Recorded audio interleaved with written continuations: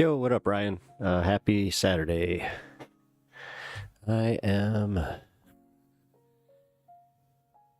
purposefully hiding behind the screen. Let's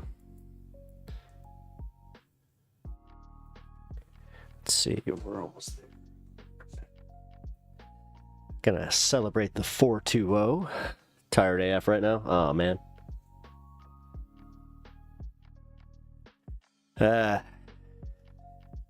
I'm sorry to hear that.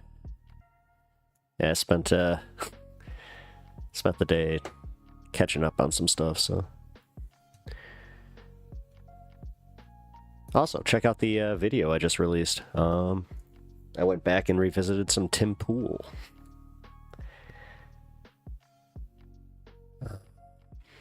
Alright, guys. Let's load them up. You know what? This is like a soft open for the show, just so you guys know. Man, I'm in a rhyming mood today. I'm not sure if you guys saw the welcome, but yeah, we're nearly at the 420, so. Sylvie, what's up? You forgot to sleep? No, you didn't. Tell me you didn't forget to sleep. That's not good. Don't do that. Don't ruin your body.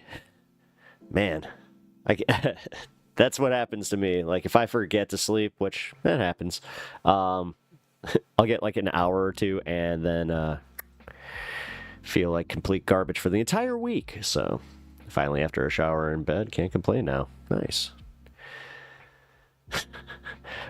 You know what?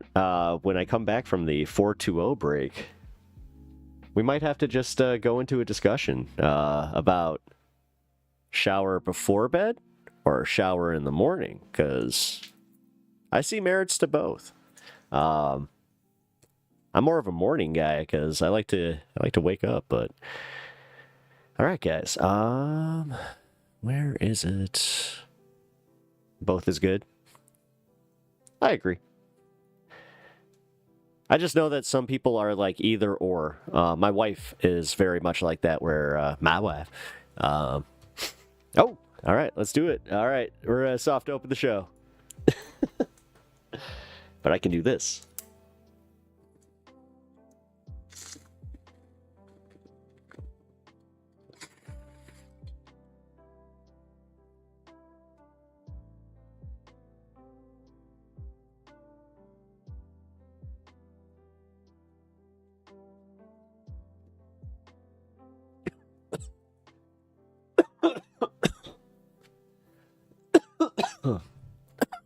All right.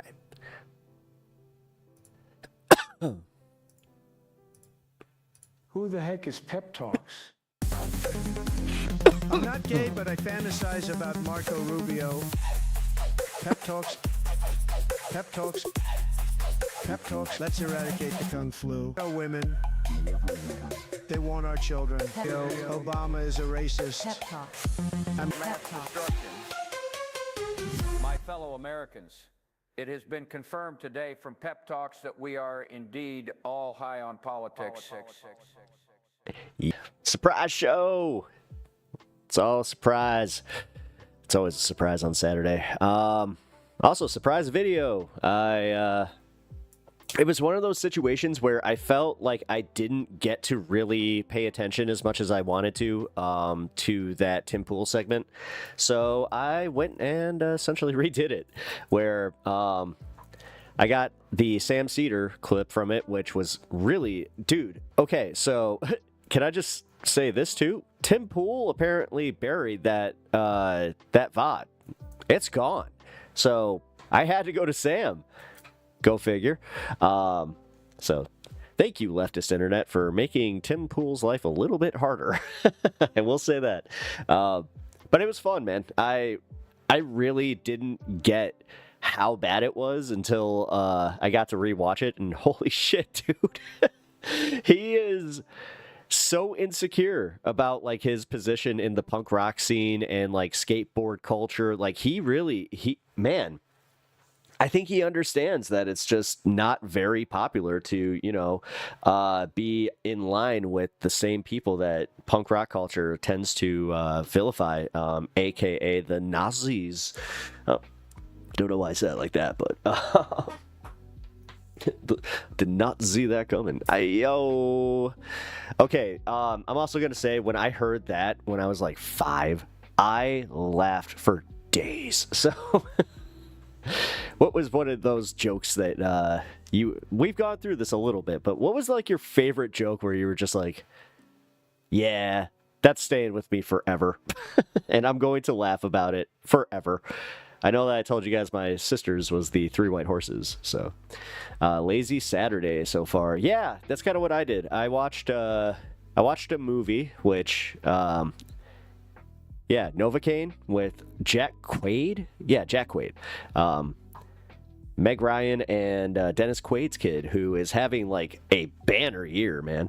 I love him in The Boys, so it was really cool to see like him. Oh, I also found out that he was the voice of Superman in My Adventures of Superman, which if you guys haven't seen it and you guys are fans, check it out. It is a really good show. It's probably the best Superman like content that's been released up until this new movie coming up. But yeah, it was a really good movie. Really, really good movie. Hold on, I gotta answer the misses. Hold up, Pep. That's my take on morning night showers. What's yours? Okay, my take is personally, oh,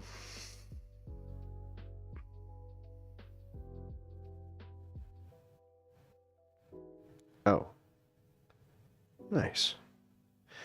Also, do we need anything for tonight?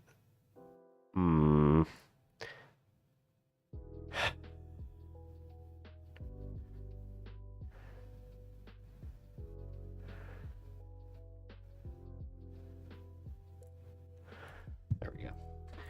Have you heard the farmer's daughter's joke where the dad makes 3 guys pick a fruit from the field?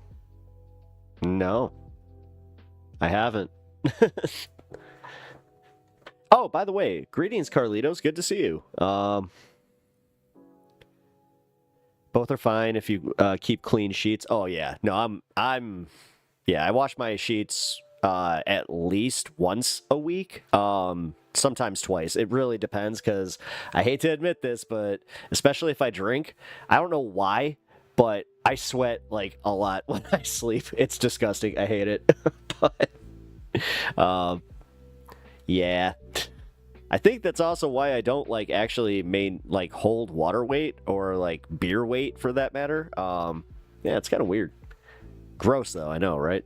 But all right, my take on nighttime versus morning showers is in the morning it helps to like for the like wake up thing.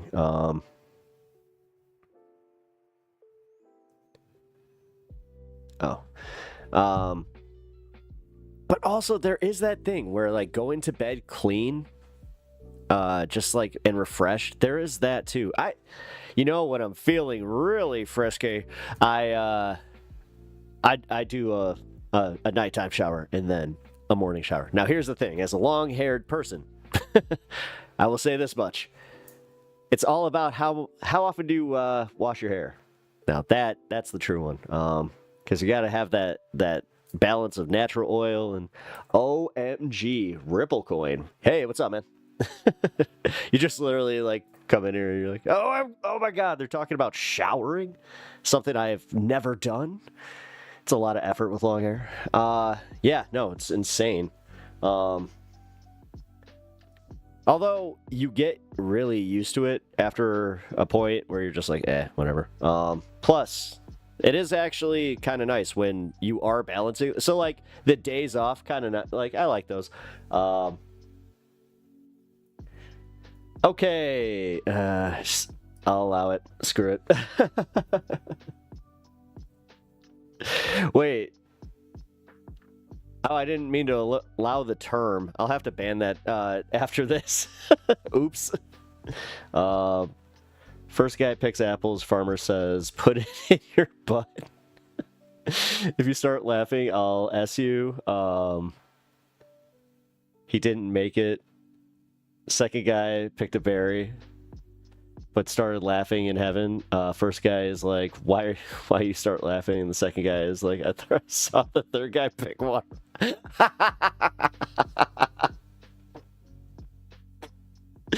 All right.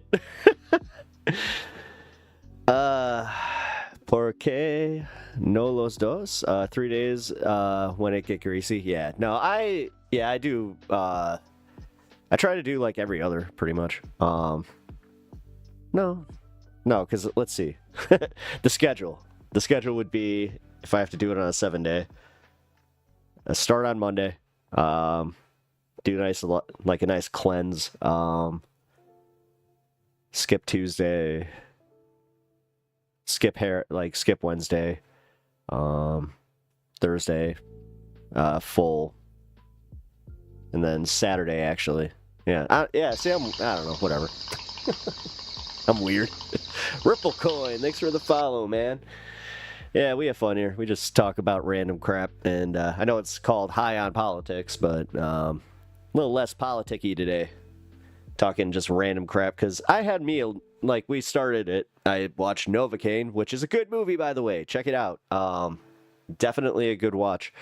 Had a nice little twist that I enjoyed. Washing hair more than once a week is child's play. Dry shampoo is life. Between that and the bleach in it and my general dryness, I can go 2 to 3 weeks for hair. Ew, I didn't know that. Why would you? No. I was gonna. Big Bro recommended it. Oh, it's a really good movie. Also, another one with him in it that I just watched, Companion. They're both, honestly, like the better movies that I've seen this year. So, I also watched that stupid Havoc with Tom Hardy. Skip it. That movie sucked balls. I don't know, like it felt disjointed as hell. The special effects were awful, and it didn't need it. It's a cop movie. I don't know what the hell that was. But they tried to do the special effects equivalent of a superhero film. It was really weird. But yeah, I watched all of Andor, finally. Got caught up, and oh my god, what a perfect ending. And then I watched Rogue One. So I had me a nice little night last night and day today. Panthers versus Canes. If Canes can play defense in the offensive zone, they will be fine if it's not the same team from a couple of years ago. Wait, Panthers versus Canes? I thought the Canes won the series. Hey, what up, Joe? How you doing? Appreciate the fist bump. Fist bump back to you. People just kind of popping into chat and just being like, yo, what up? Peace.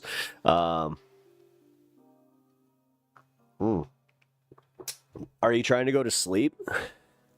Because I have found Animal Face to be one of the best ones to just put me out.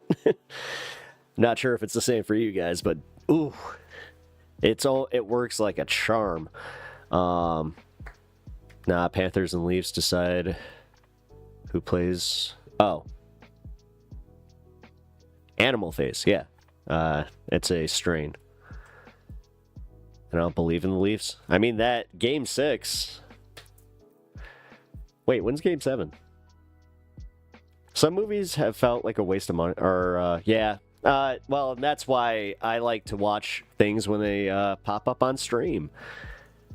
You know, there's a few of them that I wish I didn't skip. Like I wanted to see The Wild Robot. And I really wish I would have saw that when it came out, because I did not know the theme of the movie. And with my mom's passing recently, I'll say it. The theme is motherhood.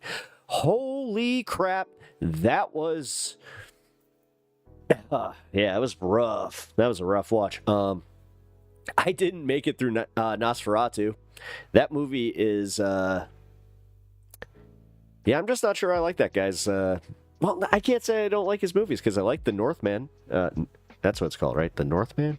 Or Norseman? Uh-oh. The weird Viking one. But yeah. I don't know. Oh, the new Alien movie was really good too. Romulus. I really, really enjoyed that too. The wild robot was really cute. Yeah.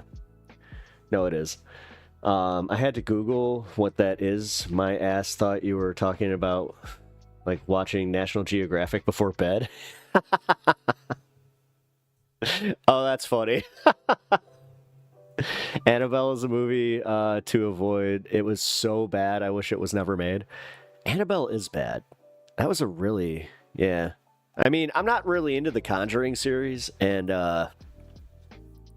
yeah, but they, like... The Conjuring was never, like, overtly boring or laughable, which that was both. So, yeah, Annabelle's the doll movie that wasn't, like, good. I mean, dude, the new Chucky series, I gotta say, I caught a few episodes of that. It was surprisingly good. Who saw that coming? So, I'm just happy that, you know, things are cool. Oh, dabs are in the rig. You know what? I think I might join you on that one. Yeah, I'm going to. Although I'll join you in about 10 minutes. That movie was a great example of wasted money. There's a bunch more examples of just straight up wasted money. Like Havoc, that movie Havoc I was just talking about with Tom Hardy. Like, again, they wasted Tom Hardy as a troubled cop. I don't know how you do that, but they did it in spades. Yeah, there's another movie I just watched. Oh yeah, Companion. Companion was really, really good. I highly recommended that. And the thing is, very basic premise that they took and made gold with. I gotta say, like, there's a few surprises in it. I always like a good twist, you know. Not like M. Night Shyamalan though, like where he makes it his thing to like make it a twist.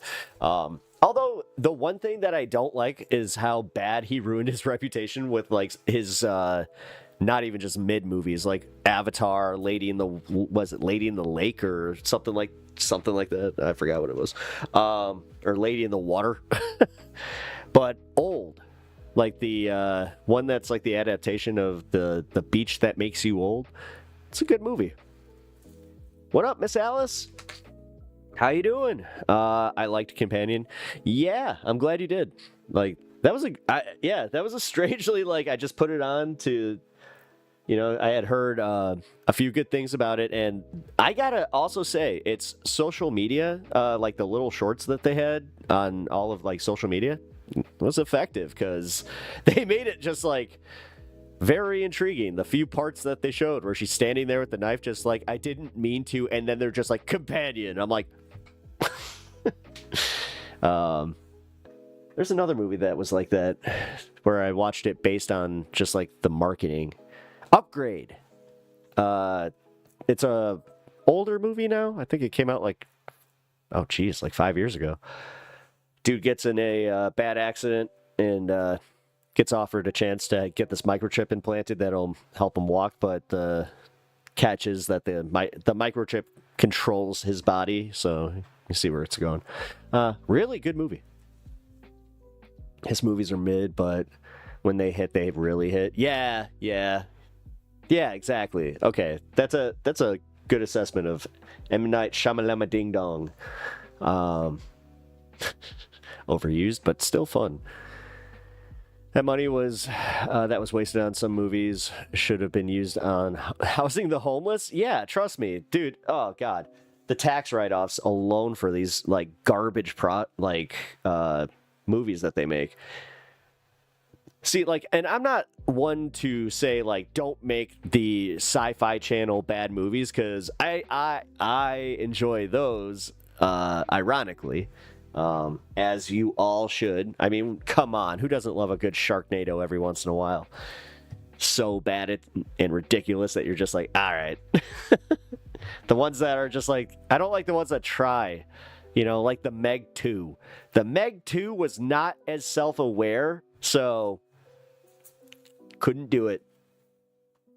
Jason Statham literally just be like, I'm going to take down this giant shark. Watch. I'm going to bait it. I'm going to bait it. It's a giant shark. Or stab it in the eye. He set a bad BS precedent, and now we can't get any good ones. Oh, UA Bowl. Yeah, well, no. I think that is a hot take, and I disagree with it, because the Sonic movies are fire. What are you talking? No, and the new Mortal Kombat was not a bad movie. It was just like a little boring, you know, like in the beginning there. But the Sub-Zero subplot, oh, it's awesome. Sub-Zero was like barely in it. Scorpion. Preach, brother. I'm a sucker for crappy movies. Oh, yeah. Especially like the ones that rip off like Atlantic Rim. Oh my God. When I watched Atlantic Rim, I was not prepared for just how bad it is. But at the like, oh my God, it's one of the greatest. And then Mystery Science Theater did not disappoint. They did an episode on it, and I was just like, yes, this is it. This is how it should be done. This is the new Mystery Science Theater movies. I'm salty about Until Dawn. Oh, was it bad? Okay, see, like, it sucks when they, like, take a franchise that you enjoy and then just bastardize. I mean, Street Fighter. I've had a problem with Street Fighter for a while. Resident Evil. Resident Evil is a perfect example where they didn't give us anything that resembled actual Resident Evil. And that's the problem. Like, how hard is it just to make a haunted house movie with Claire and Leon and just give us the cast of characters that we want? But no, we gotta give the director's wife superpowers and make it a superhero zombie film for her. Because reasons. I'm not a Sonic fan, but the Sonic movie is good. I'm telling you. And I am a Sonic fan. Not like the weird subculture ones. Like, I'm not into like I don't know the other, like, I know Knuckles, Shadow. I don't even know the Silver. Okay, I almost said I didn't know Silver's name, but his name is literally Silver. But that's like all I know. I know the ones from the games. Like, I don't know. There's every time I run into like that fat one that fishes, I'm just like, oh yeah, what's your deal? But yeah, like Sonic 3 was really fucking good. Just gonna say it, guys. Like, I'm not disappointed with where, and just seeing the stills for the new Mortal Kombat movies, like, or movie. Carl Urban is Johnny Cage. Like, I am in, man. Like, I'm in all day. Isn't Until Dawn QTE gameplay anyway? Why make it a movie? It's already cinematic. Okay, see, that's actually fair. So, like, you already, yeah. Good, great point. In other words, I'm not furry adjacent. Yeah, it's kind of weird when you find out about that stuff. Or what? I should just say this: when I found out like about like the whole furry subculture and like the certain things in nerd culture that kind of like, you know, crossed over there. I was kind of surprised at the Pokemon ones where I was just like, wait a minute, there's what now? Had that one explained to me recently where I was like, oh, to the point where now I'm just like, anytime that I see somebody that's like, I really like Vaporeon, I'm like, Now, do you like it for water, like pulse cannon? Because, or hydro cannon? Either one is good, by the way. Or do you like it for the reasons that we shall not name? Ugh. Dude, I will say this much. I don't care. Like, I do not kink shame, but damn, those suits stink. Like, anytime I like had to walk past them, and trust me, there's been plenty of times you're at a Comic-Con and you just see it coming towards you. You're like, oh man. So you just gotta do like the Tyler, the famous Fight Club scene where it's like, all right, the famous question, now the age-old question, do I give him the nuts or do I give him the butt? I tend to go like this. But then I'm like, no, wait, I don't know where to go with this. Ah!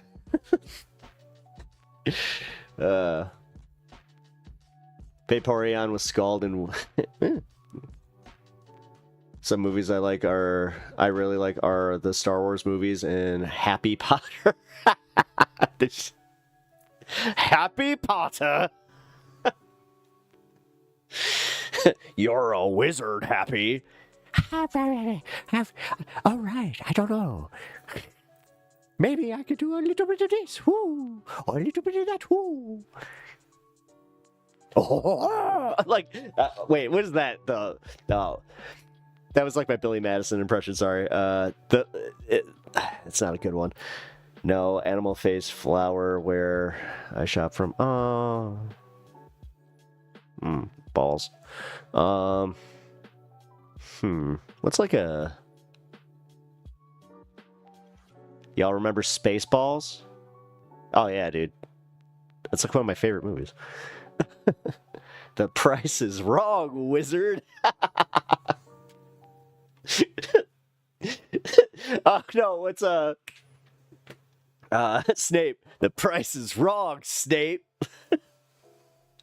I just watched Happy Gilmore, and that movie still holds up. Although, dude, it felt way shorter.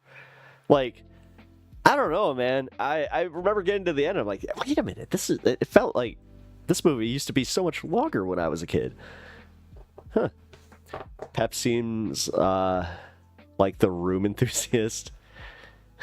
I did not hit her. I did not. Oh, hi, Mark. A little bit. Mel Brooks is goated. Mel Brooks is goated. Although I have to say History of the World Part 2 was a massive disappointment. Maybe I should try to rewatch it now. Because maybe it got, like, because that happens every once in a while where I'm like, really, like, I guess my anticipation's too high for something, so it seems like it sucks at first, and then I watch it again, and I'm like, that's not that bad. I hate to say this, and this is my hot take. Batman vs. Superman. Honestly, my main problem was just the Martha scene. That was it.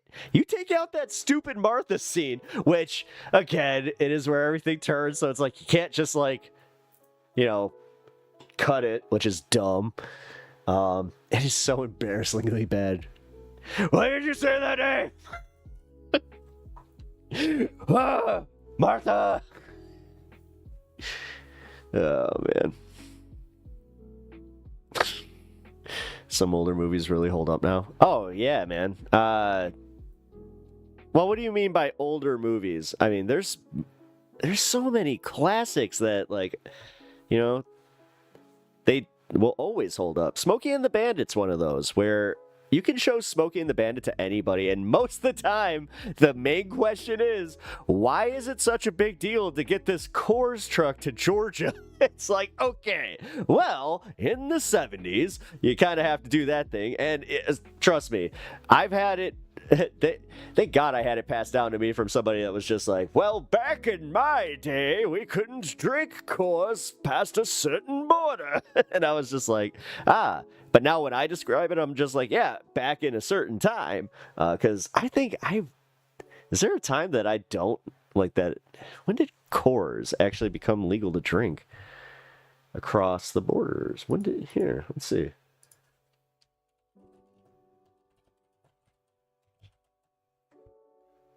East of the Mississippi. Coors official became east of the Mississippi in 1981. So yeah, I have not grown up in an era where Coors was not allowed. Interesting. Bro comes with the room, the broom, the clean. Thing most people forget about Batman Superman is Batman's greatest assets. Alfred's. Oh, I mean, Alfred, dude. Yeah. And that's like, again, everybody talks about how, like, Batfleck was not bad. I'm going to say it. I would have liked to see a solo Batman movie with him in it. But I have to say, I think the greatest sin is not getting more Jeremy Irons, but we got what we got, you know. what am I gonna be salty that I'm not one of the, like, I really am not one of the Snyderverse guys, but I do admit that his cut of the Justice League is so much better. Y'all, how come DC movies make such, that's changing, because they didn't have somebody like, James Gunn that understands fun and understands hope and color. Like, so I hate Zack Snyder's color palette as far as like the way that he uses those dark tones in all of his movies. And going back to Man of Steel, I'm glad that we got it as a darker take on Superman, but personally, it didn't feel right. It never did. And it sucks because Henry Cavill didn't get the chance to really show his version of what a true Superman could have been. But this new guy, I'm telling you guys, after watching the new trailer, I am in. I am all in on this new one. So, other than the Dark Knight trilogy that gets a pat... wait, come on, the third movie?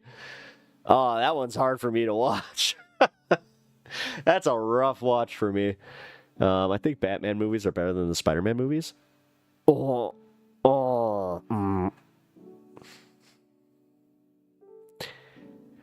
a hot take that I'm gonna have to wrestle with. I feel like I literally have Macho Man and Hulk Hogan in my brain right now, just like, your mega powers are breaking up. Oh yeah, elbow drop. Well, wait a minute. Spider-Man had Macho Man in it, so no, Spider-Man is always going to be better. No, all right, hold on. If we're talking Michael Keaton Batman and Tobey Maguire Spider-Man,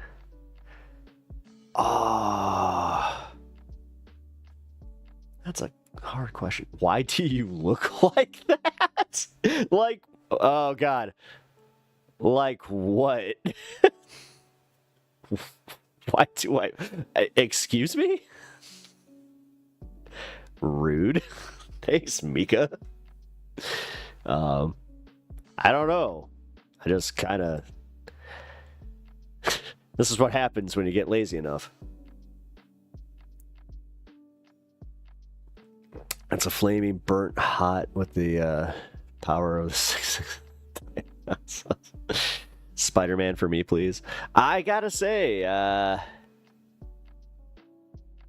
man, I think that Spider-Man 2001 was a really... You look handsome to me. Thank you. See? Some people think so. I like the Christian Bale Batman movies. I love the Christian... Okay, so Batman Begins and Dark Knight. Dark Knight is a masterpiece. Let's just, as a standalone movie, break it like away from Batman Begins even. It's a masterpiece. Although I have a friend that will die on this hill that Batman Begins is a better Batman movie. Your hair is lovely, and I want to steal your hoodie. It's a good color. F that guy. I believe it was a lady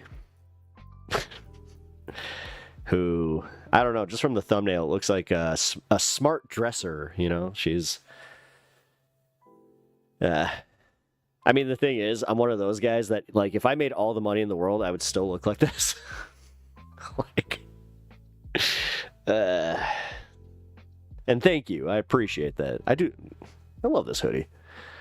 DC has better animated stuff, though. Oh, hell yeah. Up to it. See, again, the Hulk vs. Thor and Hulk vs. Wolverine, one of the best animated movies ever made.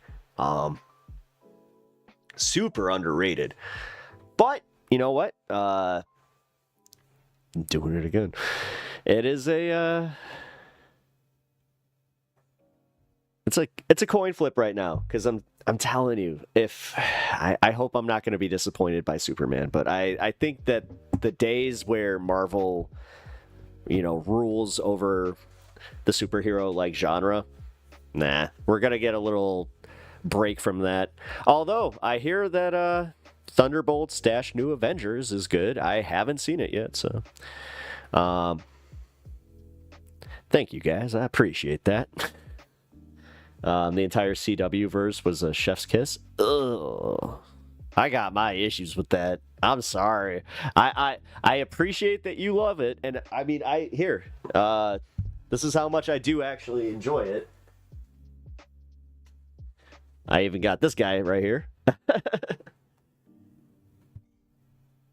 Because yes, The Flash, especially season 1, oh my god, it's some of the best like television. Just I don't care, superhero television. It was really good.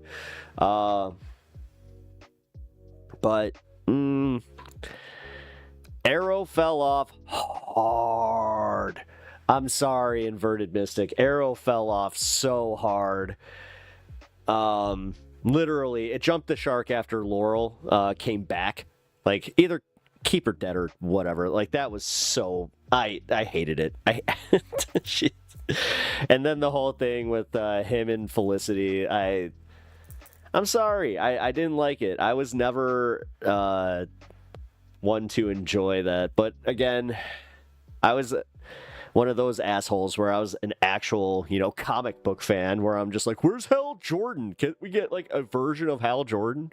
And then they kept like teasing that what's the guy? His bodyguard was Jon Stewart, but never actually happened, so didn't watch the whole thing. Sorry. Yeah, it fell off really, really bad.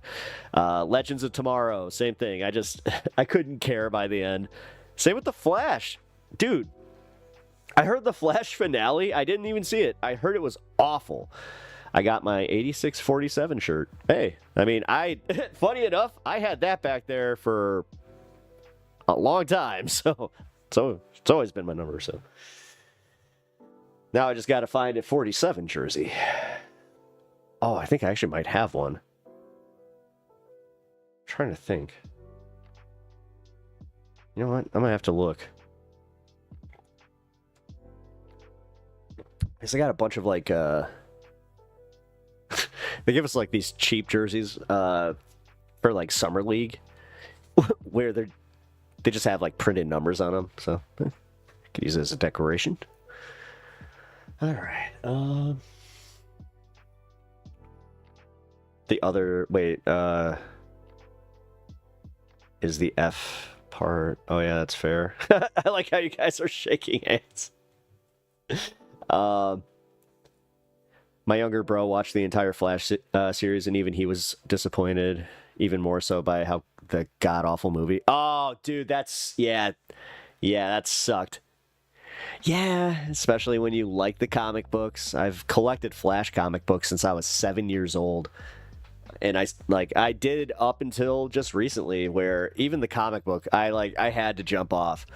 Because they brought Wally back, which is great. I love Wally West, and I don't think he ever got his time to shine as a live action Flash. And when that was it, I was like, oh. And they still made him Barry, huh? Cool.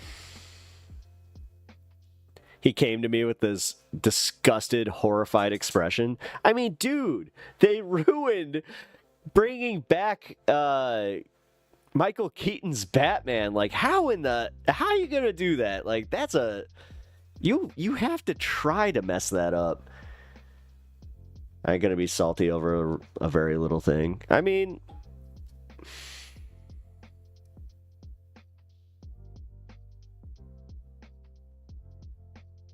the place I go for has a permanent marker stain. Strain. Hold up while I go get some permanent marker. Nice. Don't do that, kids. We're not talking about actual permanent markers.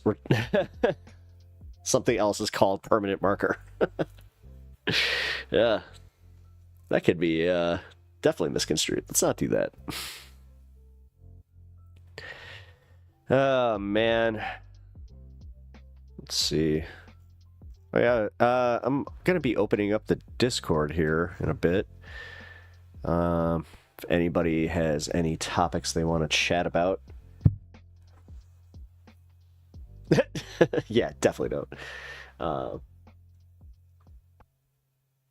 Well, it's like what happened with Anna. Anna had this, like, she had this situation where she put like rubbing alcohol on like a thing, and like turned out like, oh yeah, not the best thing to even have near you. By writing over the permanent marker is like if somebody put actually take it off. What kind of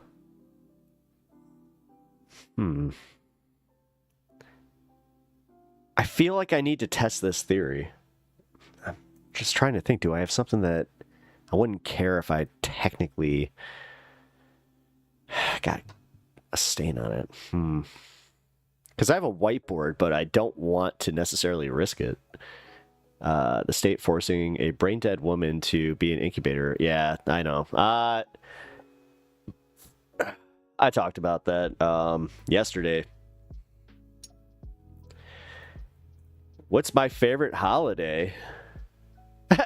It's actually kind of shitty. I love Christmas, and I should technically hate it because my birthday is like right around that holiday, and I have gotten screwed by it. But I love the season, man, because I don't know, when it used to snow here. I live in Chicago, so like it's kind of cool to live in a city where like all of the Christmas movies were filmed. So it's just, I don't know.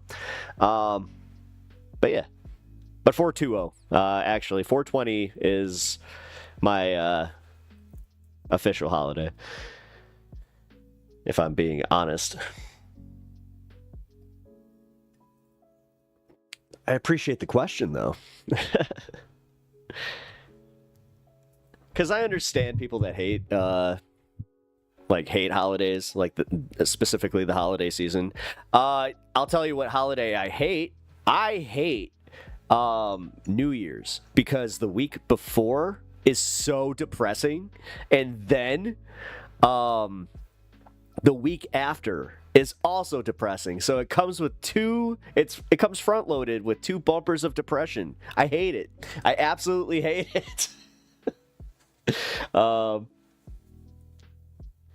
It's also like the post Christmas thing, like man.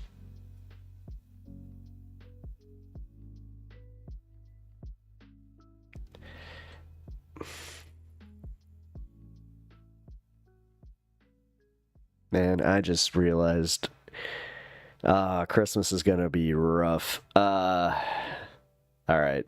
I mostly get sad on holidays, same as my birthday. It just never. It's weird. I haven't talked about this kind of stuff like since my mom's passing, and honestly, like I just had that moment where I'm like, oh god, like oh man. My birthday's gonna suck. Oh, that actually just like took the win. Like, oof.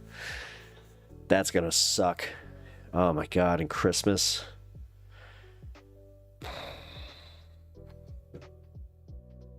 Yeah.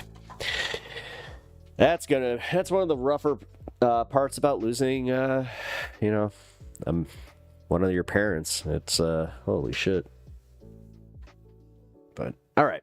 I could easily yap about a couple of those provisions in the big bill, but that's not too entertaining. I mean, like what? Yeah, don't feel pressured to like call in or anything, guys. Like I just wanted to open this to people that might want to like call in with anything or debate or whatever. So thank you for the 5 gifted, man. I appreciate that. Ooh, Inverted Mystic, you got a gifted sub today. Look at that, man. Yo, hell yeah. Here, let me put that. Oh shit, I just realized something. I didn't have this up. There we go. We're getting there. Oh my god, I'm really good.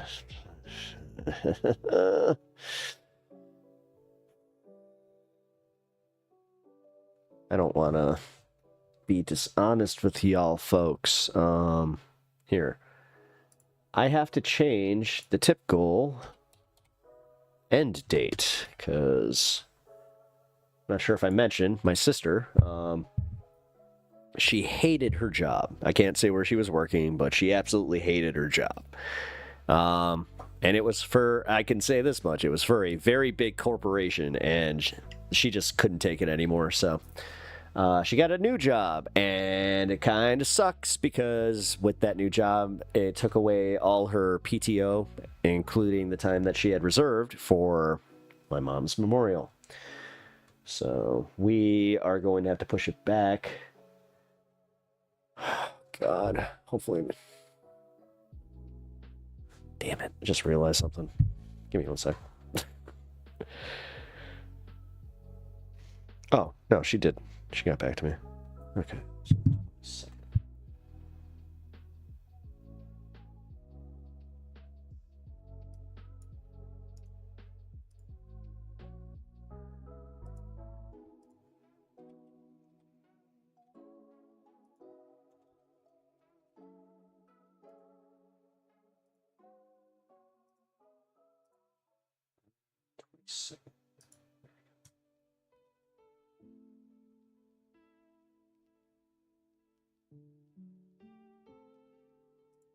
Whoa, not that one. Hold on.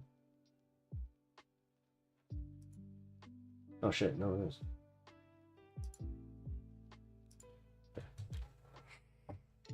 Okay, what's your favorite holiday movie? Ooh, Home Alone.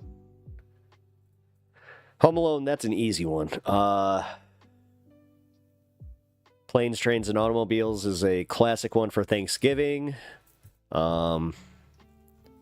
It's also just in general one of my favorite movies.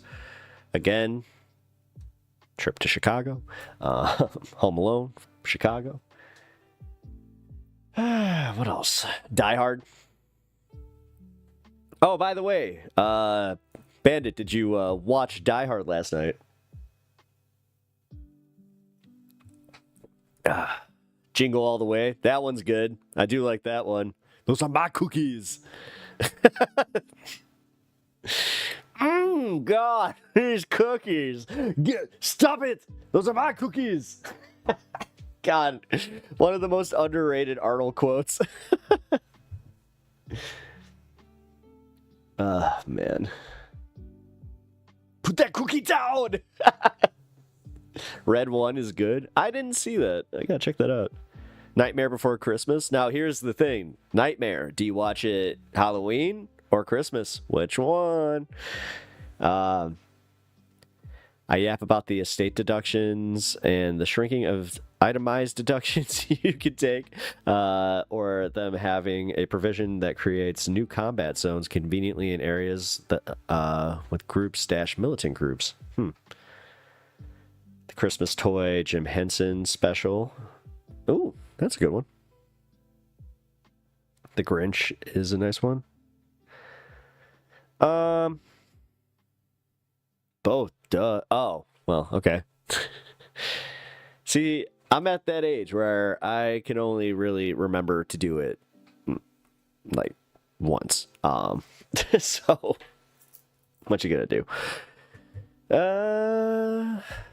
Christmas with the Cranks is an underrated Christmas gem that I have been enjoying yearly now. The Santa Claus, another one. Santa Claus 2 is actually not bad. It's where it gets a little corny, but it's alright. It's alright. You heard Kanye's new song? Yeah. I'd prefer never to. How much have you smoked? A decent amount. Wait, today? Like once? Not as much as you'd think.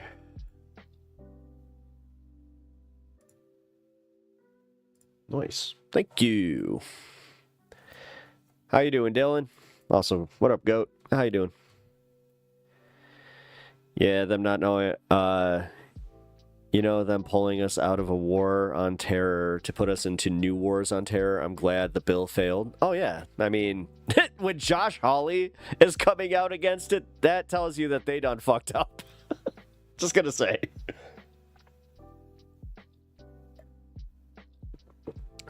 Man. The song is... Oh, Lord. Well, you have fun with that.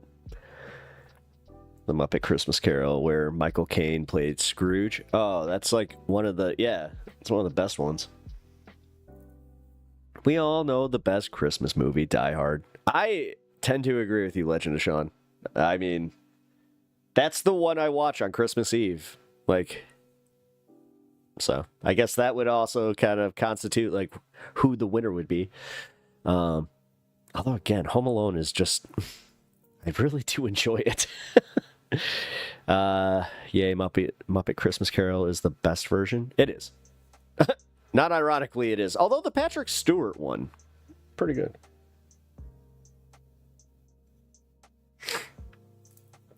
Oh, man.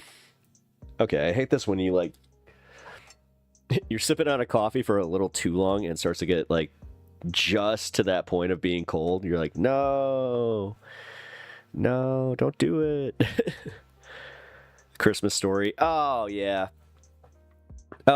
Like Christmas Story. Well, okay. Again, another movie where, because it plays all day, you do realize how short that movie is. You're just like, wait a minute. This movie feels like it's a half hour long. Odd.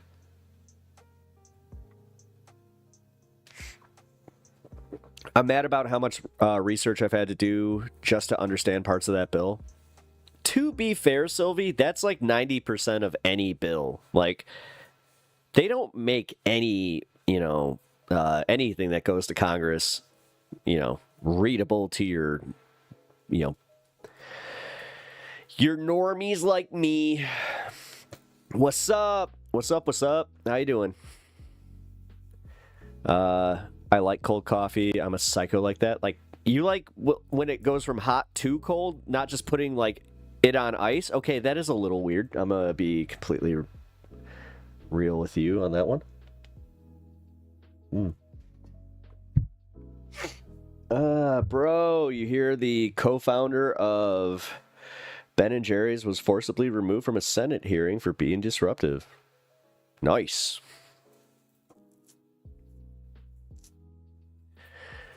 Straight out of effing SNL, was it? I don't care. Coffee's coffee. I drink it anyway under the sun. I mean, Donald Trump's our president. How does anything surprise you anymore? Like, what? Honestly.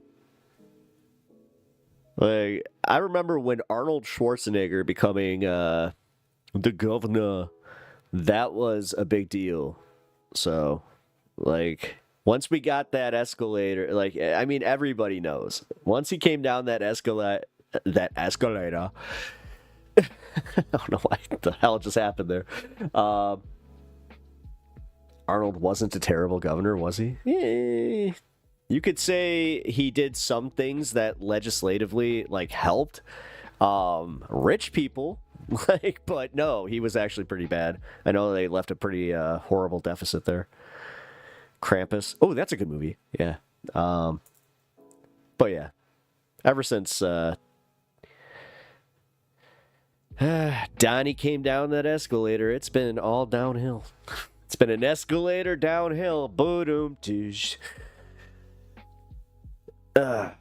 Aliens could make first contact tomorrow, and it would. Honest to God, if I was eating cereal, I'd be like, okay. Why do I eat cereal like soup? Because I'm a psycho, apparently.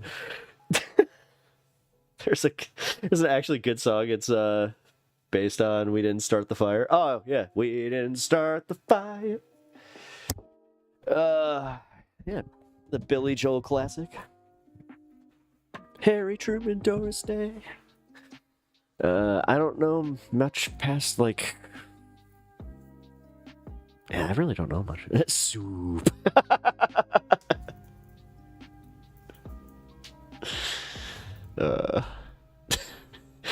You know that's funny. What's up? That was one of the first jokes my mom ever told me, and I loved it. And I, like, when I was a little kid, where, you know what's fun about the word soup is It's the same sound when you're eating it. Soup. It's like, and I don't know, it didn't make... Thing is, when you actually think about it, no, it doesn't make sense, but it was really funny. Because cereal is soup.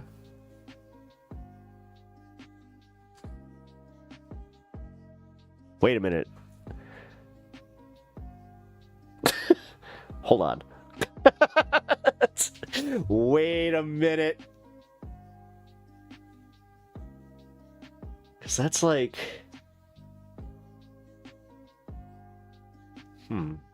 Is a hot dog a sandwich?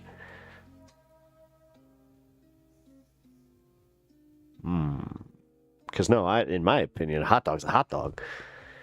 I'm going to head out, you guys. Have a wonderful day. It was good seeing you, bro. Take care. Get the fist bump. Don't fact check me on that. Is cereal soup? You could also say that salad and milk is a dressing.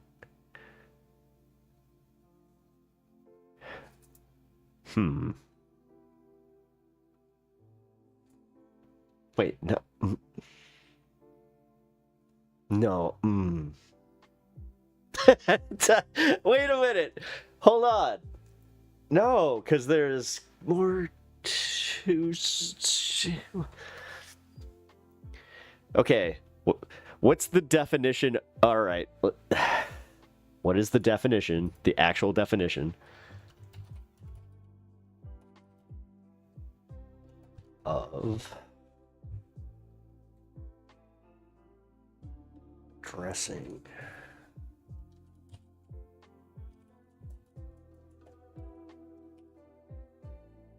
A mixture of oil, vinegar, herbs, and other flavors. So no, that would not constitute a dressing. It's part of a dressing. Wow, this really took a turn. I had a hot dog.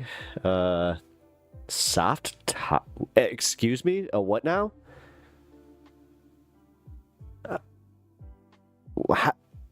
Like you put a like what? Wait, what is it? Like a hot dog bun with like the taco fixings, or is this? Oh God, I hope this isn't the case. It's not a taco with a hot dog on it, is it? Like, or a soft taco, so you wrap it around the hot dog?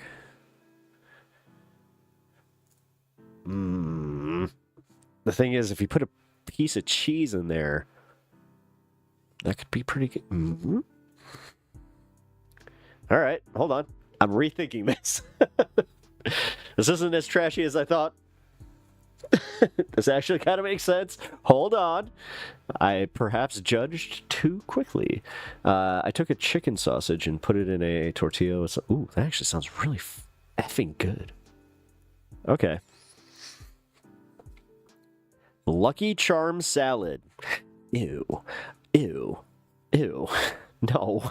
Ew. By the way, did you know that they are selling the Lucky Charms marshmallows by themselves? So what I have done is I got me a box of Chex, and I'm just talking your normal rice Chex, because that's the superior Chex. And now I just sprinkle some Lucky Charms marshmallows on there if I'm a good boy. And it's so good. I highly recommend this. You can make it your good reward, or your reward for being good to yourself, just like me. I hope you guys do that. Like, there's always the treat yourself, but I actually like mean it, where it's like you have like your own little treat where you're just like, this is mine and I love it. Like, okay, my ultimate, if I'm just feeling like rewarding myself, don't care how bad I feel afterwards, is I call it, like, you know, this could be a little offensive, but Redneck Thanksgiving, where, you know, me and the missus, we will go to Burger King, get ourselves some Whoppers fresh off the broiler, because that's the only way that you should be ordering a Whopper at any time, is FOB, fresh off the broiler. And then we go to McDonald's and get 2 large fries. And then we will go to Wendy's and get a Frosty. Ta-da!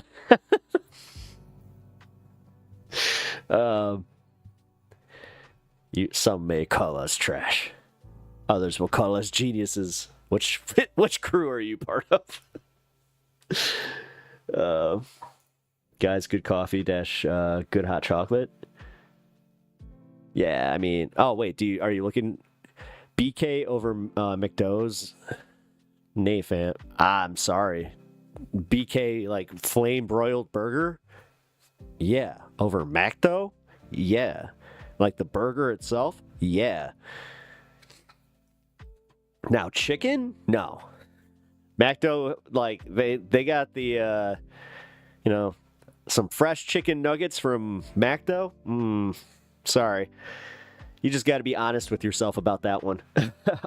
Although, listen, I know how to spot a psychopath, right? And that's somebody that can eat McDonald's chicken nuggets without any sauce. I saw that one time and immediately went, that person, you need to be careful around them. That bothered me. Josh Johnson just had that joke about walking into the back room and finding that guy just eating chicken, facing the back wall, going and just like in the dark. That's kind of like that. Just no seasoning, like no. Oh God, dude, I can't remember if this was on stream or not, but it was some dude asking or no, it was a video that went viral where it's this guy asking, he's just like, wait a minute. It was this like African like prince where he's just like, are you telling me that you guys boil beef and then eat it without seasoning? And then the British guy's just like, yeah, what's wrong with that? They're just like, oh, what's wrong with you? They're like, no, get out of here. It's so funny, man. Oh God, I gotta find that. Here. Where was that? Shit. I hate when you like find a video and you can't remember where you saw it. More than likely TikTok, which that means it is in the ether. At least for me, because I don't save things like a smart person.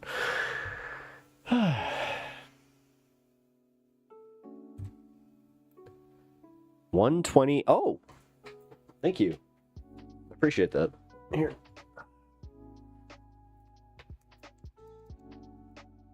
Will it work?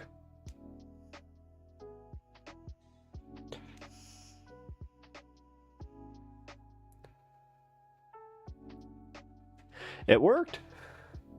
Look at that. I don't have to get up. Sweet.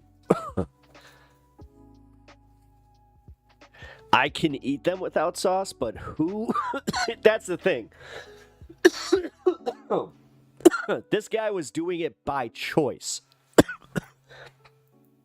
I happened to be in the car with him. I can just tell the story. This is while I was doing work with an estate company, and when I was doing this, they like sent us to go get lunch at McDonald's, and we ordered for the crew, and it was 2 separate orders because they were just like, yeah, you guys can go ahead, eat on the way, back, do whatever. So he orders his, and he's just like, can I get an order of nuggets, blah, blah, blah, blah, blah, and we're doing separate orders at this point. And dude, they ask him, would you like any sauce? And he just, no sauce, no thank you. Right there, I knew I was in the car with like a very scary person, in my opinion. I wish I was kind of kidding. Like I'm not. Like the guy already gave me bad vibes, but when that was like the straw that broke the camel's back for me, where I was just like, oh, I do not feel comfortable around you. Which sauces do you like, though? Okay, now there's a question.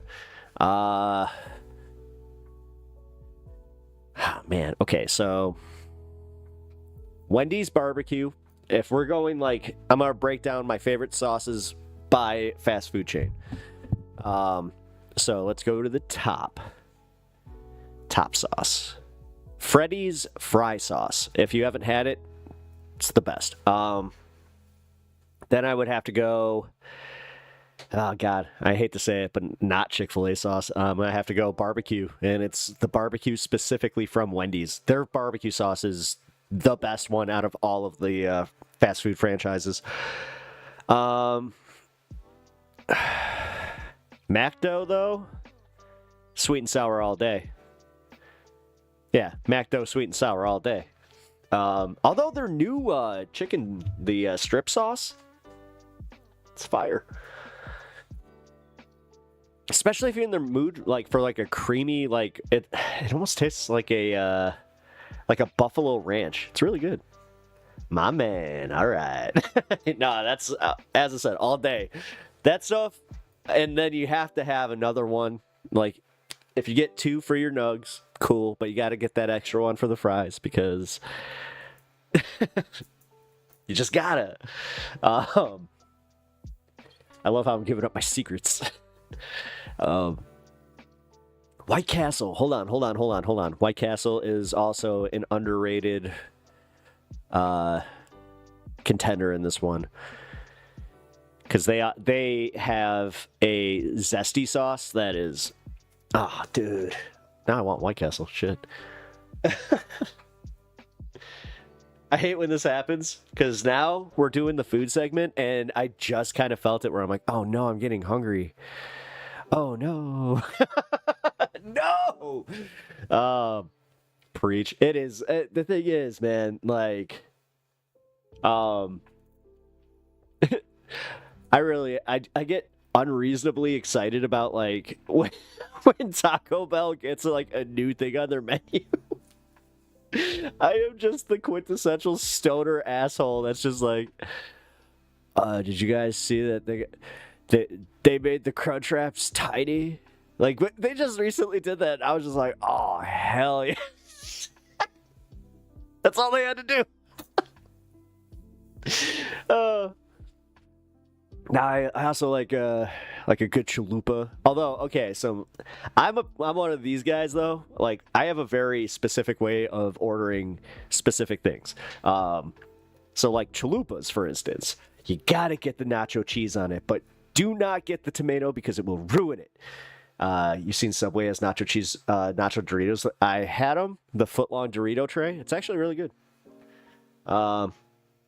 Yeah, you get to put all your like little fixins on it. I said, why not? They got the nacho cheese dispenser there. I was... God damn it. I really am. I'm never going to be able to escape this. It's just like...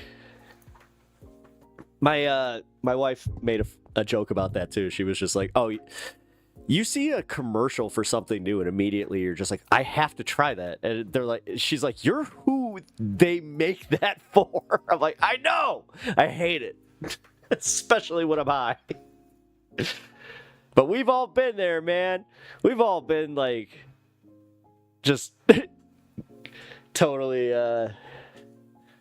blitzed out of our skulls, just staring at our TV like, oh, that looks really good. Brother, I order menu specials. A place I went to with friends had a Pride special. Me and the homie shared gay burgers. No homo. No homo. Man, I haven't heard no homo in a while. God, I just remember the Majority Report. They just... How long has it been since they took out Michael Brooks doing the homo says what? Have to try it. Who doesn't want to try Doritos Locos Tacos? Those are the bomb, dude. I mean, when they made those permanent, I was a very, very happy boy. We used to have these monstrosities called Kintaco Huts that were a mix KFC, Pizza Hut, and Taco Bell, where I used to have the best order, bro. Like, oh, so awesome. I would get a personal pan pizza, 2 tacos, and then if I was feeling really like, I don't know, like I kind of wanted to get a little fat, I would get 2 pieces of chicken. And you know what? It was awesome.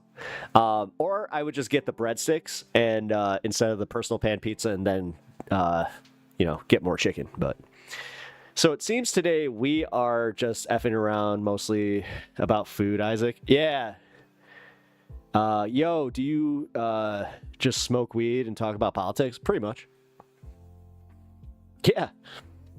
Yes, Isaac, that's a good summary of what I do here. But today, it's a Saturday stream. I kind of just I chill on Saturdays, so try not to really go too deep into the politics stuff. Like if you want to have a little bit of a debate or something, all right, I'll engage. But Saturday is the day that I kind of like to just kind of fuck around. And also, we are talking about something very important, and that's Stoner Eats, man. Yo, what you think about Bad Empanada and Hassan also? Just so I smoke weed and talk about... Oh, nice. Badass. Chili peppers. Is it Saturday fun day stream? Pretty much, yeah. Yeah, honestly, I kind of try to reserve, like, Saturday as my, like, I might be here. You'll see. And yeah, today just kind of worked out. But yeah, Bad Empanada, not a big fan. Hassan, I've become a bigger fan through doing this and watching his content. But then again, I still got my issues. Like, I will never fully stan anybody, but I will also just say where I have my agreements, disagreements, kind of shit. I'm not looking to be an orbiter. Like, that kind of stuff is... I understand it, and I understand how it benefits, like, people's careers. I'm just not for it, necessarily, because I don't want to be necessarily in anybody's debt for, my community. Like, that... I don't know, man. I remember watching Vosh once talk about that, where he was just like, if you're part of the DGG community and you're still disappointed with me, he's like, just leave. Like, what are you even doing here? Like, why are you holding me to this weird standard? To be honest, that's healthy, as you should. Oh, thank you, man. I appreciate that. Should watch the Libertarian debate on Majority Report. Oh, which where'd you send it? Shit, hold on.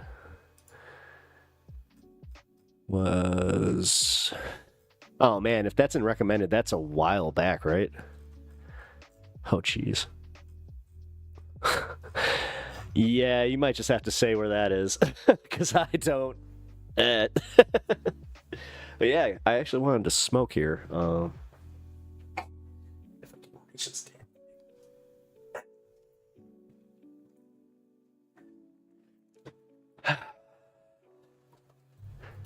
I think direct. Yeah.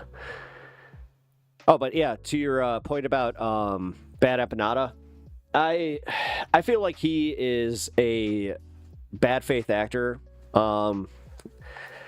because specifically of how he covers these things, and then he kind of he tries to hide behind this weird, like, I'm just covering, like, drama news, bro, like, don't get me involved. And the second that they do, like, an expose on him, he gets really upset about it.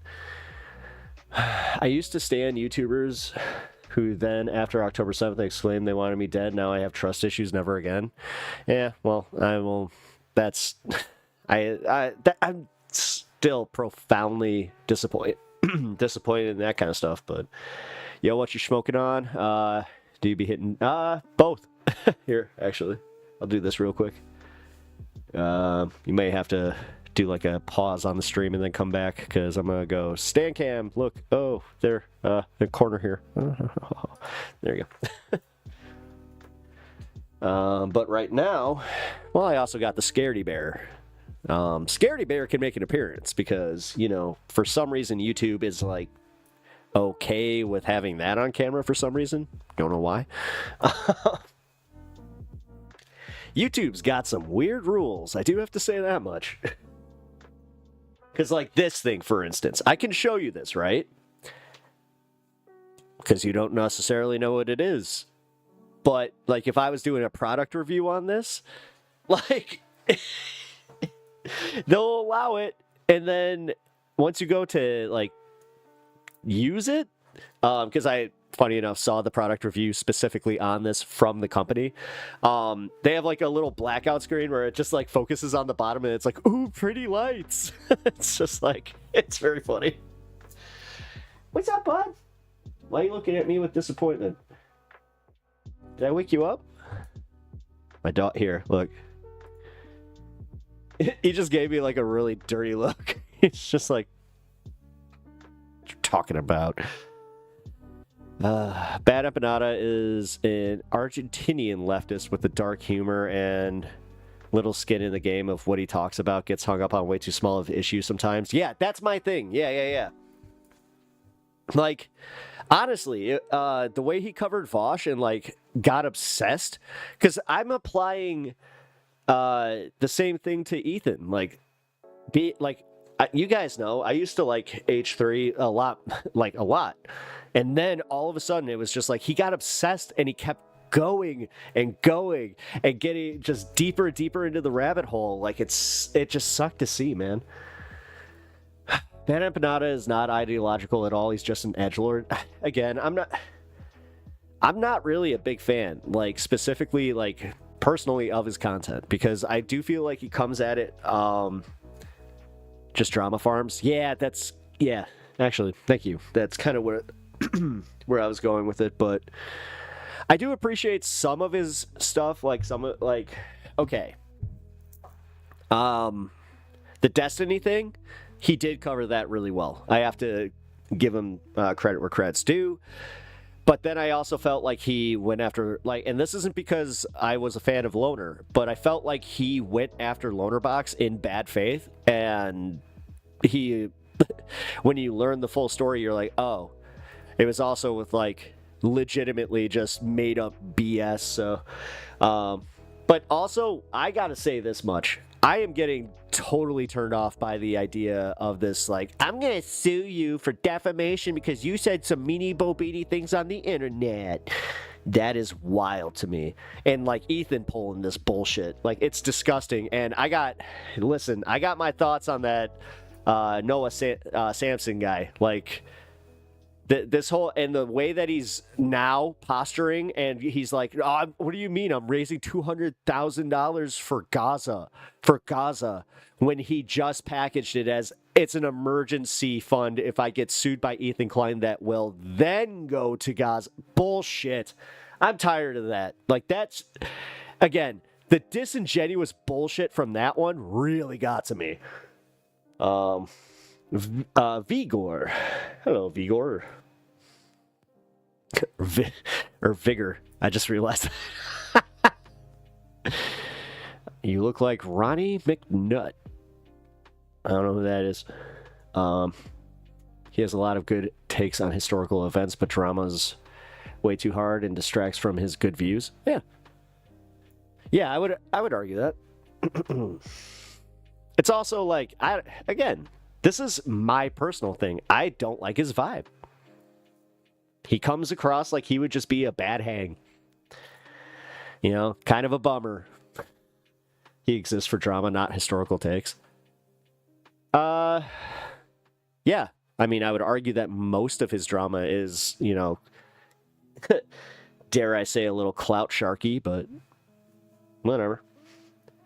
Because he does also try to do that thing where he's just like, maybe not clout sharky, maybe I used the wrong term, virtue signaling. Man, when Noah did his little Xan hit piece, I hated that pouty lip fuck.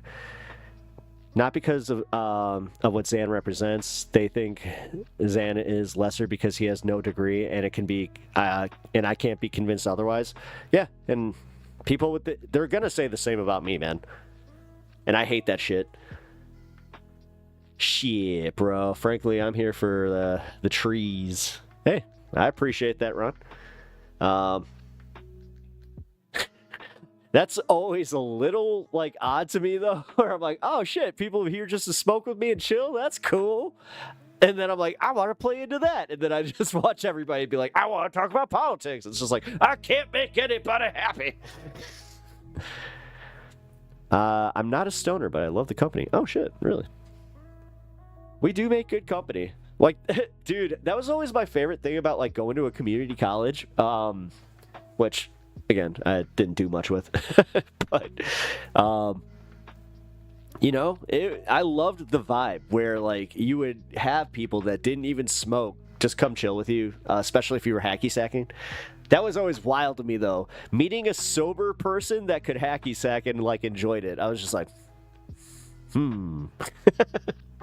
Not sus on that one, though. I was just more like, okay. How do you not beat yourself up when you miss? Like, that's wild to me. Where I just will, I'll do the slow, like, watch it just hit the ground and go, oh. And then just kind of flip it back into the circle. Wonder if I could still do that. I just remember the one time I got, like, a really good hacky sack, and then I became, like, the guy that was just like, hold on, let me take my shoes off, and everybody's like, no! It's like, don't be that guy. Ugh. Oh, yeah, okay, cool. I'll be honest, it's easier to hacky sack in skater shoes. Probably the best shoes to hacky sack in. Wow, I just realized this is probably the most stoner conversation I've had in a while. Oh no! Don't fall. Ow. Ow. Finger just locked up. Ooh.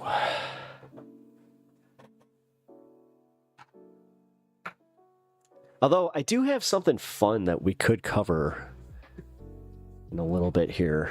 Because that Pedro Pascal thing was actually really interesting. I'm the designated driver of the group most of the time. Brotherino, yeah. I mean, I used to be that. I didn't quit. I didn't start drinking until I was 24. So, yeah. All through that wonderful time, I was always the DD. Which, I didn't mind. For the most part, I did not mind. It was... I don't know. Now that I, like, look back, I don't know, I'm like, there were one too many times where, you know, people just kind of would puke in my car. The worst was when my friend, he missed the window. That sucked. And then when he got to the window, he just proceeded to do it all over the side of my car. That sucked. Then I had the other, I had another friend who I have to give some credit to. He did this thing where he knew it was coming, so he picked up the floor mat under him and he, like, cupped it. And I was like, you know, because he did not spill a drop. So I gotta say, man, that was one of the ones that surprised me. I was just like, it can happen. Look at that. What did Pedro Pascal do here? Let's get this up.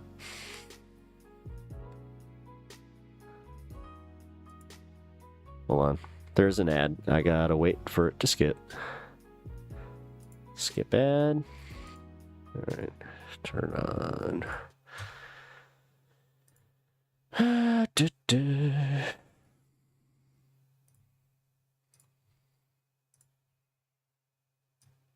Here we go. Pedro Pascal apparently is part of a movie that's like a satire on MAGA. And he was asked a question during the panel, and this was his response. I mean, Pascal, I'd like you to, I wonder what you think about, are you worried about these millions of Latin migrants in the shadows living in America? And do you fear that America will become an absolutely closed country to the world? Thank you. I mean, it's obviously very scary for an actor who participated in a movie to sort of speak to issues like this. It's far too intimidating of a question for me to really address. I'm not informed enough. I want people to be safe and to be protected. Play for free. 4 weeks straight with up to $100 in. Oh, it restarted it. Okay. All right, this is why I hate Mediaite. Diego Luna and Pedro, what if Star Wars crossover? Hey, yeah. I don't follow whatever he's doing. Okay, so he was in a movie that's, I guess, critical about MAGA, and it satirizes it, like in the vein of Dr. Goodlove, or, oh my god, no, Peter Sellers. I forgot. Either way, Strangelove, Dr. Strangelove, Goodlove. But yeah, he, number one, he's a like outspoken activist for the trans community. His sister is trans, and he is like all around, you know, just like anti-bigotry. And then on top of it, he is now like, you know, making statements about how it's not cool that, you know, all this is going on. So I you know what? He is a based ass individual, in my opinion. Whenever you say doctor, I get reminded of a certain someone, Pep, and I don't want to punch someone in the throat and throw up simultaneously. Yeah, unfortunately, I recently saw him pop up in a chat, and I was like, oh, wonderful. I can't go into much detail about that, though, so I'm going to shut up. Live through Pinochet. Funny the time we live in. A Mexican is now the reason the OG Star Wars trilogy happens. Interesting. Where did they ban them? Yeah. I think they did. I'm not. I don't know. I'm 99% sure they did, but if they didn't, then I have to have a chat, because that would be wild. Empinata probably called Pedro a Sino or something equally stupid. A Gino.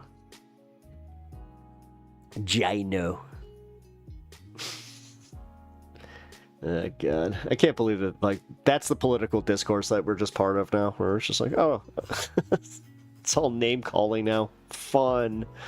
Little Marco. Yeah,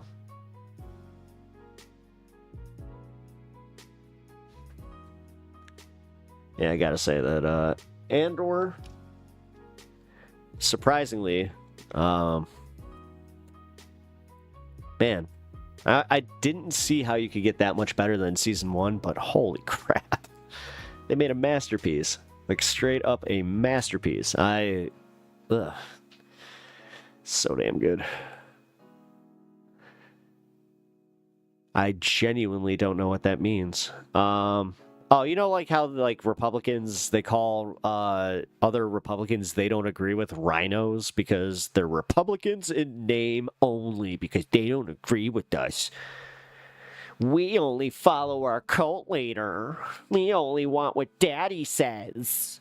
We never question what Daddy says. That's profoundly weird to me. And I think that's the weirdest part of everybody that just loves Trump, is how they just will not question anything he does or look at anything he does with objectivity. It's literally all about making the other person that they don't agree with feel bad. And that's insane. Like, how broken are these people that they didn't get over their bullying in elementary school, so this is the way they take it out on society?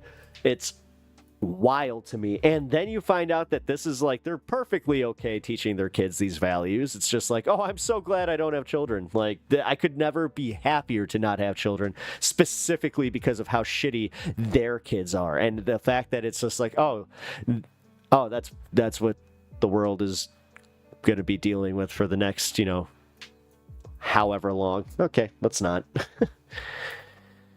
As a proponent of the giant asteroid. Oh, man. All right. You know what? Sorry, guys. I have to take these off because my head is starting to hurt. Oh, I forgot about that stuff. Yeah. Well, yeah, that's the thing about Trump. Is he makes you just kind of like all of this stuff just like blends in, man. I want to have a kid someday. I think I'd make a decent dad. See, that's the difference. Like I think I'd make a fine father. And but I'm also very happy with not having children. I have I got a nephew that I love very much. Well, two nephews that I love very much. Well, we're still getting to know the second one. They just kind of showed up in the world, so we'll see. He could be an asshole. Who knows? If he grows up to be anything close to what he's like as a baby, this could be a problem because he's definitely got that second kid syndrome, if you know what I'm talking about. Hey, what up, Anna? How you doing? Where did they ban him? Oh, yeah. I don't want to. Sorry, Ryan. I'm scared of having a kid as of right now. I'm not mentally well enough. No, and that's, I'll be real too. Like, because of my mom's mental illness that she had, and there's just a whole lot of stuff there where I'm like, nah. Where it does kind of suck though, because like even my sister, she was kind of the same thing. I was just like, well, wait a minute. You didn't get arrested, so you're great. Well, how'd it go? I'm glad you didn't get arrested. That's awesome. Also post some videos if you took any, and nice and curious here. And what would you say the turnout was? Was it good? Was it super good? Ooh, super good. Anytime you add a super into there, then hey, some enthusiasm, some hope. All right, I always like that. That's fun. No, it's awesome. Hell yeah. Yeah. Excuse me. What was the turnout?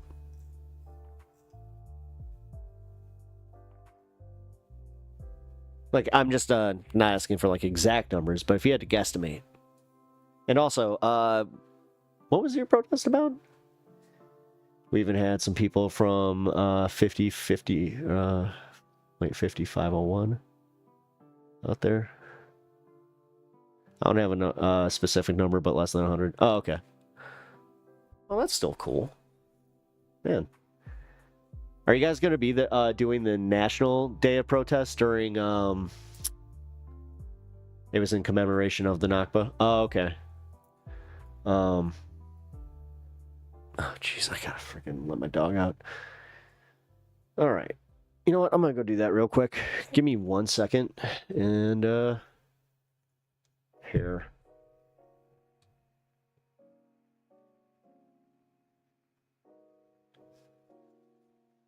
It is?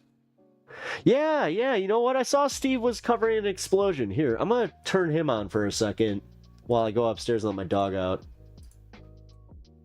Steve! Where's Steve? Steve. By the blacks. Our mission has always been to help build families, and in times like these, we are reminded of just how fragile and precious life is. Oh, by the way, guys, in the face of this tragedy... So, I applied to get the same service that Steve here has, but I found out that they don't allow you to syndicate your coverage. So that is why Steve has an exclusive partnership with this company that he uses for his media access. So, yeah, I think that I'm going to not...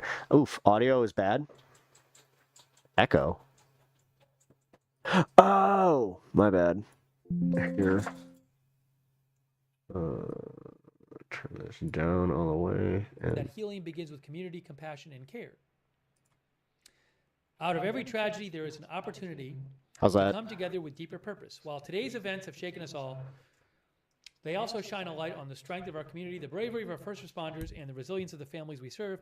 At ARC, we believe in creating life. Yeah, I know. Not He's just got to in go. the biological sense, but in the emotional I'll be right back. sense too. we see this moment as a reminder to hold loved ones close, to show kindness whenever possible, and to continue our work with even more intention and heart. From adversity, we choose hope. ARC will be fully operational on Monday morning.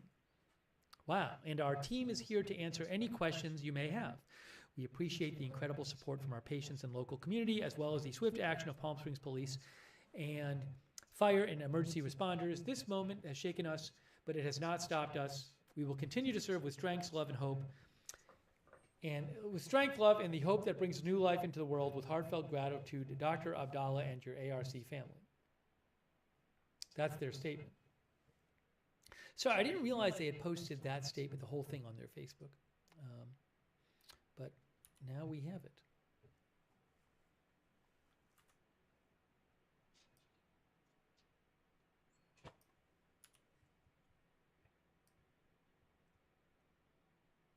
All right.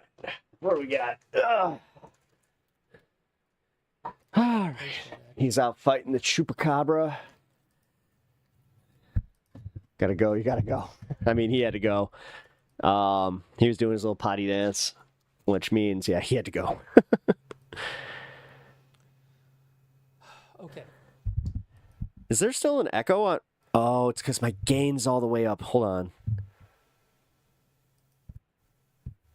Turn it here. You know what? Let me fuck with my gain here.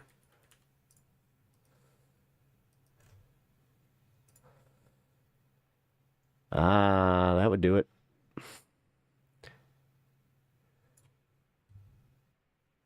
How about that? Perfect. All right. 5 p.m. local time. Breaking news update. Here, guys, give me a little bit of audio feedback on my audio. FBI official said a news conference is scheduled to be held at 5 He isn't talking much. That's fine. But how's my audio and how is the backtrack audio? Is it too high, too low? Dude, I gotta fix this. Everything keeps happening like this. Oh, here, I got a new video, Reese. Here's what I'm gonna Trust do. me, this is... So, again, apparently a news conference coming up at 5 p.m. Seems fine. Pacific time, which is like in an hour and a half. Backtrack, or... so, I think I'm going to leave the stream going. Backtrack, that's a older and term I'm gonna for leave the stream desktop going. audio or the audio behind me. And then what I'm going to do is I'll come back on. Oh, it's an hour from now. Yeah. I love I'm how gonna I take a keep short showing break up for now. his I'm gonna streams and take a he's just like, quick all right, break, peace, y'all. I'll be okay? back. Yeah, it's an hour from now. I'm going to take a quick break. That's funny.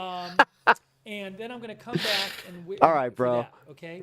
All right, you can come back. All right, here, I'm going to play this video. Thank you for the 5 gifted subs, Mitesh. I really appreciate that. Lex Thompson, Alice McGee, Skeeby, and Pirate Amir. Pirate Amir, I haven't seen him in a while. I don't remember them from chat.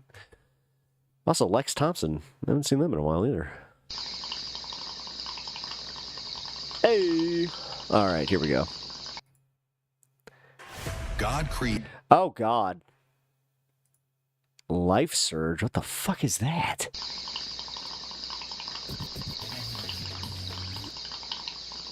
Wiki wiki. God, that audio is really high. Here, how do I turn that off? Or turn that down? Oh, that was the last one. Okay.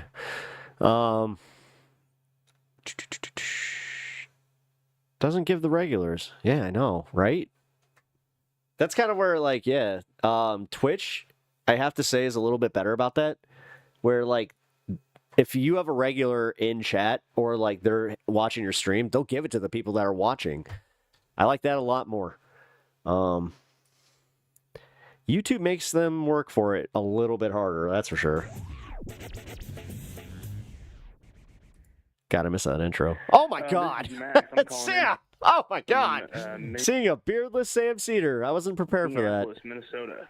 Max from Minneapolis, Minnesota. What's on your mind, Max? I'm gonna turn this up a little. Well, a lot of things right now, actually. I think I emailed you guys the other night. I said I was asking about whether or not you guys still did the Your regulars seem to be hooked, bro. Thank you, man. I appreciate that. What was it? libertarian anarcho-capitalist thing? Sure. Turn my game Sure. So what do you got?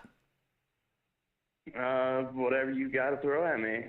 People have asked me why I'm an anarcho-capitalist, why I think. Oh my god! Oh my god! Did you just find the debate? All right. I'm not 100% on this, but I have a feeling that this is somebody that has been in our chat before. I think this is a good that may or may not be completely banned. ideology, why I like it so much. Okay, can I just say before you start? Oh, Jamie. You cannot have both of our words at once. You have to choose one. Either you're going to take anarchist or libertarian from us, from the far left, I mean. No, you can do whatever you want. You can do whatever you want. You can explain to us now. All right, so Squishmallow. Okay, what so up? Why don't you explain to Good to us see you, Squish. what these are? What is a libertarian anarcho-capitalist? Well, it's where somebody is allowed to have the freedom of the state to whatever means necessary. All right, and they're someone at the can door. Give me 1 second. just basically do whatever they want in a organized boundary where they're not allowed to. Sorry, guys. I got to pause this because I do want to hear this. Just listen to the listen to the sweet sounds of my background music while I go let my dogs in. Oh.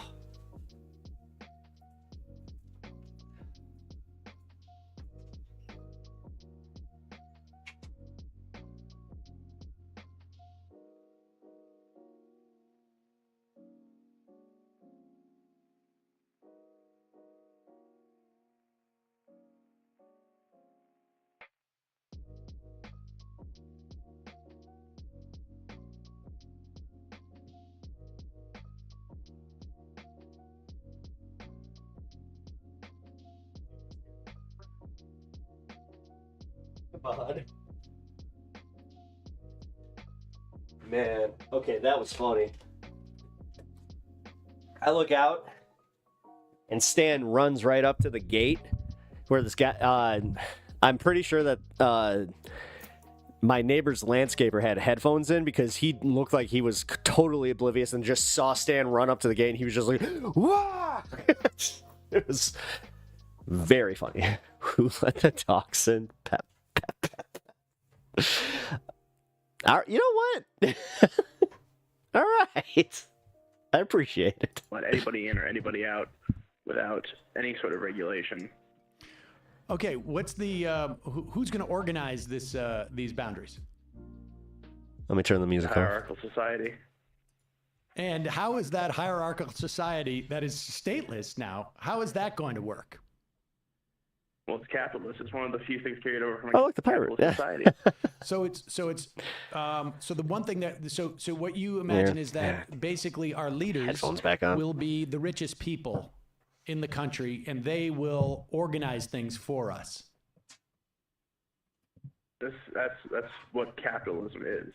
Anarchy, wherein people are allowed to buy whatever they want at whatever asking price they are asking for. It's basically a haggling system as you can have in, say, the diasporas or the cities in Israel. When I went there, it was you would say, I want in the shuk. In the shuk. Yes, like that. The markets, the bazaars. When you would go there, you could ask. They would ask 500 shekels for a soccer jersey, and you could say, well, I want to pay 350, and you could start haggling from there. You could say, well, you could say 475 for like 450. No, I understand. I understand. I get what you're saying. No, so wait a second. So in the society you imagine, Max, what if the richest person, right? Let's say, because as we transition into your version of the society, right? Like the capitalists not every who have caller all can the be money, Dave from they're gonna Jamaica. be the ones who organize everything, correct? As you said, they're going to be the organizers because they're realistically, as long as every caller isn't John from San Antonio, then I can totally I'm okay. This is the hierarchical society that you're talking about. Thank you. This is John from San Antonio. I would like to talk about how we have some polling from the Texas District 5, where we have 2 candidates. Okay. What if they say, like, hey, guys, I have $1 billion. Guess what? I just bought the shuk. And all you little guys, bye-bye. And now Max goes in to bargain with this one owner, and he says, I want that soccer jersey. And the guy says, 500 shekels. And Max says, I want to pay 300 shekels. And the guy says, all right, goodbye. Good luck buying it somewhere else, because we've cornered the whole thing. Well, then I could just buy it somewhere else. It's not. No, Max, I just said they've bought it all up. They've bought out every other little stall that's there. Those little tiny stalls, they couldn't compete with this billionaire. So where do you get the shirt now, Max? You buy it anywhere else, I guess. Well, I just told you there's no other stores. He's got a monopoly.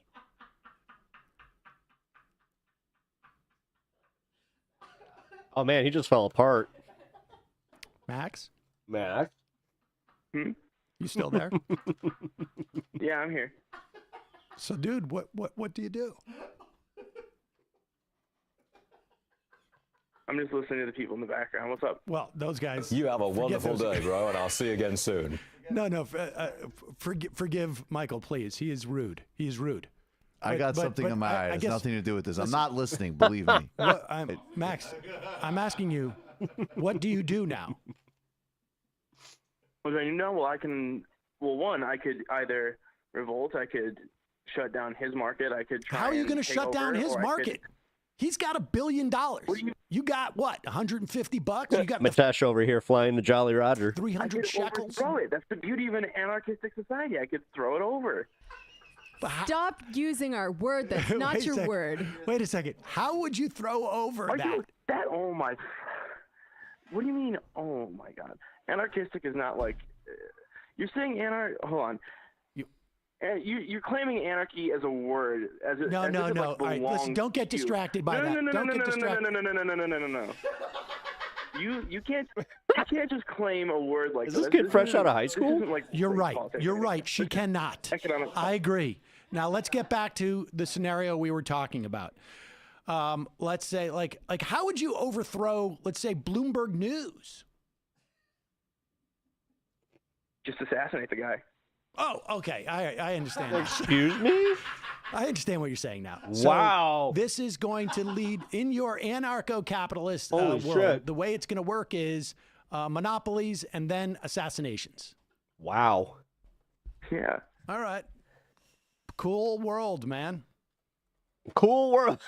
Cool world, man. No. I didn't think so.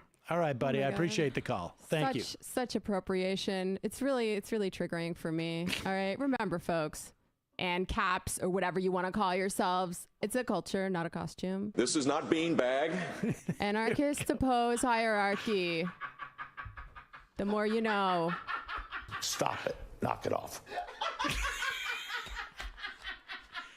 I mean, I listen. By the way, no, to be fair, can I just say, most legit answer to that question I've ever heard. Right. Yeah, dude. I mean, everybody else is just like, I miss him so much. I asked them, they want to meet. We could have a free exchange of ideas. Assassinate them. Okay. I will say. It's not what I want, but that was by far also, the most intelligent answer I've heard to that question. And that's why I had to basically wrap up the conversation, because I really don't have a response to someone who is suggesting we can develop a political system that would be based on monopolies that would be dealt with by assassination.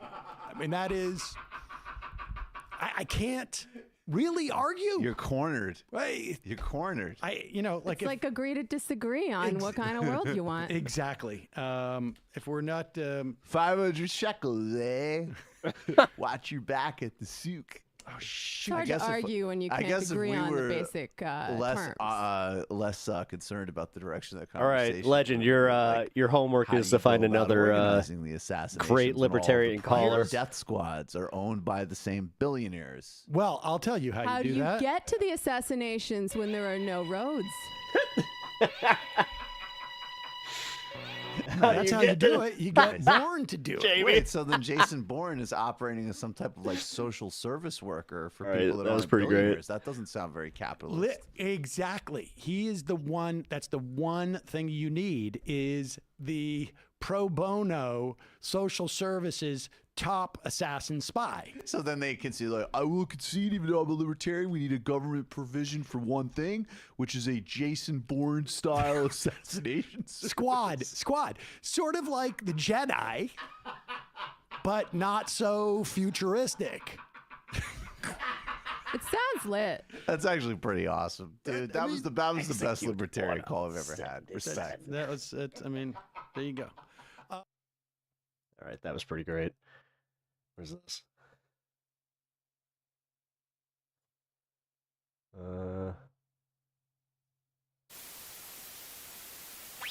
Whoa. Whoa. Hey, how's it going? I was wondering if I could. Oh my God, we're going back to the day. Libertarian. Of You course. got the phone reception to do it. I'm sorry, what? Of course. Oh, okay, yeah. So, I guess I should just explain my position so you don't have to guess which kind of libertarian I am. So philosophically, I guess I'm an anarchist. I'm an atheist. Oh, you got it? In Here, government in you general. might have a better one. I just don't believe in it.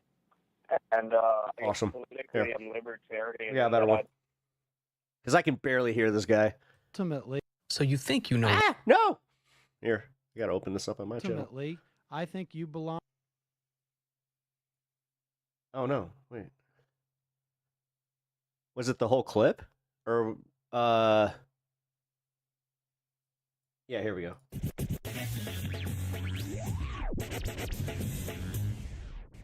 Sam Seder on the Majority Report on the phone. It is a pleasure to welcome to the program activist, author, CEO, Liberty Lobby LLC, and a presidential candidate for the nomination of the Libertarian Party. That seems resolved now, but that's where we recently heard from you. Darryl Perry, welcome to the program. Thanks for having me on. And I gotta say, like, I can't remember if you were one of the co-hosts, but I was on a program that you co-host now on Free Talk Live. I used to have like those same exact glasses. I just realized that we have similar glasses, this morning. I gotta say. If it was you, I'm glad to be able to offer the chance for you to come on. Sorry it took so long.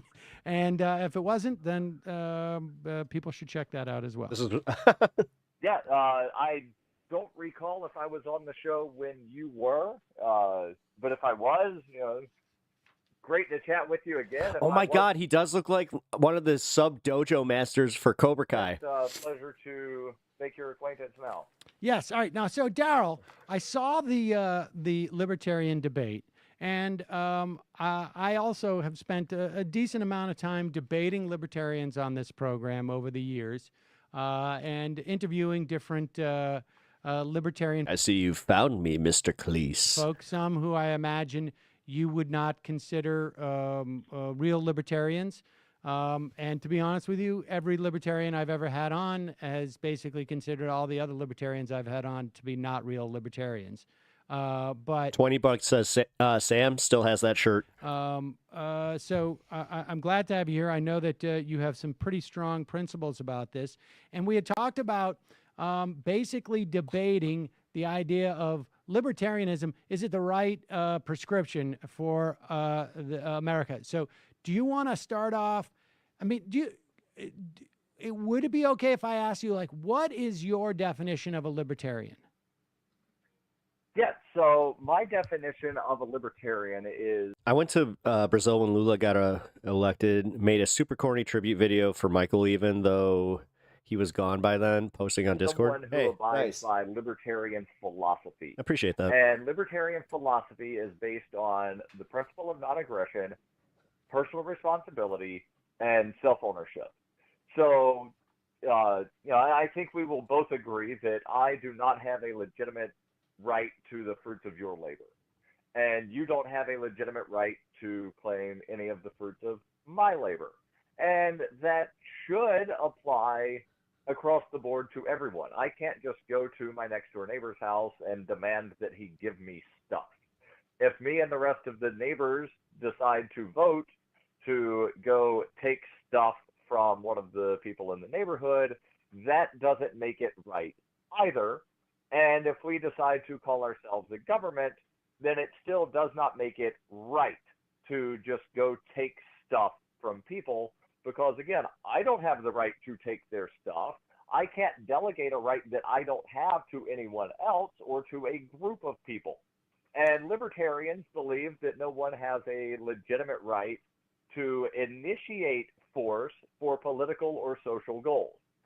Taking stuff from somebody because you think you can do something. Ironically, this guy's probably the president of his HOA. With it is either a political or social goal, depending on how you go about taking their stuff. So that is the basis for what is a libertarian, and then everything else just comes from. How has Sam looked like he's actually gained color in his hair when we all know damn well he's not using any The product principle of non-aggression, self-ownership, and personal responsibility. outside of Nutrafol, which I swear because of his whole pitch. People that try I'm gonna try it. that libertarians are fiscal conservatives and social liberals. And In fact, certainly I when you heard apply- I heard Gary Well, as Johnson say that last night. That's not necessarily product. Nutrafol is a pill. Actually, on the Libertarian Town Hall.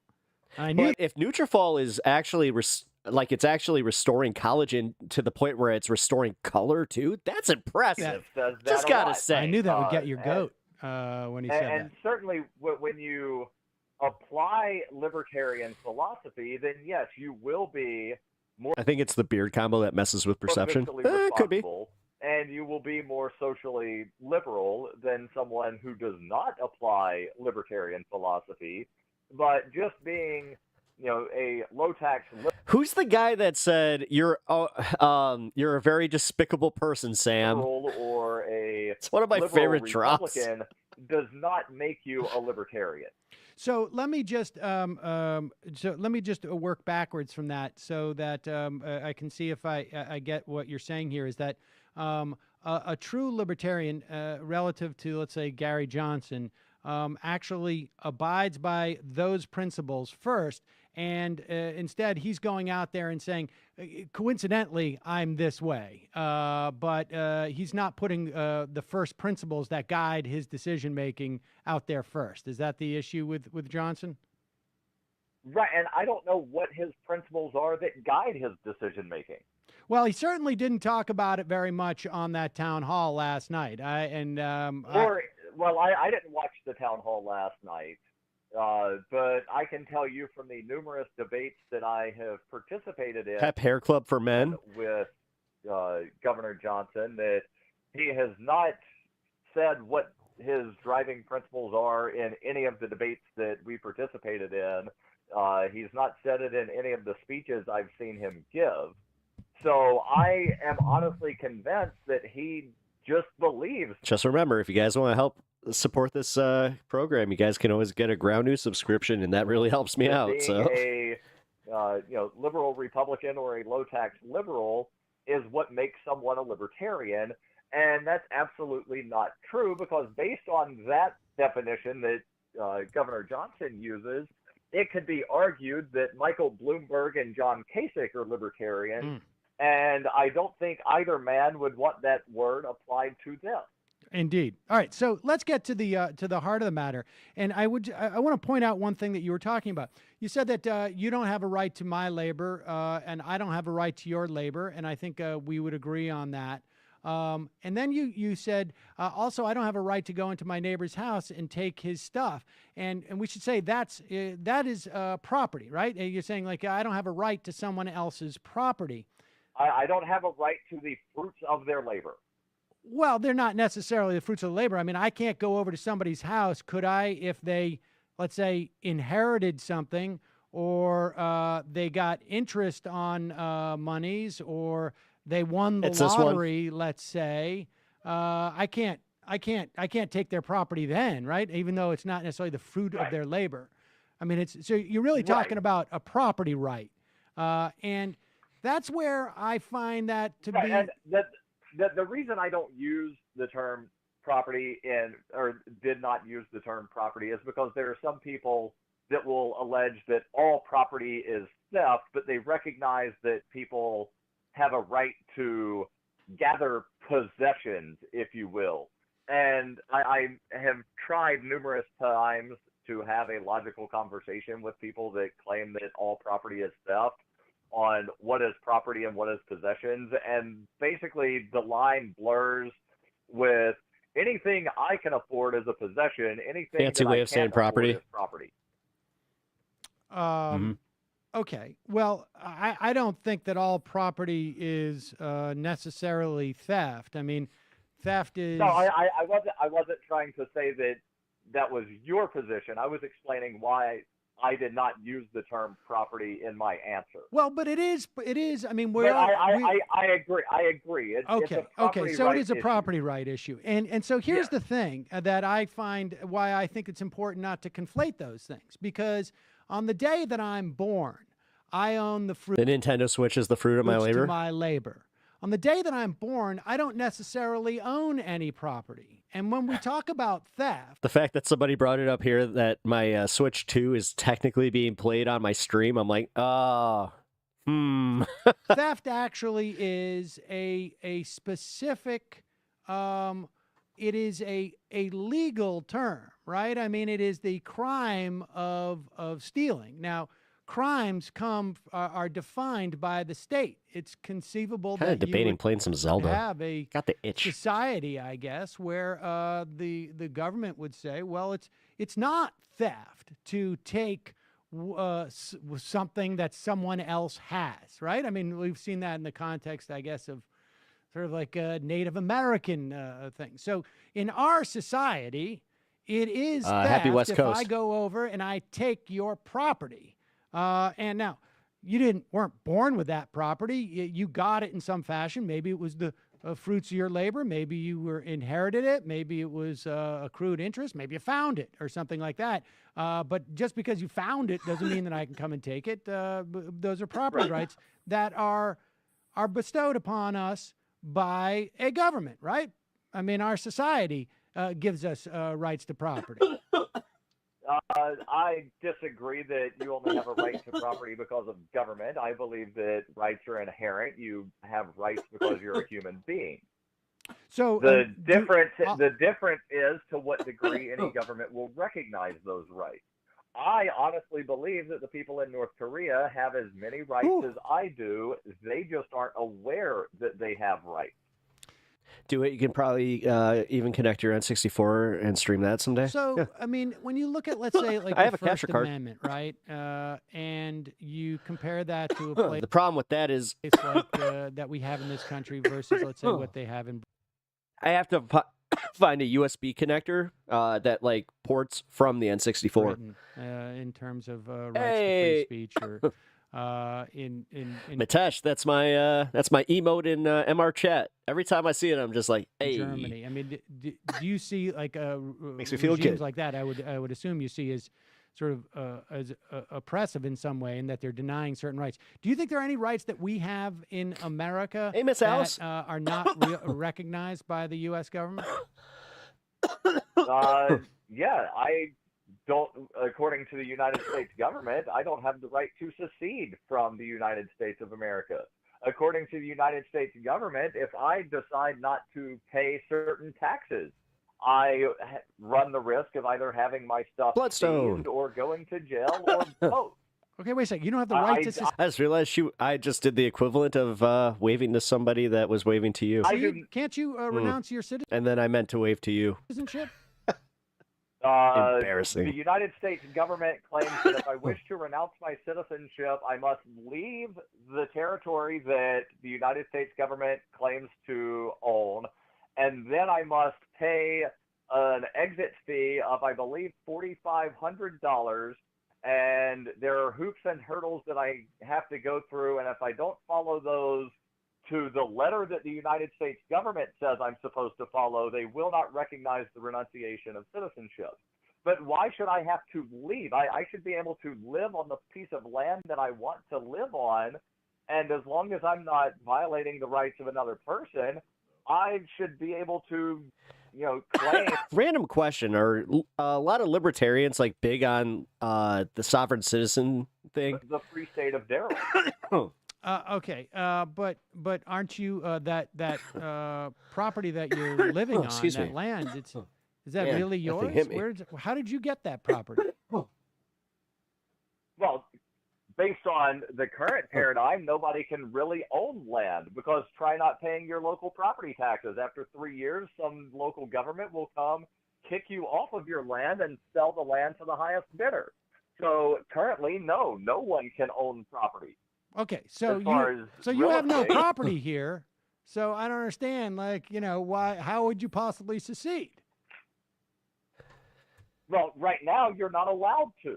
Right now, if you go buy a piece of land from someone and you say, I don't want to be part of the town, I don't want to benefit in any way from any of the supposed services that the town provides, I'm not going to send you any money, I'm not going to use your schools, I'm not going to use your fire department, I just want to live on my land and be completely self-sufficient and not pay your taxes. After 3 years, the town would come, kick you off of your property, and seize your land. How would you know it's your land? How would you prove that it's your land? Well, in theory, you would have a property deed because that's what happens when you buy who property. issues that property issue the deed? property Yeah. You get a deed. What? No, libertarians and sovereign citizens are not the same. While both groups value individual liberty, they differ significantly in their approach to government and law. Libertarians generally advocate for limited government and individual rights, while sovereign citizens often reject the authority of government and legal system entirely. Right now, there are governments that issue those things. And what I'm saying is we're talking about the current paradigm of how could you own land? And there are things right now that exist. When you go buy land, you get a deed for the land. Right. If you're talking about what would happen in a free society, then there would be competing agencies probably that would issue such deeds.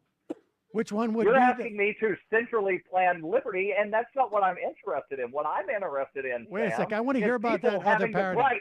Hold on, Sam. Hold on. Let me finish my thought, and if you keep trying to piss me off, I will disconnect from the call. His face. So, you're asking me to centrally plan liberty. Oh, this is gold. I'm not interested in centrally planning liberty. I'm interested in promoting the idea of human freedom. Okay, so wait a second. I'm sorry. I didn't mean to upset you. Dude. I'm just trying to figure I out. think you absolutely did mean to upset me. No, I think you absolutely do want to try to push me into a corner to where you can say, see, you don't have the answers of how freedom works. Damn it, Sam. Nobody has all the answers on how freedom works. That's why freedom is so important. This guy's for real. He was trying to be the president. People should have the right to make decisions that other people might not agree with. That's why I support freedom. That's why I love freedom. Well, Daryl, because I'm smart enough to know that I don't know how to run your life. Well, Daryl, I'm not asking you. I'm not asking you life. how you're going to run my life. I'm sorry. Listen, I don't mean to get you this You're upset. asking me how everything I'm just will asking work how in a people free will know. society. I will I'm just disconnect. asking, like a simple thing, like how do you establish property rights in this other paradigm, this other freedom paradigm that you're talking about? You have competing agencies that are going to offer deeds, and I'm just curious as to how do we determine which one is going to be the deed that is actually the one that is recognized? I mean, how do we establish these things that you're talking about? It's almost like you need a governing society.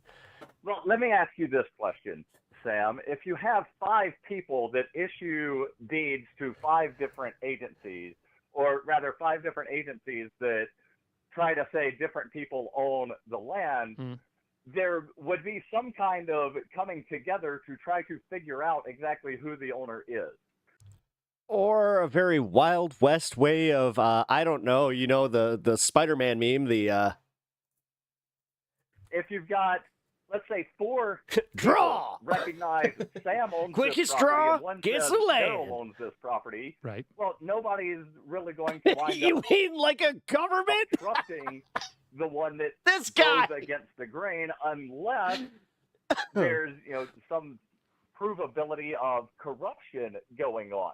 But Well, that's who would be the wonderful thing arbiter about of freedom. this? Who would be the arbiter of this? See, here's my problem. Does he not see how he's walking himself to the conclusion? Is that, Wait a I minute. know. Now, hold, Daryl. This Now, is so funny. Daryl, you gotta let me Daryl. finish now. Okay. This is I my. don't know who the arbiter would be. I don't know what size font they would use on the paper. I don't know. Well, I think that's a how different. That's a legible different. the signature would That's be. a different. I don't know That's a what different time issue. the sun will set on June 31st of 2102. You can look that up I don't online. know these questions. But Daryl, listen to me. Listen. You got to let me finish because this is my point. Is that I know one of the things you're talking You're about. wanting me to centrally Daryl, plan liberty, and that's not what I'm interested in. Well, I Sam. understand you're not interested in that, but you're trying to make a pitch to America that libertarianism is I'm better. making a pitch that And you're now- smart enough to be able to decide You're falling asleep, you're going to take a nap? yourself, No worries. and you don't have a right Yeah. to force your opinions on other people. First of all, I have an absolute Sorry, right bud. to Didn't mean to make it NPR hour. you have an forcefully absolute give right my to force opinion. people to do what you No, want but to do. Daryl, I'm just asking. Daryl. You are a madman, Sam. If You are a madman, sir. you think that you have a legitimate right to force people to do You are. what you want. That's. You are a madman. I didn't say that. You talk Yes, about in my fact, you opinion. did. Now, I Daryl, said- Daryl, Sam, Daryl, Sam, let Daryl. me Daryl. let me make a statement. Otherwise, I will Sam disconnect. rules. I said Oh, you do peak. not have a right to force people to do what you want them to do, and you said yes, I do. Rod, So take care, you bud. said that you have a right Have a good to night. force people to do what you want them to my do. opinion. Force my opinion on people. But Daryl, look. That's different than Daryl, forcing don't change. with the threat Daryl, of please. you will go to Can- He's trying so jail hard. unless Can you you, do. listen, I understand that you're uncomfortable He's sucking his teeth, just like. with I wanna the say it so scenario bad. that I'm presenting. But this is the reason why I'm No, using I'm this illustration. uncomfortable with Daryl, tyrants Daryl, now trying to it's think my that liberty turn can be to centrally threaten planned. you that I'm going to have to mute you if you won't let me at least finish my thought. Now, come on. Go ahead, finish your thought, and Okay. quit trying to force me to centrally plan liberty. Okay. Well, I'm not sure I know what that means, but my point is this: is that I love how the people that are here watch this like it literally is libertarians, just if like, I'm not mistaken, do with the uppercut, like body the shot, body fact shot, body shot. that a government has a monopoly of force. And I am suggesting that in Who is this a multiversal Sam Cedar variant? this case of a piece of Man, property where it is we wild don't to know see that, who like- it belongs to, there are Eh. 3 agencies that say it's mine. I There's mean, let's be real. My content is gonna have that moment where I go back to like some of like these older videos. And I'm gonna just be like, "Look at me!" one agency that says it's yours. My hair was You still believe that your brown. agency is the most legit agency and that my 3 agencies are corrupt. I believe I've got 3 agencies. 3 is more than 1. Well, you say, look, I'm going to go find 2 other agencies that say that this property belongs to me. And then the question becomes, how do we resolve this? And you're saying, like, End this program looking like Gandalf. well, it's just going to work out. And I'm saying that at the end of the day, when we actually walk through this in reality, even if it's your paradigm, You're saying your that reality, freedom doesn't work. I'm saying that that's You're right. saying freedom I'm doesn't work. saying that's correct. That You're we're saying going to need an that- authority that's going to adjudicate this. And that authority ultimately is going to have a monopoly of power. And the only way that we're going to function and not end up in a fight that is going to determine this is if we all agree mutually, my agencies, your agencies, my people, your people, we all agree to submit to a authority that has a monopoly of power. Now, the best case scenario So is let that me we ask make this sure that question, this Sam. authority is at least as representative of us as possible. That's what I'm Let suggesting. me ask this question, Sam. Yes. What happens if I don't pay taxes to your authority? To our authority? What happens? you're the one saying that we need a And we seize your property. Duh. Group that This has guy, he already knows the answer. legitimate use on the force of violence to force people to do what is best. And I'm saying what should happen to me if I refuse to pay for your agency that is going to force people to do what you believe is best. Oh. So in other words, if I decide I don't like your agency killing people in the Middle East, I will not fund that. What should happen to me? well, I mean, I think if you don't pay your taxes to our government, they'll ultimately put you in jail. No, I'm asking you, Sam, what do you think should happen? Not what does happen, because we know what does happen. What do you think? I want you to say it. I want you to say that I belong in jail because I don't pay taxes. If you don't pay taxes to the U.S. government, ultimately, I think you belong in jail. Thank you for saying that, Sam. You're a horrible, despicable person. Thank you for having me on your show. It's one of the greatest drops. Daryl? Daryl? Mental health heavyweight. Well. All right, guys. Yeah, this might have been one of the best Majority Report episodes ever. It looks like the Dalai Lama.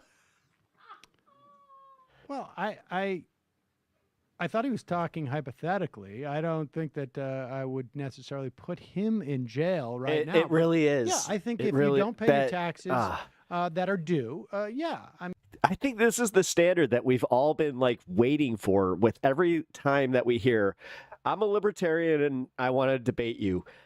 I mean, I think if it's, you know. Good pull. Good pull. I think you should get an opportunity Very to pay good a pull. fine first.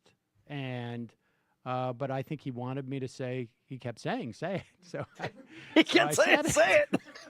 And I'm sorry that ended so quickly. Me too. I didn't even have I didn't even get to the opportunity to ask him about the requirement for licenses. You're a horror. Is it worth it? Me trying to call him back? I mean, I despicable. wanted to. Why not? Let's take a Thank you break. for Here's saying what I would that. say. I wanted to talk. I didn't mean to offend him. Here's what I would say. by- I would was having- exercise your freedom by calling him back. I was having a conversation, and I would exercise your for him to freedom by hang up on calling me him because back. I said something that he Dude. found offensive in that way. I think is just. That would have actually been a really funny bit, just them playing the do do do do do do do do do do do do do do do while they wait for him I to think it's answer just- or not answer. Frankly, I think it's rude. Yeah.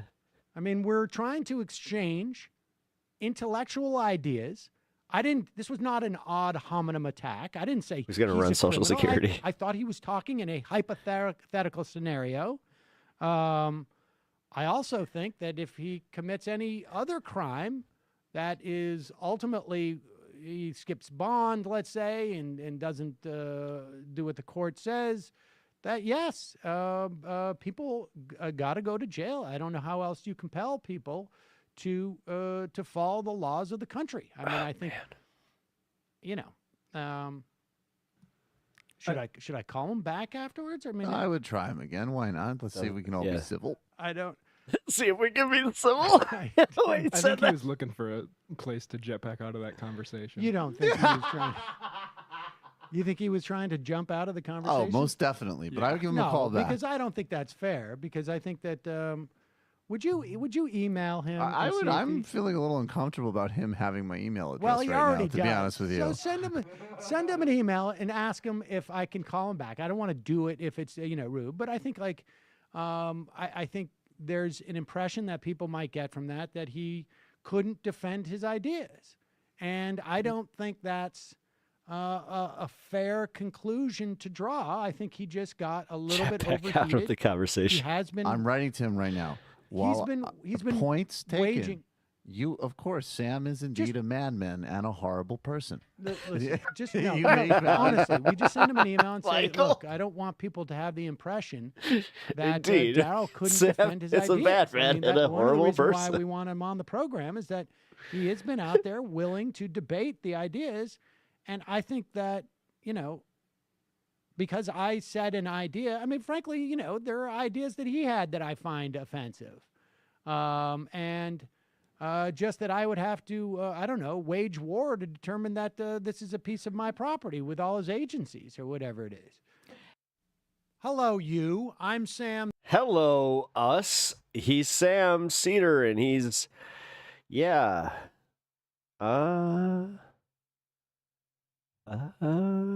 Libertarian caller, 20 minutes. Screw it. We're just going to kind of make this the best of the majority from a report. 501 area code. Why Who's not? this? Where are you calling from? Hey, Sam, this is Blake, the Libertarian of the No Free Lunch infamy. I wanted to talk to you guys, wait a ask minute. I you 3 actually kinda questions, remember this and you guys can pick the one. Hello? Hello. Yes, and you guys can pick the one that you find to be most juicy. They're not gotcha. They're very simple. Okay. The one is would you rather people be independent or dependent on the government? Would the I second rather? is the second is do you think that the Trump administration and Republicans generally don't want witnesses to be called in the impeachment trial? And the third is, would you prefer that people get in a position where they must contemplate an abortion or not get in that position in life? The floor is yours. All right. Thank you. floor is Blake, yours. I would say that the question is silly. This is the first question. Do I want people independent or dependent of government? Back in the day where you could actually like get them on like when you're doing your show and you can frame it that way. Like they actually There is no one I know they'll who shut you down if you lives try that now. in society that is independent of government. That is an impossibility. That's like saying, would you prefer people have can fly or not fly? Well, it doesn't matter because you know what? We don't have wings. The reality is, can you tell me a person who lives in this country who is independent of the government? I know a couple, yes. Who? They, Al and Sheila, I'm not going to say their last name, but I they're understand. close friends of mine. And they live in northwestern Arkansas. They do? Yes. And they live out in the middle of nowhere. In the middle of nowhere? They are completely solar. They have wells. Obviously, where did they I get knew the this would solar happen, and technology? I knew this would. Did they develop What's this that? solar technology? No, they didn't. What? I knew That's this would weird. happen, and what I wanted from you guys was just a very simple answer. It's a very simple question. Like I said, it wasn't a got you. No, well, like Yes, I say, obviously government- your question obviously government exists. Blake, obviously are government you married? exists, and it has done things. Blake, are you married? No. You're not married? No. You have a girlfriend, boyfriend? Yes, girlfriend. When did you stop beating her? That's what the. It's a simple question. Sam, just give me a date. It's ridiculous. Just give me a date. Simple question. Christ. All right, let me ask you this. I'll make it even simpler. Did you stop beating her? Well, Blake, this is a a simple ridiculous question. statement. This is a question. Yeah. It's a simple question. Did you stop beating her? You're assuming the presumption that I have before. Ah, That's not the okay. same- that's not- And that's not the now I same- think that's we've not been the able to same question. illustrate my problem with your question, which is assumes that it's possible for people to live in this country when they're not, in some fashion, I didn't say dependent it was- upon government. I didn't say it was possible or impossible. What I asked is, Well, I is it didn't better say if whether people you live had. independent I didn't say whether you had or had not or beaten your dependent upon girlfriend. the I'm just government. asking if you stopped. Like I said, that's a presumption. That's Right. an assumption Right. Well, that I you're did at one presuming point. that being independent of government is possible. People have and did and can even currently live independent of the government. Yeah, It is no. a possibility. Well, you told me Steve and Sheila or whatever their names are, and I'm asking Al and Sheila. Al and Sheila, where did they get the technology to build this solar stuff? Shout out. From other people. From other people, where did they get it from? Wasn't government funding business, that or entrepreneurship. loans? Entrepreneurship. Wasn't government funding or loans that developed it? I'm curious as to where they got it. I have a feeling they probably got that stuff from China. China certainly poured a ton of money. The Chinese government poured a ton of money into that. Are they dependent on government over there in China? Does government own people's minds and thoughts and ideas? And I mean, No. okay. Okay. Defends their That's all he's intellectual got. Does government control all the money? Does government control labor? Does the government control your work and your time and your energy? No. Well, they don't absolutely not. control it, but that's not what you asked me, is it? I mean, they control some of it. They certainly control. No, what I asked was, is it better for people to live independent or dependent upon government? I know, and I answered you that is not. There is no living independent of government. It doesn't exist. Well, what even is a government? There's a lot of things that haven't existed until they're realized. Oh, so in terms of utopia, I would say if we're living in a utopia, it doesn't matter because everything's great anyways. So it really doesn't matter what our relationship to government is because we're in utopia. Well, look, obviously not. Best case scenario, what's You a got me. government?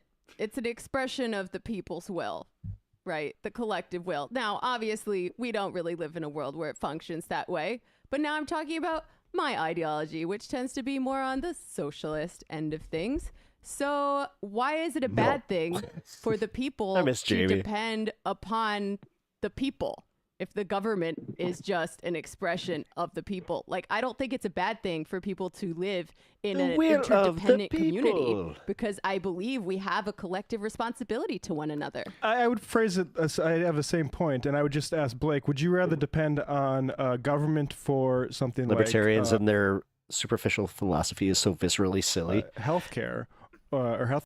From my perspective, the fact that they can never agree on what their philosophy actually is. Insurance, or would you rather depend on a private corporation? Outside of me selfish, me want this, no government, and I don't want to pay for roads? Neither. I don't think that health insurance is a what? Okay, healthcare. A justified product for most people to buy. I mean, obviously, healthcare is dependent on how you take care of yourself. I mean, to the degree that you need healthcare in your life depends on how you take care of yourself. Right. Right. And honestly, because everybody who catches if you need healthcare at a certain point in your life, disease, the majority of the cost, the majority of the expenditure goes into premiums, deductibles, staff to deal with emails and claims, and you know all sorts of things that have nothing to do with the actual cost of the healthcare. None of that's true. Let me answer your original question. Okay. And that is, I do not think it's a bad thing to be dependent on government because every bit of progress we have made as a society has been a function, at least in some part, of a dependency on government. And I actually think that, I think the question is silly because I don't think it's possible to be independent of government.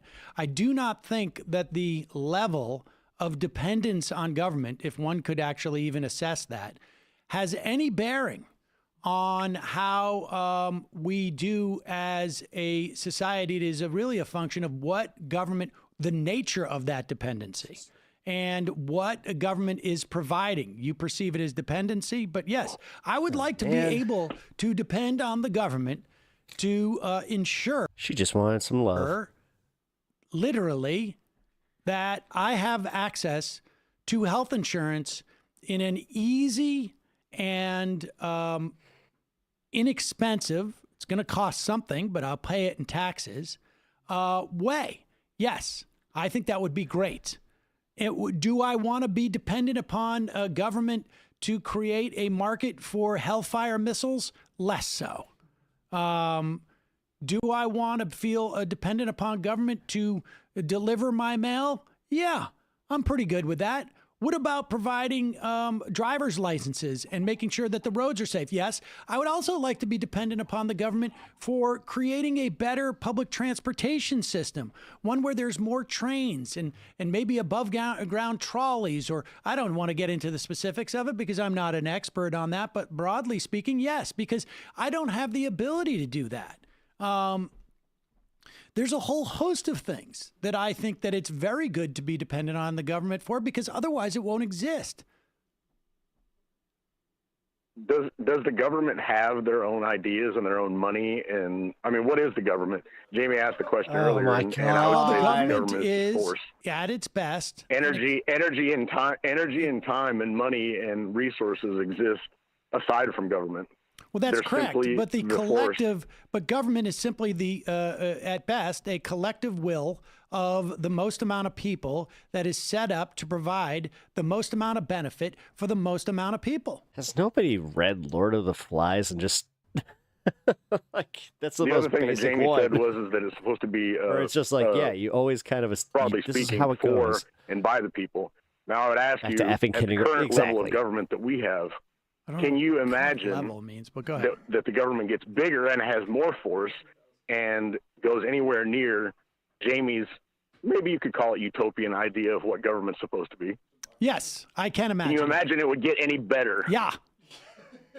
Yes. If it is more restrictive of corporate power, yes. The answer is yes. You refuse to, I guess, acknowledge the fact that there's always going to be corruption. The bigger the government gets, the more corruption there's going to be. No. Whether it's hidden, no. whether you choose to I don't address think that's it or not, correct, whether you actually. want to overlook Actually, it. I don't think that's it's your favorite correct. politician. You I don't don't want to think see the that's correct. ties. I mean, I don't think that's correct. I think there's always going to How is be that- corruption. I how is think that not correct? I'm explaining it to you, Blake. I think there's always going to be corruption. Oh, by the way, Stanley. I think when you allow for moneyed interests to have too much Natasha gave power, you some you get donos. more corruption. If the dynamic between the entities, so for instance, I actually think that local government generally is more corrupt. Does that blow your mind, Blake? how do you see that? How do I see that? Because I see in rural areas, I've seen it in cities. Corporations come in, they have so much money that to a guy who's in a city that, you know, of 100,000 people, somebody's going to drop in a couple $100,000. That's real money. Amazon has, or New York has a ability to stand up to Amazon in the way smaller cities won't. And The funniest part is he like petty corruption, broader corruption. The way he came up to me, he's just like, huh? Corruption. The smaller the government, the more apt it is to be bought out by corporations. We see this all the time, Blake. I still can't believe he scared the crap out of my neighbor the way he did. I'm gonna try That was something, really funny. Blake. May I? If I'm not even kidding, guys. Like the dude let out a yelp that I haven't heard in a long time. Just, Because there is a subset of libertarians that is genuinely concerned more with state power and authoritarianism and liberty than they are with letting poor people starve. And if you are one of these people, I would like you to look into the libertarian socialist tradition, because it shares a lot of your skepticism of centralized state power, while also allowing for the fact that we are all in this together and have a collective responsibility to one another. Now, they might not call it government, they might call it governance, but there are some similarities. Unless you're a full-on anarcho-primitivist, we acknowledge that we need some sort of structure, some sort of power structure to run the day-to-day activities of any given area. And, you know, hopefully they be federated together because we do live in a large and complex world. Does that make any sense to you? Or, Blake, are you just a guy who doesn't want to have to pay for other people eating Twinkies?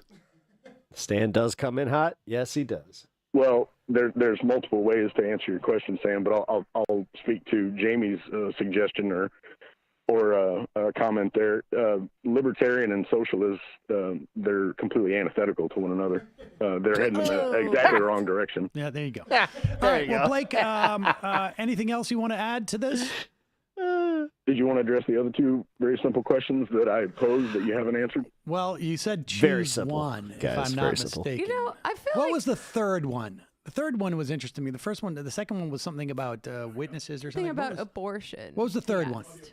Oh, do I think? I asked. I asked if I it's want Jamie on the show more. good that people not get into a position in their life.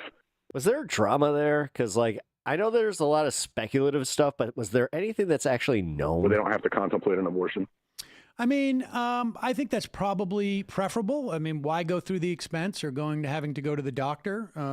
You know. I didn't say have. I said contemplate. What? Say again? I didn't say have an abortion. I said contemplate having an abortion. The the circumstances in life that people find themselves in when they even have to. Would you contemplate you mean, are you talking about just like people shouldn't even think of abortion, or that you shouldn't contemplate having an abortion? Okay, let me simplify it. Is it better that people Ryan. don't find Appreciate themselves in a financially compromising position, an unwanted pregnancy, a relationship status that, you know, isn't necessarily good or conducive to having a child and you know, a marriage or a relationship? Wait, this is the home part where you environment, simplify whatever. This is the simplest part where it gets simple. I'm asking you. Is it good that people don't find themselves in the situation where they would have to contemplate having an abortion? You mean where they don't get pregnant? Yeah, and don't get pregnant under some bad extenuating circumstances. Well, I mean, the fact of the matter is that the pregnancy is not bad in and of itself. I would It's rather it's a not situation need that an surrounds abortion. it. Well, I mean, pregnancy in and of itself is not bad unless you don't want Jamie just said it. a child. And then it becomes problematic. So what are the precautions that somebody would take to not find themselves in the position to have to contemplate an abortion? forced sterilization? Are you No, not advocating forced. I asked choice. I said choice, not forced. Choice on the individual level. Blake, what are you trying to get at here? I honestly can't understand what you're saying. Do I think it would be better if people didn't have to contemplate having an abortion? He's saying sure. that women should be punished for their own bad choices with forced pregnancy and birth. Isn't that what you're saying, Blake? No, he wouldn't say that because No. he's a libertarian and he doesn't believe in anything like that, right? No.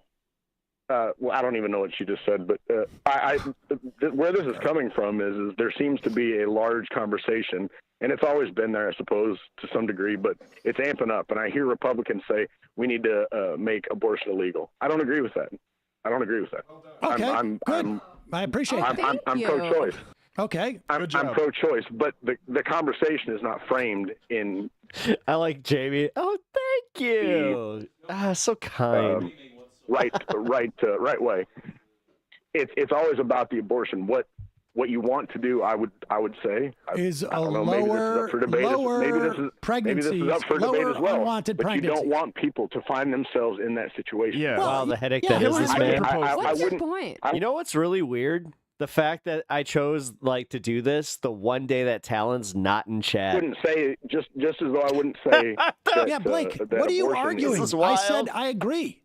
It would be better if people were Anna, I hope you appreciate that, please. in the position to have abortions less. Of course, in the same way that it would be better for people to be in a position to have a cavity filled less. Because haven't you noticed it's been rather quiet? I mean, yes. So for the betterment of how I chose to do the libertarian debate day when Talon is not here, and hence chat is very quiet today over on Twitch. On just about every level. Why don't we start talking about things like that as opposed to like what? Like I mean, like, well, how about this? Sex ed. I'm for sex ed. Bless you, my child. That's a way of avoiding teen pregnancies. We've seen the data on that. In fact, we've seen that teaching chastity. I'm glad Talon isn't here. My blood pressure would spike. So I would do sex ed. Dude, he'd be challenging every one of you right now. Education. All of this. Any of you that have had even a question about it, you would just be like, what? Also offer more free condoms. We can maybe do that through NGOs, but I think we should probably do it through the government. We can do it through schools. I think we could also do this by offering things like the day after pill and day after contraception, the day after chemical abortion drugs as well. I mean, Medicare for all, cover contraception for everyone all the time. No copay, no questions asked. Yep. Again, you're addressing the situation where an abortion has to be contemplated. I don't. You know what, there's a whole Blake? lot more to You're talk making about me contemplate in an regards abortion right now of this call. No! Good day, sir. Goodness. It's Bro, so, I love like, Sam so much. These are fun, but they're also frustrating because we're arguing with somebody that we do not agree with on first principles. Well, I don't even know what first principles. I mean, You and I can agree, for example, that society has a collective responsibility to help everybody live a decent life. And you and I can have a discussion about the best way to do that. But if somebody doesn't agree on that, then like, I don't know what there is to say. But here's the weird part. Like, I don't know that I disagreed with Blake. Like, I don't think there are people out there going like, God, I hope I'm going to try and get another abortion any more than you would say like, God, I really hope that I can get root canal or I can get, a filling. I mean, nobody would do that. It's a fallacy. And I wasn't sure where he was going with that.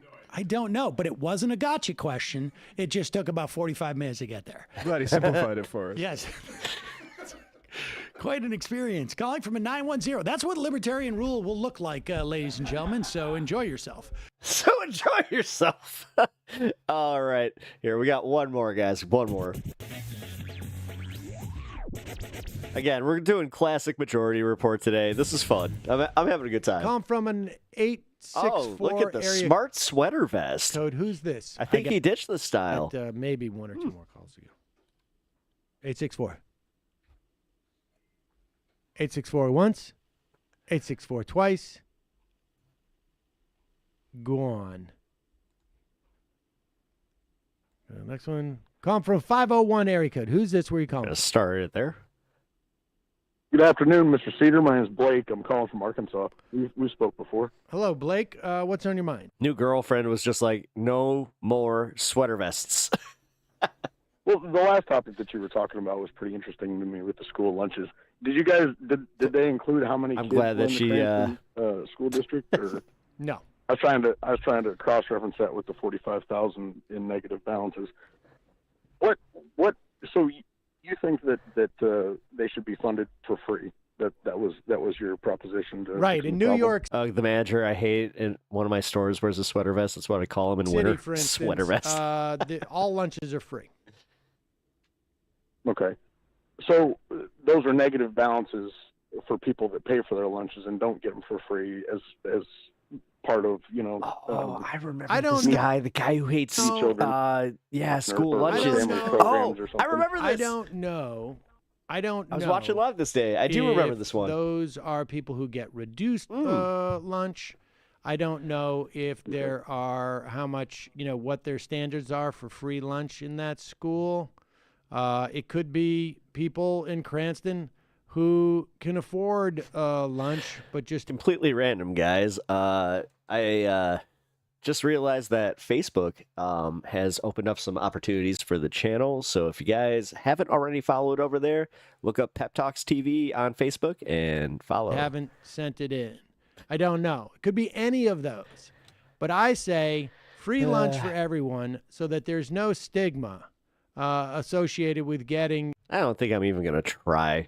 Now I'm thinking about it. I mean, you can follow the Facebook channel, but I'm like, should I even bother like streaming there? A free lunch.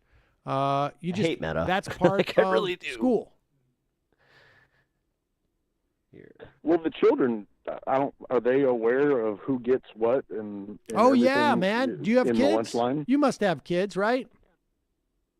I do. Okay. So you must know that kids, I don't know how old your kids are, but kids are the She's 5. Yeah, okay. She is? It's a she? Yeah.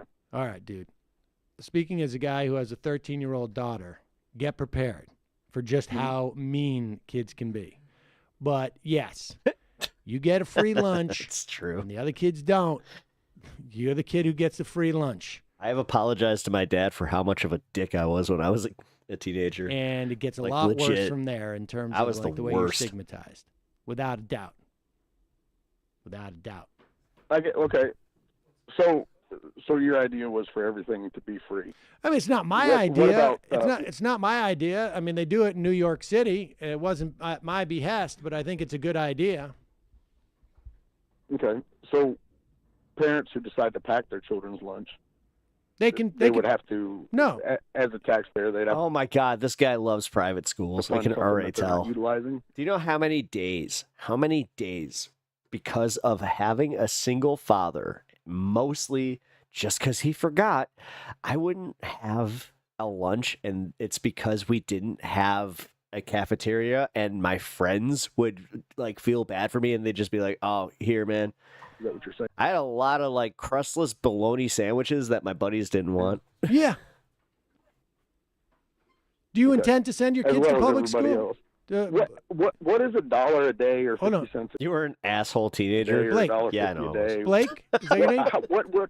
kind of a message does that send to a child? I admit it. Damn it. Blake? Try to grow here, Unimoogle. God. Wouldn't do that for them. Blake, hold on. Yeah. Do you intend to send your kid to public school? At this point, yeah. All right. So you know the dynamic. What is this guy doing? Long term. Okay, hopefully not long term. I mean, because that implies to me that maybe you don't have the either the private school option or you don't have the cash for the private school. Now, when your neighbor, I'm talking to my niece to try to get a small homeschool. okay, are you trying to get small thing homeschool? going. But when your neighbor comes up to you and goes, "Hey, Blake, why are my tax dollars supporting your kid going to school for free?" What are you prepared to say to that person? I'll be that guy. I don't intend on having kids, so why should I?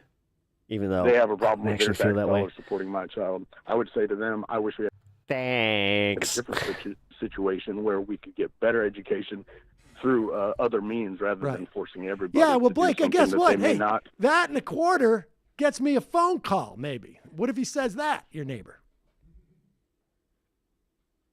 Say that again. Well, in other words, you can say, I wish for we had a different world, but that dynamic is the same dynamic you had a problem with in terms of lunch. And, to send the kid to school is Right, a lot more and- expensive than just the lunch, right? Hmm? The brown bag. We were talking about lunches, not the education system in general. Well, but- we're talking about right. lunch in We're- school. We're trying to tackle these things one at a time. Yeah, well, Right. Blake, we're talking about lunch in school. Right. And I'm talking about a relationship Very between low- people very- a relationship very- between very people low in cost, society. Well, very it's- low effort. Well, low cost and Very cheap. low cost and low effort, maybe from your perspective. But I mean, you don't want to get into a pissing match with somebody who looks at you and goes, wait. It's pretty easy to set up a homeschool thing. Just do it in your 4,500 square foot home, like me. No, there's a lot of government regulations and red tape and permits and licenses. and Hire somebody to take insurance care of and it. All sorts of stuff you got to get through. Hire somebody to take care of it. Hire someone full time to take care of it. If you cared. I mean, if you cared, but you don't have the money. Right, but for No, someone not who's super wealthy, we'd look at that and go, come on, man. Don't care about your kid enough. Don't you care about your kid? You got a car, right, Blake? $1 a day is Wait. comparable to $10,000 in a year. Wait. You got a car, don't you, Blake? Yeah. What kind of Sure car do. do you got? Denali. It's a truck. Okay. Denali. Truck. What kind of truck? Guy's got a Denali. What kind of truck? You got a Chevrolet. You got a Chevy. Denali. Chevy what? Silverado. Oh, kneecapped at the last minute. Silverado. Damn it. That's a $30,000 truck, isn't it? No. How much? It was 14,000 brand new. 14,000 It's just brand a work new. truck. It's just a work truck. Okay, so it's just a single cab. Is that your only car, or you have two vehicles? Where do you take your Denali's kid? are great, not going to lie. Well, you don't take the 5-year-old in that. Sure do. You put her in a car seat in that front? I had a Blazer for the longest time that until an accident took her away from me. I love that car. Yep. You do. Mm-hmm. Okay. All right, so you got a $14,000 truck. Why are you spending all that money on a truck? Why don't you get a used one, dude? Put $10,000 into getting. that- I mean, this is what. They had rebates on it.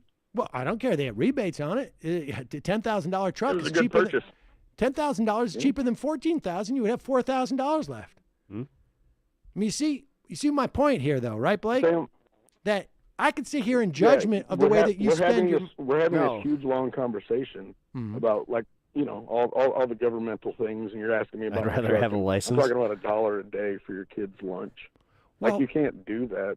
Well- going out to eat anyway. My only problem with your Miata is that if I come into town with the missus, then someone's sitting lap, dude. Where you could probably barely manage that at home. Well, but producing food. It's all Uber for me at a damn. Food in bulk. Well, that's right. I mean, that's why we have school lunches. But oh shit! Right, and you're making the argument that $1 a day is not feasible. Like I said, I don't understand. I don't understand where this is coming from, Sam. I mean, if you have children, shit, you're responsible for them on some level, aren't you? Well, dude, damn, coming in like a semi in an intersection. Holy shit! So don't tell me that when you're going and spending. I'm gonna be crushed up in the truck just. Our tax dollars and sending them to public school. Why don't you homeschool them? Oh, bro. Why don't you put them in private school? I just. Why don't you be responsible, Blake, instead of going out and getting a new Silverado because there's supposedly a rebate on it? You're just going to leech out the taxpayers. Yeah, and then you're going to say, my truck is 7 years old. We're subsidizing you. We're subsidizing your wild truck purchase because we're educating your kids for free, man. No, you're not. Yeah. What? Why are you muddling the conversation here? I'm not muddling anything. And it's actually cold down I've here. had my truck for over 7 years. Like, are you saying I live luxurious or no? What's your argument? I'm just saying that. I'm just saying that you are leaning on. Are you a homeowner or do you rent? Yes. You're a homeowner. I'm a homeowner. Okay. Mm-hmm. I think I'm crying. Why is it that renters, people who rent, have to subsidize you because of that home mortgage deduction? Why do you get a kickback from the government on your mortgage payment? Getting a za, nice. Why is that? I don't. It doesn't. It doesn't qualify enough. The extra costs don't offset any deductions that I would get for. You're not eligible for the home mortgage deduction? Yes, but it doesn't do any good for me. What do you mean it doesn't do any good for you? Yeah, the amount, the offset Get out of the does trash. not bring down my tax liability enough. No to offset trash the cost can. of the extra filings. What? Now, why is that? I don't understand that. Because tax people charge extra money. Well, I mean, dude, you can do your own taxes. My mortgage payment is $426 total. Okay. Someone getting za? Do you drive on the roads? Well, Yeah. Of course he does, but he only drives on private roads that he built. Right, right. Because if I'm riding, Why are you comparing? Why, if I'm why, riding why my have we bike come to this around, point in the conversation? if I'm right, because No, you're the one because who, you don't understand the benefit of what you take advantage of daily. said the person who brown bags their lunch and sends their kid to school with that lunch. Why are they subsidizing the $1 a day lunch of the person who doesn't brown bag? And I'm asking you, why is the guy who doesn't own a car subsidized? Can we just acknowledge, like, why are we fucking punishing kids that have shitty parents? Subsidizing your roads. Why is the guy who's a renter I had Arby's like a Chad. subsidizing your home I had Arby's last night. ownership? I went double beef, man. Why is the guy who doesn't They have a only kid in pay- school subsidizing your kid going to school? And we all know the answer, Blake, because that's the way society works. It's the only way society can work. I mean, he's People not take wrong. responsibility for their children, right? Is that what we're supposed to do in society? I would like to think so, yes. Personal responsibility. You don't have Arby's? I mean, it's not my Blasphemy. neighbor across the other side of the block's responsibility to feed my kid, Blasphemy. right? Wait, is it your neighbor's Arby's, no White Castle? responsibility to educate your kid? Never had it. No, they don't. What?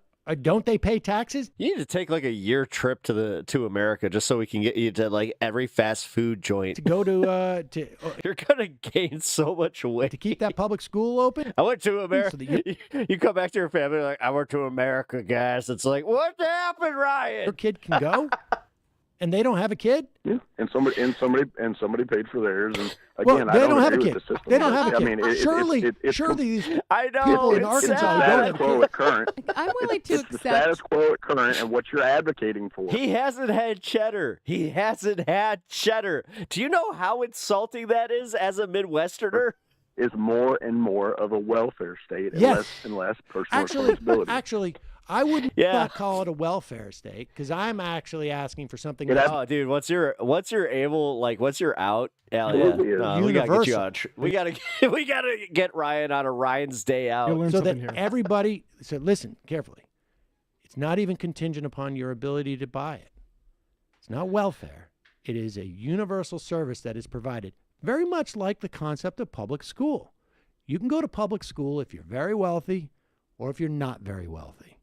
And society will subsidize it. Even all those people who don't have children, don't want children, don't care about educating, even though it's 100% beef. Those people who send their kids to private schools. It is. It's really good. Will subsidize the education of your kid and my kid at public school. The curly fries. The curly fries. Let's just admit, curly fries are like bomb. Yeah? You don't have a problem with that. Sam agrees. You just have a problem where you want to draw the line. You just want to keep kids hungry. Oh my God, the curly fries. They're so good. No. Well, but that's a typical response. I would They expect are. that from you. Well, do you have an answer Oh my for God, I need to get. I need food. I already answered. haven't I eaten said today. No, obviously not. No. Well, Blake, how do you reconcile this? Just tell me how you reconcile this. Let's make It's my own okay for you to send your kid to public school. Market fresh turkey sandwiches are great, but having just a nice roast beef with some cheddar, which is clearly subsidized by people who don't have children. You don't keep kosher? Oh my God, then you need, oh my God. Yeah, then you're going on the fast food tour. Never had children, never will have children. Jack in the Box, here we go. You have no problem with their tax dollars paying for your kids to go to school. But you have an issue. I absolutely do. I'm sorry, you do? What? Yes, I absolutely do. All right, well then why are you sending your kid to public school? Ranch sauce, dressing. Because We I call it don't have dressing. the ability personally to change the whole goddamn system. my favorite. Wait. I would but like you do to have ask hold on him- one second. But you do have the ability to change the system where the kids get a subsidized lunch. Is that it? I'm not changing anything. Currently, people pay that can, and I don't think that we should lessen that responsibility, the $1 a day that they can What pay. do you say to somebody who says to you? In order to further dissolve ranch is dairy, yes. the responsibility that people have for their own children. Dude, what's a bigger responsibility? Providing lunch or providing education? Wait, is to your it? Kid? What's Hold a on. bigger responsibility? I think it is. Hold on. They kind of go hand in hand. Well, wait a second. My daughter Yes, learns a it lot of is. things when I cook with her, and she asks me lots of Buttermilk. questions. Yeah, it's made with she learns. buttermilk. Right.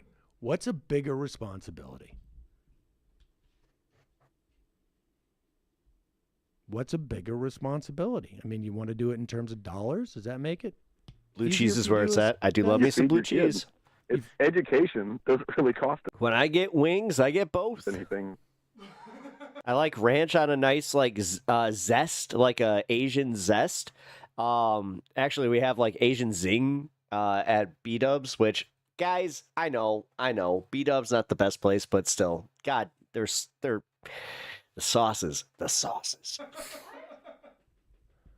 Wait. What are you talking about? It would cost me absolutely nothing Oh, if my the government allowed soundboard. me to educate my daughter. I forgot. I gotta Wait a here. second. Do you work? Do you work I do. during the day? Yep. You do. Do you make money Yep. when you're working? Mm-hmm.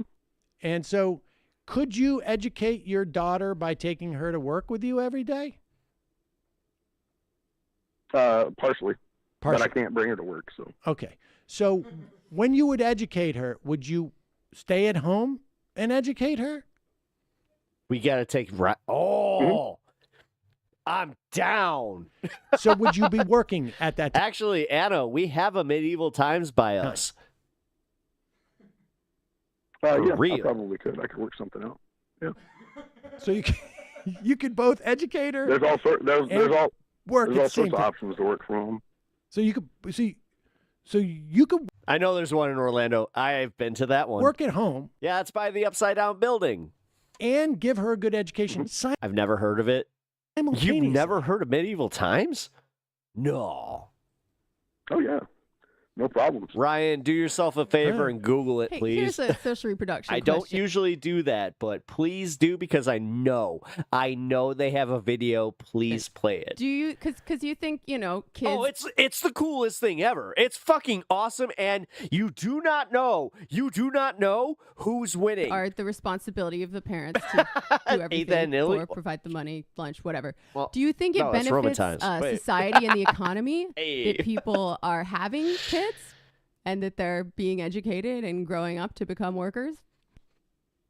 There's no benefit or detriment to children, generally speaking. It depends Okay, on the, so if the people parents stopped and their, having and their, kids. and their ability to support them. So if people stopped having kids, society would function fine.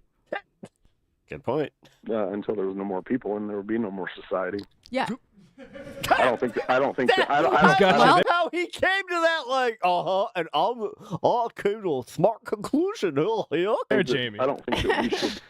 I don't think that we should subsidize. Why? Take him to a free-to-play arcade. Should- We got a few of them. Well, not free-to-play, like free-to-play, but I would totally just like pay for the pass. Why should- or aren't responsible? Why to have should more and more and more low-income children. people be Now you don't understand, like this community subsidizing? I have a feeling that at some point I'm going down for a vacation, and Anna's gonna end up showing me just how to rock Disney society by providing the service in the most socialist way possible, of course. of reproduction I'm and not child kidding rearing about that, by and the way. lunch and education It's like, hey, how can we do this where I don't give the mouse all the money for free? Well, I mean, people don't have to have Not kids. gonna lie, I hate the theme parks. But wouldn't you take joy just watching me have a literally childlike joy? But here's the point. That's what my friends say is like half of the appeal of watching wrestling with me is just watching me have a good time. Blake, we're subsidizing It is you, very but fun. you have no problem with that. Fun spot? No, I do. I already told you that I do. But no, what I mean by no problem is that Continue you're- to do so. You continue to go-karts. do I love so, go-karts. which leech off our almost makes it system. even worse. Yeah. We have a go-kart track like about 2 hours north of us in Wisconsin Dells that has like a literal like Mario Kart track. Do you buy gas? I do buy gas, yeah. Okay, so you don't bike everywhere. The Mackie Moose That's merch. correct. I don't bike everywhere. Okay. All right. Would you like it if everybody could bike I'm more of a doofy guy myself. everywhere sometime, or if you didn't have to buy gas one of these days? Sure. Never been to Disney? Unimoogle has not as well. Would that be good? That's good. That would be cool one day if that ever happened. I had a divorced dad that decided to take us there because all these years later, I found out that he had who now is my stepmom, just kind of, as a hidden reason to go. Okay, so you guys Yeah. complain about climate change, Right? and the same argument could be made for you guys. What's Right. that? What's the argument? Yeah, transpose this. I don't agree with the way I made my dad sit through the Muppets live show at MGM like 8 times. our education system is currently. I in loved scholarship, that right? thing. And you don't agree with us being dependent on fossil fuels.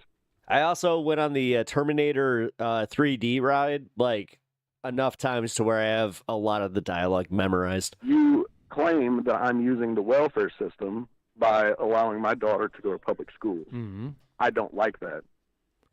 I like Goofy because he turned out to be a good single dad. I would like that to change. But I'm not You saying use gas. And Max turned out to be well balanced. I am not. You use the end. gas. I'm not judging you for using use for gas. gas in your car. Are you? Am I? You're sitting here and saying there's Absolutely a you problem. are. There's a problem with kids getting free lunch.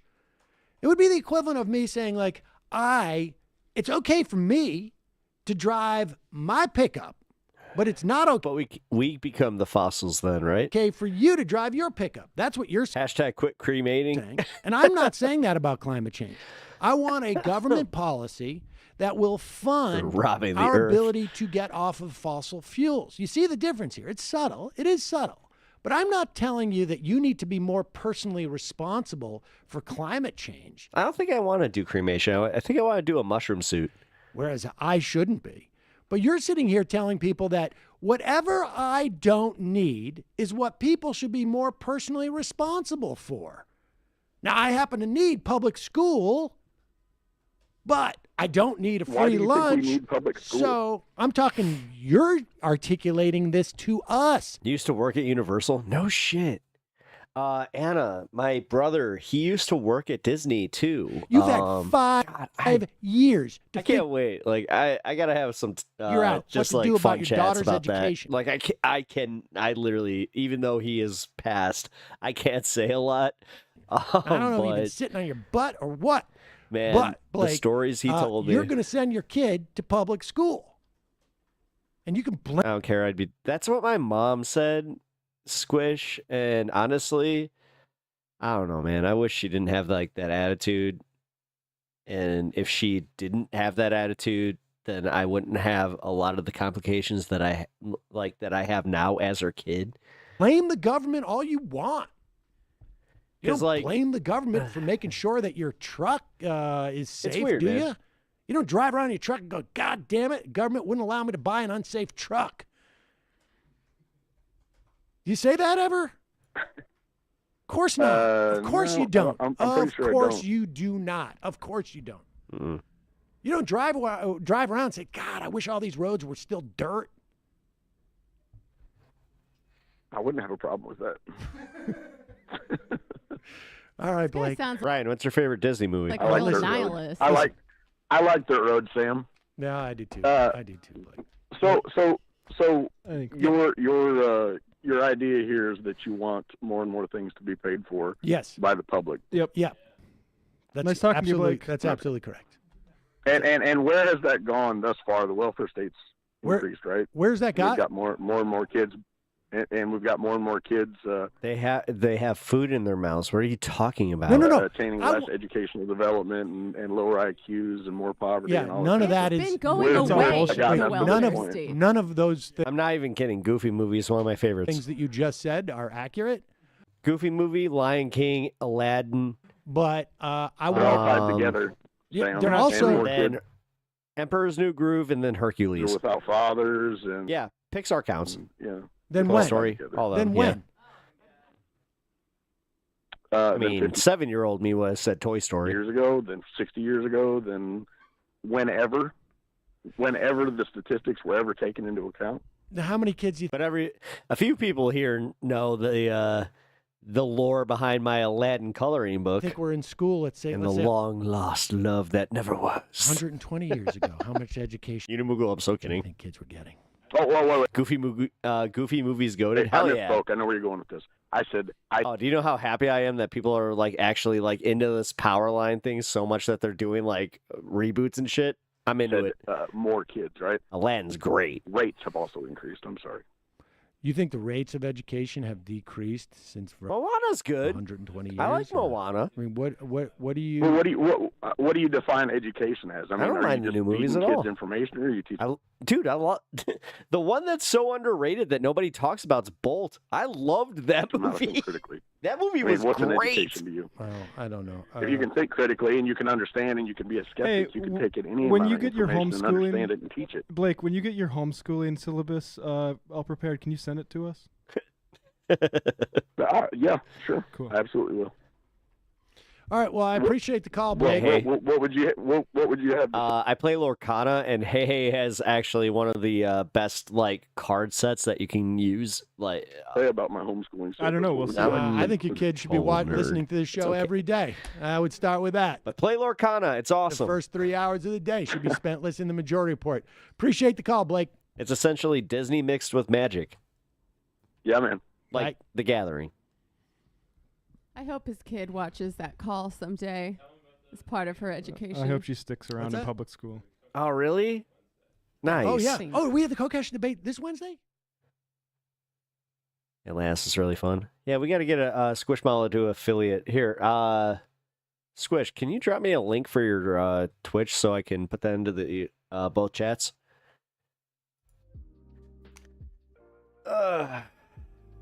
Because it's time for you to get some more followers. Whoa, look at that hair. Excuse me.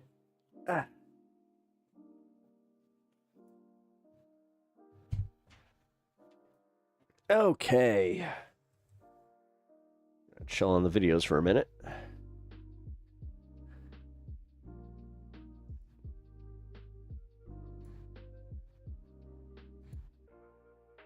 Oh, shit.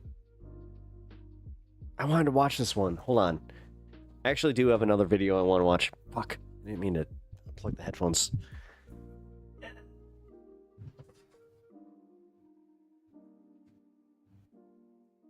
Because it's at that point now. All right. Professional mode. Engage. Too close.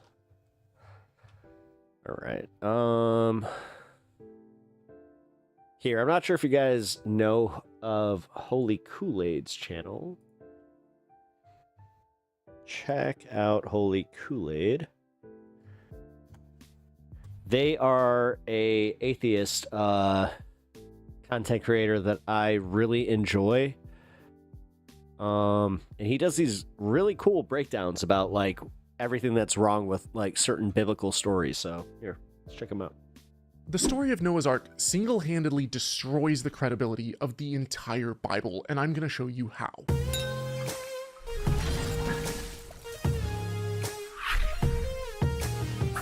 Oh, graphic. Realizing that Noah's Ark didn't literally happen is something that I figured out entirely too late in life. And it's because, like many of you, I was raised in the church. And from the time I was in preschool, biblical literalism was hammered into me. I remember seeing these idyllic images of animals neatly lining up. Lilo and Stitch is also fantastic. I have to make a confession. I didn't see Lilo and Stitch for my first time until last year. To board a wooden boat. From Sunday school stories to my first children's I'd always seen like clips or like, you know, I'd always try to watch it and then fall asleep. Bible. This tale was ingrained in me like it was fact. Now, I just covered in part 1 the various lines of evidence that prove that there was no global flood, but in this video, I'm going to show you why the story of Noah's Ark itself, as told in Genesis, is absolutely impossible. Let's dive in, shall we? First off, if you've ever had an aquarium, you know that marine ecosystems are fragile. You change the temperature, pH, or salt levels even just a little bit, and everything starts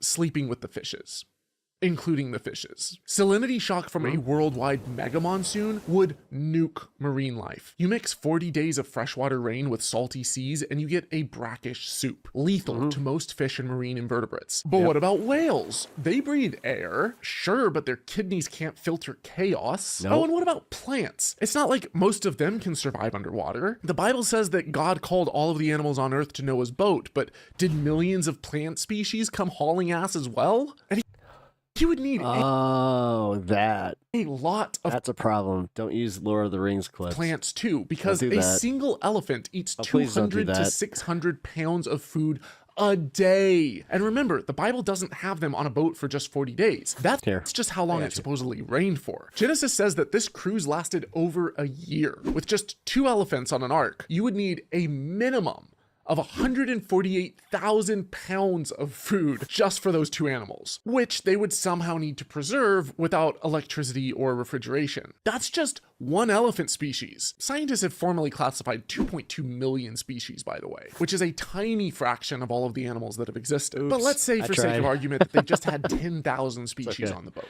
and God somehow rapidly diversified these species post-flood. Does the I believe in microevolution but not macroevolution crowd How's your Saturday? Hope you were doing well. well. Want to argue that evolution post-flood took place at a rate thousands of times faster than anything we've ever observed? And what about animals that can literally only eat other animals? You know, whose digestive tracts can't handle plants? Would every about the dinosaurs? Yes, dinner be a mass extinction event when you only have 2 of every animal on board? And just how many insects were on board the Ark? Because penguins consume over 100,000 insects a day each. Little brown bats eat 1,000 insects an hour. Oh, and somehow they fit all of these animals plus the millions of tons of food and water that it would take to keep them alive for a year, all on a boat the size of a football field? And what about the poop? Our elephants over here produce 100 to 300 pounds of waste daily. Oh my God! Even if you just had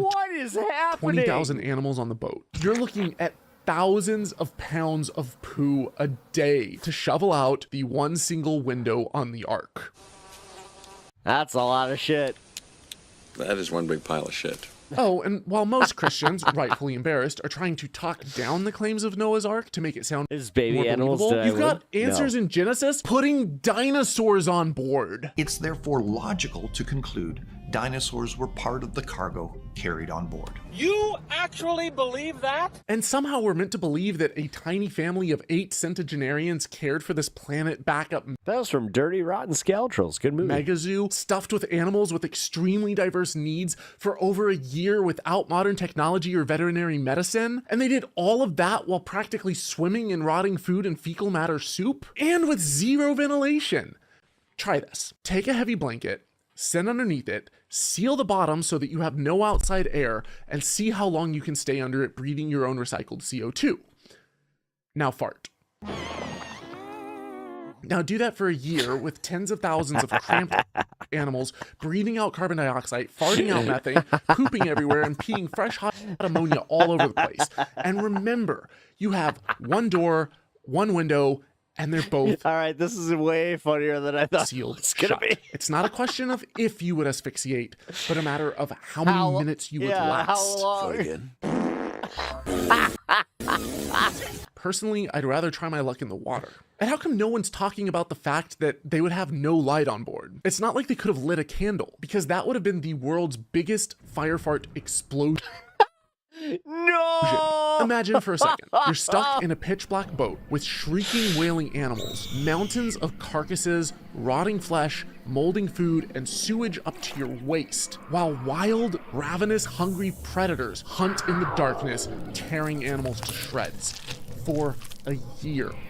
Yeah, reality would be far from the idyllic version picture story Bibles you always see. Oh, and somehow we're told that Noah's building this giant boat for years, warning everyone for years, and they don't listen to him at all, understandably. But ooh, Encanto. I love Encanto. But when you start having every single animal on Earth miraculously showing up, and you have orderly lines of tigers and penguins miraculously boarding this boat, we're meant to believe that not a single person looked at that and thought, oh crap, I better get on that boat. But speaking of, how did all of the animals get to that boat? Did the duck-billed platypus waddle all the way from Australia to an ark in the Middle East? All right, no, okay, so this is where all right, Christians of convenience do the evolution thing where they're like, well, we believe in evolution from the ark. Then he waddled away, waddle, waddle. Did the koala crawl all the way back there post-flood apocalypse without a shred of eucalyptus to eat along the way? What did any animal eat after the flood This wiped video out should be required viewing in all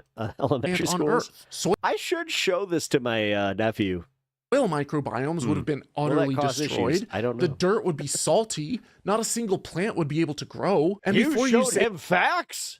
How dare you? That God just miraculously made all of the life come back? Well, then what was the point of needing to put all the animals on the boat in the first place? And most of these animals can't eat just anything. They occupy very niche and fragile ecosystems. For example, the red admiral butterfly in New Zealand will only lay eggs on the Urticaferix nettle plant found also exclusively in New Zealand. When its caterpillar eggs hatch, they will only eat that specific plant. The life cycle of this butterfly is about 8 weeks. That means 7 generations of butterflies would need enough of this very specific nettle on the ark in order to survive. And that is just one example among thousands of such plants and animals, which occupy extremely sensitive ecosystems. Oh, and once the rain started actually dropping, in order to cover the tops of Mount Everest with just 40 days of rainfall, you would generate enough heat from impact energy alone to boil the oceans and sterilize the planet's surface. The boat would have cooked. Hold up. Let him cook. And the atmospheric pressure changes alone from that much water vapor would be lethal to most life forms, except maybe the tardigrade. Oh, and somehow they expect us to believe that all of the cold-blooded and hot-blooded animals survived together on the same non-climate controlled boat? So we've got a desert iguana and an emperor penguin surviving for a year at the same temperature? Tell me you don't know anything about biology. Oh, and what about the boat itself? Wooden ships have structural limits. We've built wooden vessels much smaller than the ark as described in Genesis, and they were already pushing the limits of wood and suffered from hogging and sagging that made them unseaworthy. And that was with modern technology and expert shipbuilders. And that's before you load them up with tens of thousands of tons of food, water, and animals. When Dutch creationist Johan Huybers created a slightly scaled down Noah's Ark replica, he had to reinforce it with a steel frame rested on a base of 21 steel lash barges just to keep it afloat in calm inland waters, and learned the hard way after spending millions of dollars that it would never be seaworthy. How the hell are they going to make a Frozen 3? She's... Okay, my theory is she's dead. And y'all remember that this giant boat was allegedly built by a single 500-year-old man. Oh wait, but he had 3 slightly younger sons. By contrast, when Ken Ham tried to rebuild the Ark, he spent over $100 million, had over 1,000 expert craftsmen, used modern machinery, cranes, and power tools, and he still needed to incorporate 95 tons of steel plates and bolts to ensure the stability and safety of the structure, and it still never left a concrete parking lot. Every one of these logs has to be cut by hand, and it takes about 6 guys 2 days to cut 1 log. So it's an incredible amount of work when you're dealing with a large scale like this. The complexity. Not gonna lie, I want to watch the live action Lilo and Stitch. I do too. I just think that it's a travesty that they didn't get Ving Rhames to actually be the agent. Of how the timbers connect into one another is mind-boggling. The existence of the name? Ark encounter alone is testament to the fact that this story is BS. I genuinely do not know how anyone in the 21st century can make it to adulthood and still believe that this literally happened. I had one skeptic write to me and say, "Do you really think that some 900-year-old guy built this all by himself?" And I said, "No. The Bible says he was in his 500s. Come on, just read the text." How do you not end up in a potato soup? Now, I have lost all faith in humanity, and if you care to join me in my spiral, this is part 2. Make sure that you check out Noah's Ark part 1, linked in the description below. Next up, I'll be debunking this stupid bull. Oh, well, then I guess we gotta do that. Shit, so subscribe. Where's the description? Oh, here it is.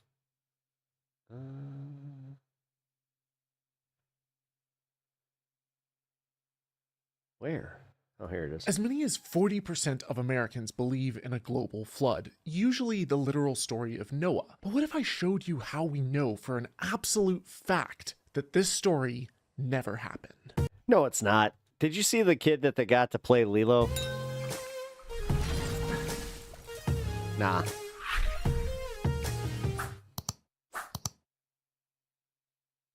Young Earth creationists who hold to a literal Bible love to cast doubt on science by saying things like, when we're talking about origins, we're talking about the past. We're talking about our origins. The only time that's happened, like, close, funny enough, was Disney when they got Kamala Khan, when they cast her. She was actually, like, a massive fan of it.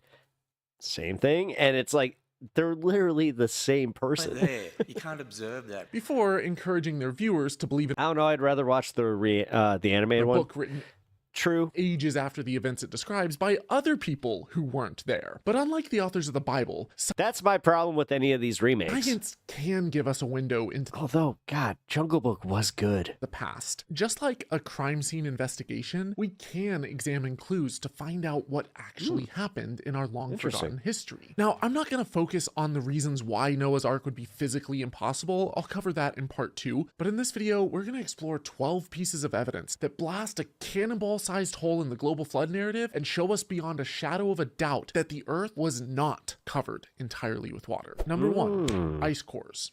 In permanently frozen parts of Antarctica and Greenland, snow and ice layers get deposited and compressed every single year. I'm not gonna lie, I kind of need this one. The chemistry of Earth's atmosphere fluctuates throughout the year, and we can measure this in the ice core layer. I got convinced that, like, Greek and, like, Roman and all these other, ancient civilizations had the same flood myth. And I was like, oh, well, that must be the only one that the Bible has, like, a really hard time disproving because of that. Slowly melting the core onto a metal plate and measuring the exact chemical makeup of each layer. You guys do realize it took me, like,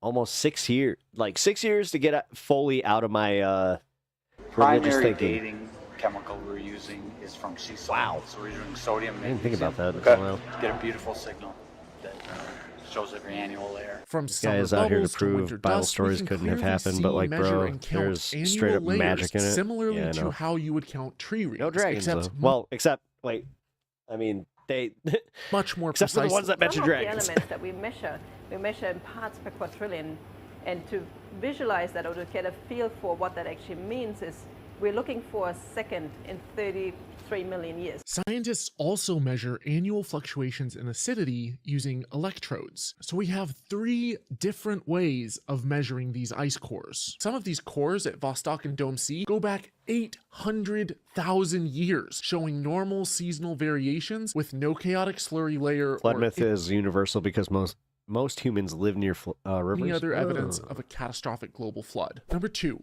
lake varves. Just like with ice cores, certain peaceful lakes like Japan's Sugetsu will deposit alternating light-dark sediment pairs every single year based on the season. Again, counting them is like counting tree rings. There are over 52,000 of them, unbroken, undisturbed, and entirely flood-free. Number 3, dendrochronology. Most young Earth creationists place the flood at about 2,348 BC, but we have single standalone trees older than that, which have been continuously growing undisturbed for 4,900 years. And we have significantly older tree colonies, like the Pando Aspen colony in Utah, that's been consistently growing for over 10,000 years. None of which would have survived a year underwater. They didn't drown, they didn't restart from a seed, and they sure as hell didn't sprout on an ark. Number 4, archaeology. We literally have cities that have been continuously occupied since before the flood allegedly took place. Hell, Jericho has occupation going back 12,000 years. Apparently, all of these civilizations were walls of Jericho, trading and waging war and farming and they fell down. Oh, I could cut a awesome promo on Chris Jericho. perfecting pyramid building techniques, and yet somehow never got the memo that they were supposed to be underwater. Dolphins used to be humans. Number 5, coral reefs. Coral reading too many Animorph books. reefs only grow a couple of millimeters a year, and like trees, we can measure annual growth. You split them open and you x-ray them, and they're like trees. People are very familiar with tree rings, that you can count the tree rings and go back in time. Nerd. Well, the corals produce these annual bands. We've taken drill cores from coral and the Great Barrier Reef, which show continuous growth phases going back more than 400,000 years. But corals occupy a very fragile ecosystem. Change their temperature ever so slightly, they die. Change the salinity or pH level of the ocean, they die. If you were to pump the ocean full of muddy freshwater chaos for even a week, much less a year, they wouldn't stand a chance. Number 6, all right, Ryan, good night. speleothems. Every year, Or morning. stalactites in caves slowly grow. Extremely slowly. Drip by drip, the calcium deposits build up, forming measurable isotope stripes, preserved in chronological order. If a global flood had churned the planet into a muddy blender, these fragile speleothems would have snapped like spaghetti. Instead, at caves in the Alps and in Carlsbad caverns, these perfectly preserved structures have stood pristine for over 500,000 years. Number 7, genetics. We can precisely measure a species' genes, and based on genetic diversity, determine if that species almost went extinct, and if so, how long ago? Cheetahs, for example, were nearly wiped out 10,000 years ago, and now every single cheetah is practically an identical twin. Now, if every single species on Earth had a genetic bottleneck of just 2 members, followed by generations of inbreeding, that's what we would expect to see in every animal's DNA test. Instead, with the vast majority of species alive today, we see the exact opposite. Massive genetic diversity across a species. Number 8. Dirt. The soil beneath your feet contains an incredibly diverse balance of bacteria, archaea, fungi, protozoa, and nematodes. These organisms play essential roles in nutrient cycling, in decomposing organic matter, and in plant health. Without them, nothing would be able to grow. These specialized soil biomes and the complex microorganism communities that they contain would have been devastated by prolonged flooding. It would have taken years of rainfall just to purge enough salt from the soil for plants to be able to grow again. And studies of similarly devastated soil now exposed by receding glaciers have found that it takes 50 to 150 years for the soil microbiomes to be able to recover enough for bushes and trees to be able to start growing. Jesus. The thought of Noah finding a fully formed olive branch just 40 days after peak flooding is absolutely laughable. Number 9, the water itself. There's no viable mechanism to explain where that's kind of the funniest one. all the floodwater came from or where it went afterwards. If you added enough water to cover every inch of land, including the top of Mount Everest, that would require over 3 times the amount of water currently on Earth. Where did all that water go? Because it ain't here. I mean, okay, so I'm going to just say this before he does. My religion explained it where before Noah and the Great Flood that we had this huge, like, atmosphere of water around the planet, excuse me, that just dropped at one time and flooded the planet. I'm not kidding. Number 10. Written records. We have He continuous didn't even records and archaeological data going back over 1,000 years before the flood allegedly took place. Oh, and in multiple languages. So the Tower Guys, I'm starting to think that my school believed in some bullshit. Tower of Babel. Oh, the Tower of Babel. Here we go. Is BS as well. This is one of my favorite ones. Number 11. Speaking tongues. Geology. Even small local floods If you are understood easy that, to detect in seek the help. geological column because they leave behind not only chemical signatures, but also a very noticeable bluish layer of glade soil. And yet, despite geologists drilling extensively on every single continent, there is absolutely no global flood layer. Nope. Number 12. Flood myths. Different civilizations around the world have complete localized floods rather than a single Mesopotamian flood myths of the 1,000 years. But I know what you're thinking. You see, tectonic plates form mountains. It's why the Himalayas continue time that adds up. Layers of rock that were once submerged below the ocean have slowly been forced upwards, which is why fossils that were once below the water are now on mountains. The past tells a story. History leaves fingerprints and screams to us if we know how to listen. The God flood. And if we know how to look, every single field of science destroys the story of Noah's Ark. There is absolutely zero evidence of a global flood and a boatload of evidence against it. And it's not just that there's no evidence of it happening. Noah's undertaking itself wouldn't just be difficult, it would be scientifically impossible. But we're gonna have to cover that in part 2. Check out my next video covering all of the reasons why Noah's Ark would be utterly impossible. Thanks for watching, and as always, dare to be curious, but don't. Nice. I really do enjoy this guy's content. Alrighty. Oh. I saved this one just for you guys. Here we go.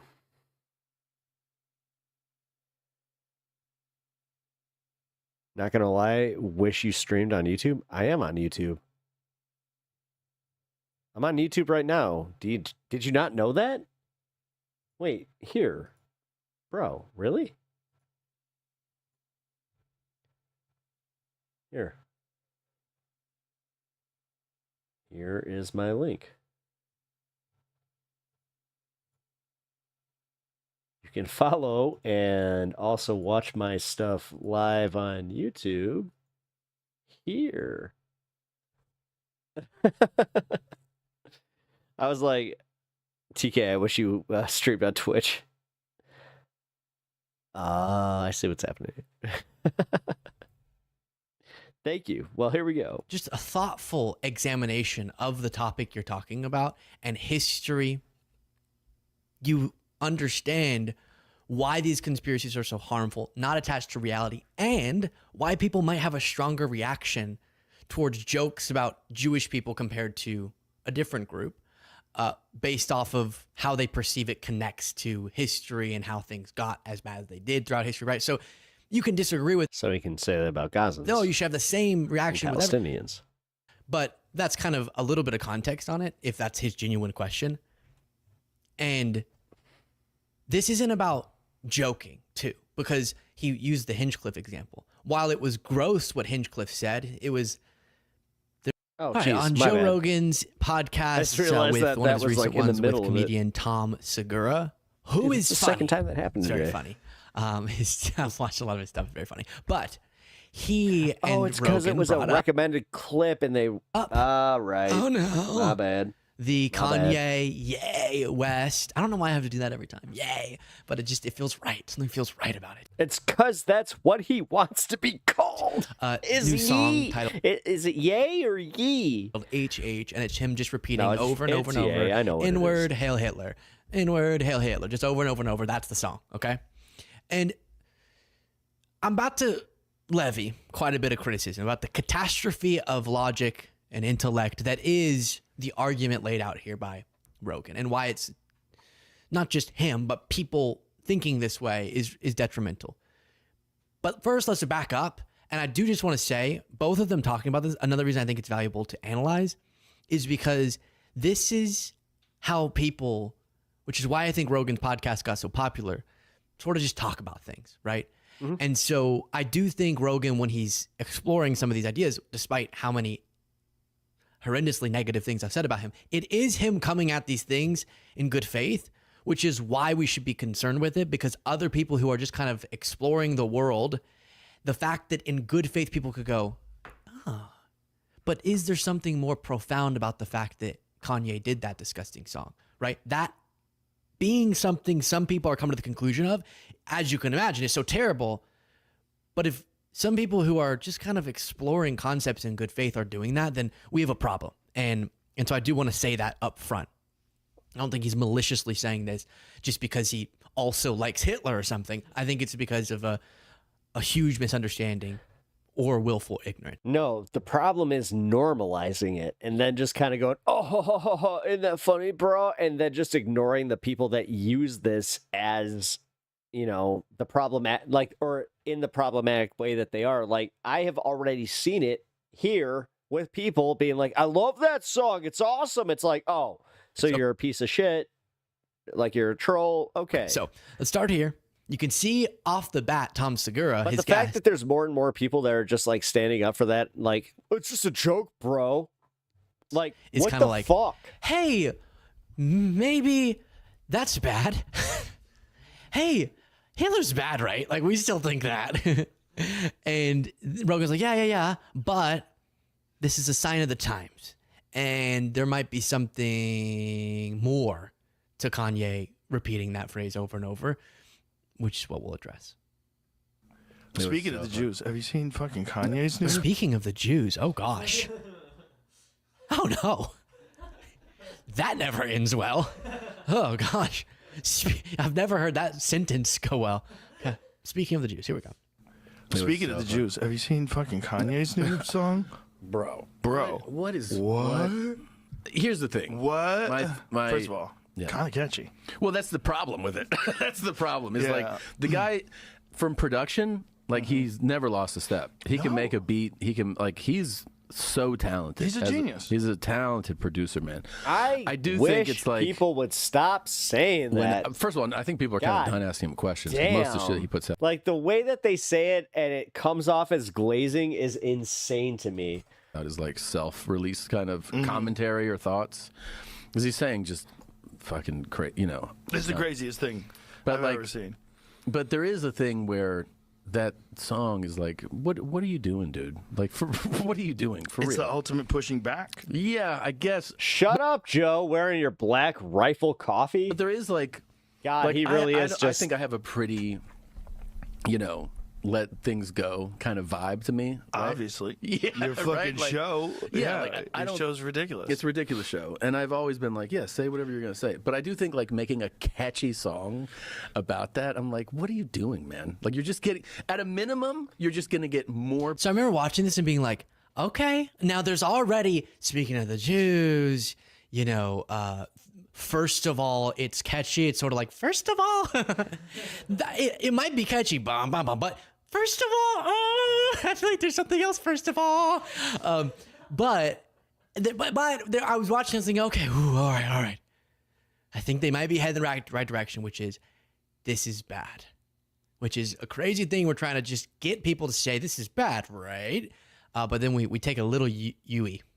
About that, I'm like, what are you doing, man? Like, you're just getting, at a minimum, you're just going to get more people that think it's cool to say Heil Hitler. Like, that's at the minimum. Well, I think that's part of the program. I think it's part of what he's trying to do. But I mean, is that cool to do? I guess if you're like, well, it's fun to troll the masses and get them to do that, okay.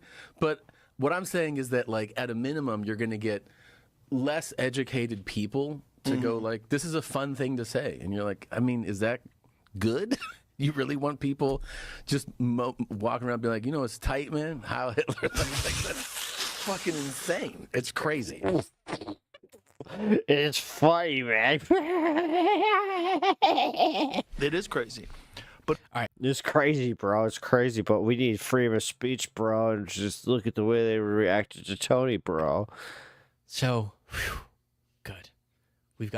Can y'all stop there?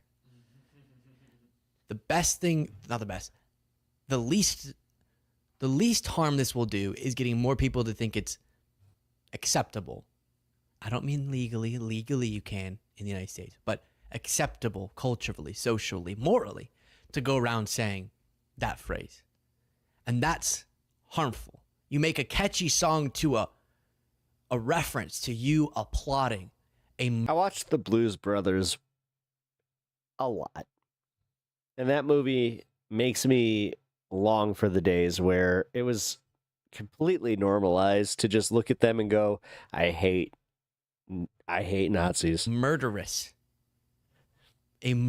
dictator who took the lives of millions of innocent people and started mass death across, this world war. That it's funny to go, oh yeah, hail him. Right? So that we feel like we're in the right spot, and then But it's also kind of a sign of the times, I guess. Oh, is it, Joe? Chaotic world we're living in. Yeah. And is it anything that you might have, I don't know, maybe a little bit of responsibility in? Okay. This kind of highlights the benefits. I mean, I want to say this carefully because I don't want to think. Yeah, you might want to. I want to say real clearly. There's a reason that you've fallen off, bro. I don't think it's a good thing to say. No, I don't say it. I certainly don't think. I don't think any racism is good. I don't think anti-Semitism is good. I don't think anti-Christianity is good. I don't think Asian hate is good. I don't think anything is good. But he doesn't think anything is good. Benefit to just letting people. Is it just me or is Joe getting dumber? Talk. Let people say whatever the fuck they want to say, even if it sucks. And this is coming from a pothead. This is the benefit of Twitter. What's he doing? But this is also the bad part. It's like the fucking song has so many millions of hits. Yeah. On Twitter. It's been banned from every platform. I watched his teeth get bigger through that. Yeah. But is it good to ban things from platforms, or is it better to let it be out there and let people talk about it? Because if you ban it, then people want to hear it more. That's true. And then it becomes more popular, and then it kind of supports what he says. The Streisand effect. Which is that there's this concerted effort, if you talk about... I can't tell if this is AI Joe or not anymore. Jewish people, that they're going to remove you from everything. Remove you from banking, which is what he's saying. They run everything. Mm-hmm. So if they didn't, if it was just... You were talking... They who? Oh. They who? Oh. Maybe I take what back should be my you people? Not being malicious thing. They Jewish people? I'm going to address everything he said as we get to the end, but ooh. Talking shit about Puerto Ricans. Look what happened to Tony. Nothing. Yeah. He's doing great. Yeah. You know what I mean? If there's certain people that you're allowed to pick on and make jokes about or mock or say something, and you can get away with it. Yeah. Well, I think he's made his point. I think we all get it now. It's never going to end. Yeah. But how does it end? This is the question. When I was watching that song, first of all, I was by myself. When I first saw the song, I was like, what is this? Yeah. No way. Yeah, yeah. No. It's like, no way. no way. And I'm watching on my phone, I'm like, yo. And then my first thought was, how does this end? Because this ends. This is going to end. There's going to come a time where they're going to realize, like, this is a problem. Oh my So how God, does he it really is slow Rogan Does now. it end in assassination? Okay. Does it end in There's definitely people that want to kill him. financial I'm sure. ruin? Yeah. I don't know what his financial situation is. I know that, like, there's been all these, over the last 5 years, there's been times where. I don't think I watched the end of this clip. My goodness, that went even more off the rails than I thought it had. I think he's okay. Oof. I have a core point that I've been wanting to make about this, but now there's more points, I guess, which is I feel like Luke Beasley with that sweater is about to break out and just go like. Just saying. He's saying mockery of jokes about targeting of certain identity groups evokes a stronger reaction from the public baby, yeah. than others. So the example he gave was when Tony Hinchcliffe, I think, whenever he made the comment about Puerto Rico and trash. What's the show he's on? That didn't impact his career like Kanye saying the stuff that he has about Jewish people. Now, some of this you could, and this is what happens a lot whenever people perpetuate, as it seemed like he was alluding to there with the usage of they, debanking him and stuff, and they controlled you with just a thoughtful examination of the topic you're talking about and history. You understand why these conspiracies are so harmful, not attached to reality, and why people might have a stronger reaction towards jokes about Jewish people compared to a different group, based off of how they perceive it connects to history and how things got as bad as they did throughout history, right? So you can disagree with, you should have the same reaction with but that's kind of a little bit of context on it, if that's his genuine question. And this isn't about joking, too, because he used the Hinchcliffe example. While it was gross what Hinchcliffe said, it was, there's a floating pile of trash in, the ocean, and it's called Puerto Rico or something. And people were justifiably upset by that. He was literally standing up there doing stand-up. So it's like, bad joke, denounce it. But the reason his career moves on the way that it does is because it was clearly him trying to make a joke that was really bad.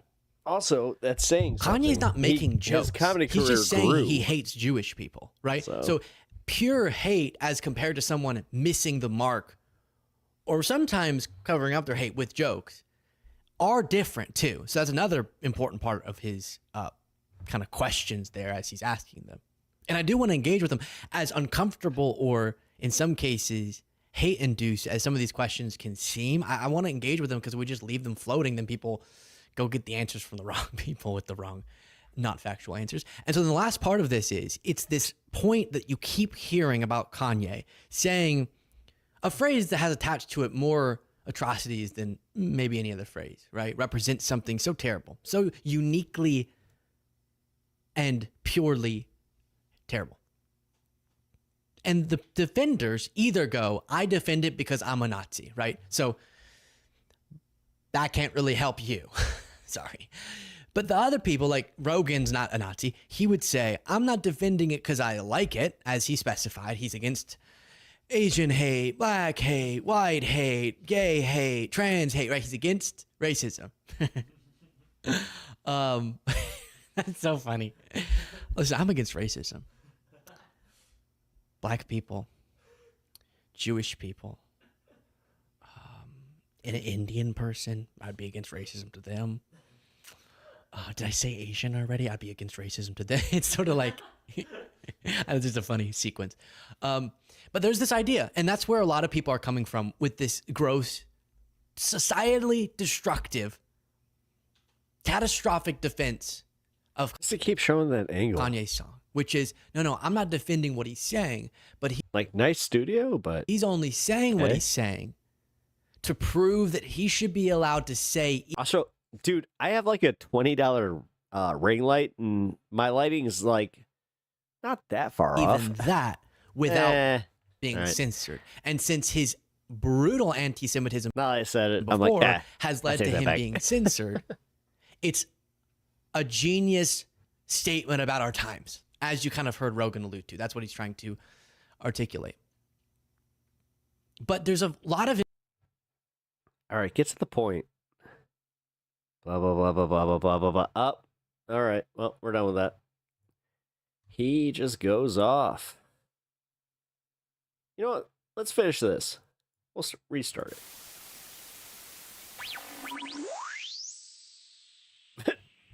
Hey, how's it going? I was wondering if I could answer your open challenge to libertarians. Of course. You got the phone reception to do it.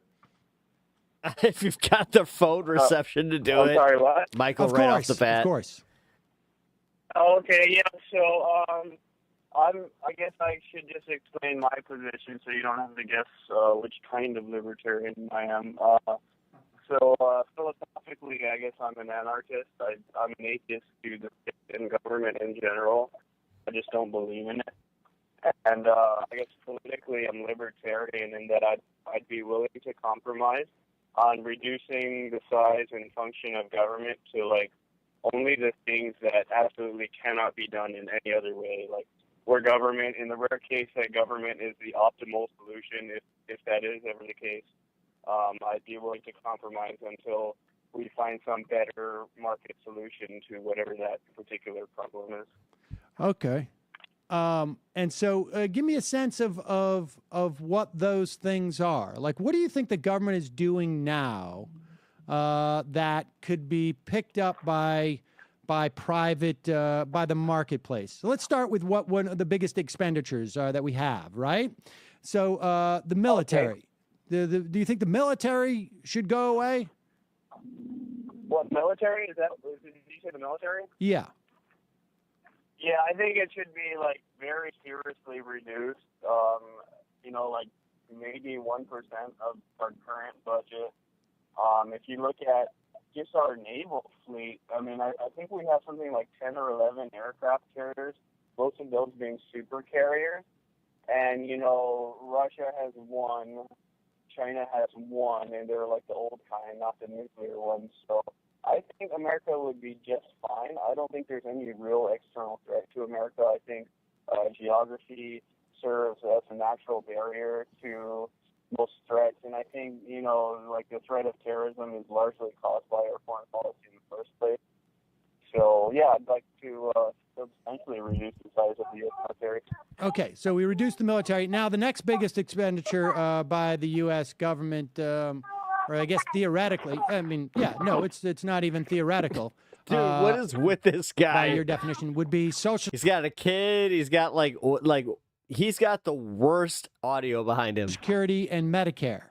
And do you think that we could do retirement insurance by the private, by the marketplace, as opposed to the government? Yeah, so I think a better system would be, right now, healthcare. This was 9 years ago, and somehow Sam actually kind of looks better now than he does then. Well, let's just start with Social Security, and then we'll go to healthcare. Oh, wait, I'm sorry. Can you say that again? You're kind of breaking up. Let's start with Social Security, and then we'll go to Medicare. Oh, Social Security. Okay. Yeah. Yeah. So my argument against Social Security is rather straightforward and simple. It applies to all government. I think in one of your videos once you mentioned that Social Security is like the best thing that government does, or maybe something along those lines. It's been the most successful. Hold on for a second. It's been, in my estimation, one of, if not the most successful government program that we have had in terms of reducing old age poverty, and it's also one of the most popular. Okay, yeah, sure. So, like, even if we just give rough estimates, like Social Security, that's the thing that justifies government, I guess. Just that's one example. There is actually no government program that I can point to or look at and say, hey, this government program is so great, it somehow justifies the Vietnam War or the Iraq War or, among the various wars that are going. I believe, like, the government does such incredible evil that no program does good can ever justify the incredible evil. But Like, wait a if you second. measure Didn't you? I'm some sorry. I'm totality- confused. I'm confused. Didn't you start this by saying that you're the type of libertarian who is willing to have some government programs as long as it's the minimal amount, the things that the market can't do better than government? So this. What you're talking about, your anarchism. I don't want to get in this argument about like you think there should be no governments, and because if they do, the amount of evil they do does not justify their existence whatsoever. But you've already started this by explaining to me that you're the type of libertarian who's willing to make that compromise and have some government. So you don't need to tell me about how you don't think there should be any government. Right now, we're discussing how you started this, which is that you think there should be some government. Sure. And I'm asking you, I'm going line by line as to the biggest expenditures of this government. I'm asking you, we've heard what you said about the military. We should drastically reduce it. I think you and I are at least have some measure of agreement on that. Now I'm asking you about Social Security. And your answer is not that because of what we did in Vietnam, we shouldn't have Social Security. Your answer is what? Should we keep it or not? Yeah, so I would be willing to say that, yeah, sure, let's keep Social Security, I guess, until we can find a better solution. I believe a better solution is certainly possible through the market. I think Social Security. Well, give me a sense of what that is. It's not the 401ks, because that's been a unmitigated disaster. I definitely wouldn't call 401k a better alternative. My view is that just through raw market forces, wealth naturally increases over time, and what we're doing right now is reducing scarcity through technology. I believe the cost of everything is going to go substantially down in the future. Just through economies of scale and things like that. I think even buying a home will be pretty cheap, and I think a lot of things in the future are going to be automated. And when we get to the point when we okay, but let's talk about until we get to the Jetsons level and all of the largest source of wealth that Americans have is their homes. So if the homes go down in value significantly, we're going to need even more Social Security, frankly, from the government. It seems to me. But so Social Security we keep. What about Medicare? I haven't really put too much thought into Medicare. My view is that all healthcare in America is totally overpriced, and that's mostly because of government regulations. Really? I think how does that work? Yeah. I think a better model would be like the Surgery Center of Oklahoma, where you have like price displaying companies. Like you walk in there and let's say, I don't know, you need surgery on your wrist or whatever it is. And they say, okay, well, that's going to cost this amount. They don't have like this secret pricing system that depends on which insurance company that you have. What government regulation? What government regulation causes secret pricing?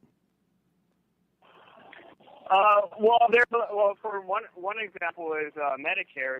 They're very known to overpay, and all insurance companies actually, no. In general, you got to brush up on your Medicare. Medicare is actually far more not only efficient in terms of delivering insurance, far more so than the private market, but it actually is the single greatest source of any type of price controls because it puts downward pressure on prices because they can group negotiate. Well, I don't know, because I remember watching 60 or whatever that show is, and this guy was getting like a scooter. 2020. And to buy one outright was like $200 or $300, but if you go through Medicare, it's like $1,400, $1,500 or something silly like that. Or they would even rent it. Oh, I see what you're saying. Yeah, like the people who are either too fat or otherwise immobile to walk in. Yes, if you get any medical procedures and you have insurance, private or Medicare, your prices are actually higher. That's correct. But that's all insurance. So you don't think there should be any health insurance? Well, I know how this insurance thing works anyways, because I remember before you were required to have insurance, I didn't have it, and I would always pay a cash price, and the cash price was always substantially cheaper than what they were charging the insurance company. How much did you pay for your cancer medication? I'm sorry? How much did you pay for your cancer medication? Oh, I didn't have cancer. How much did you pay for your the surgery that was required after your accident? Well, I didn't have an accident. I see. And so, what kind of things were you paying for? Like regular doctor visits. Do you think that you're ever stuff going like that. to get, maybe some major medical bill at one point in your life? I hope not, but I certainly think it's hope possible. not. Yeah, I mean, do you have think it's insurance probable, now. statistically speaking? I'm sorry? Do you think it's beyond possible, like probable? Sure, it could be probable, but then So I what are would you rather about do in something your like the surgery? mid-20s or early 20s? The surgery center of Oklahoma. Hmm? I think that overall that would be cheaper than this. It certainly will be. insurance thing that we got going. Or it certainly could be. How old are you? I'm sorry? How old are you? How old am I? 30. 30? All right. Do you have kids Yeah. yet? Dude's damn near 40 now. I didn't catch that. Do you have kids? Do I have service? Children. Children, yeah. I have 2 children. Do you have health insurance for those kids? Yeah, I do. Why? Or did you? Let me ask you this: did you before the Affordable Care Act force you to? Did I defer? No, before the Affordable Care Act made it mandatory, did you have health insurance for those kids? Oh, yeah, because I was in the military. You were in the That's military. what made me anti-war and anarchist. I used to be in the military. It's always these people that have like all the protections of society that decide to like start thinking this way. I see. You ever notice that? And okay, but you don't have to get health insurance for them. Yeah, but it's really cheap and subsidized. So. But okay, but let me ask you a question: if it wasn't cheap and subsidized, would you? Say that again? If it wasn't cheap and subsidized, would you get them health insurance? I don't know. Probably. I don't think I could have afforded it otherwise. Okay, so you wouldn't have gotten them health insurance. How would that make you feel to have your kids going around without health insurance? I'd feel pretty bad about it. Yeah. So in other I mean, words, I the definitely subsidies for the health insurance that gives you the peace of mind of knowing that, God forbid, one of your kids gets some type of disease where you couldn't pay in cash for it. God forbid that happens. They're protected now. So you start to begin to see the value of a government. And that doesn't mean that the government doesn't do bad things. Certainly, but then I think back to why is healthcare so expensive in the first place? And I see that as a function of government. I mean, But that's you why can't have explain things to like me medical why tourism. that's the case. You can't explain to me why that's the case. You can tell me that a scooter, Medicare pays more for that scooter than a cash purchase does, but a cash purchase also pays less than private health insurance. Well, here's the thing, like with insurance in general, but Medicare in particular, when a company knows that like a big, someone with a lot of money is going to make a payment here, they're gonna jack up the prices like immediately because they know that normal people couldn't possibly afford to pay like $300 or $400 just to see the doctor and get a checkup. So are you But suggesting? an insurance company certainly can. So are you suggesting So they'll that charge them that. without Medicare, prices of medical service would go down? That's what you're suggesting. Well, I think most of the regulations in healthcare, I think that's what causes the cost to be so high. What is with it with what is with these people in regulations where they're just like, oh, this whole regulation about making sure you don't get infections, that's what's causing the problems. Regulations, like you need to clean syringes at the exactly. doctor's office. I mean, what regulations are you talking about? Especially in the medical field. What the fuck are you talking about? That raises What is with this deregulation bullshit where they're like, build more houses with deregulation, so subpar wood, subpar electrical standards? What the fuck? I think a lot of the paperwork here is kind of ridiculous because that's why we have things like medical tourism. It's just cheaper to do it in other countries, and you know. Do these people like live in a perpetual world where you just never have anything inspected, and you're just like, yep, that's fine. Like if you want to go to Thailand for you know, similar service, it's going to cost Scout's way honor. more in America. Right. And I think that's mostly due to government regulations. Really? But you can't explain how that's the case. Well, there's a few mechanisms. They refuse to accept that these lessons have already been learned. For example, But they haven't learned it themselves, TK. They must learn it themselves. you want to talk about like They don't learn lessons unless they learn it themselves. prescriptions and stuff. That's like the whole, like, that's not just libertarian. That's MAGA too. I believe that, you know, I said that by backwards. government and patents. You know, if people aren't allowed. Thank you for the follow, legally allowed Lemon to Cranberry. make generic versions or not. Good mix. Yeah, I think there's something there's truth. I think there's some truth to that. But I mean, so you would, I think you and I would both agree on patent reform. That's fine. Okay, but yeah, you know and who would provide as far patent as, like, reform? You know who would provide that patent even, reform, like- right? It would be government. Becoming a doctor in Come America on. is ridiculous. Like the amount of money that you have to pay for college here. Well, college isn't a bubble itself. That's another topic we could talk about. Let's talk You know, about I know Thailand for a second. You realize Thailand has a universal health care coverage scheme that is implemented by their government. Yeah, Yeah. and honestly, I think single payer would actually be better than what we have now with Obamacare. It's not ideal. Oh It's my not God. libertarian. Oh my It's just God. better. Going back to the It's just Affordable better. Care That's Act. all I'll say. You know who's I won't promoting? say You know that who the one candidate? it's optimal. You know who the What's up, Talon? You missed a good libertarian one debate earlier. candidate in the entire race, Republican, Democrat, anybody, well, or there's actually two, if you want to include the Green Party, who are promoting a single-payer health care insurance. It's not the libertarian candidate, Rand Paul. It is the socialist candidate running as a Democrat, Bernie Sanders.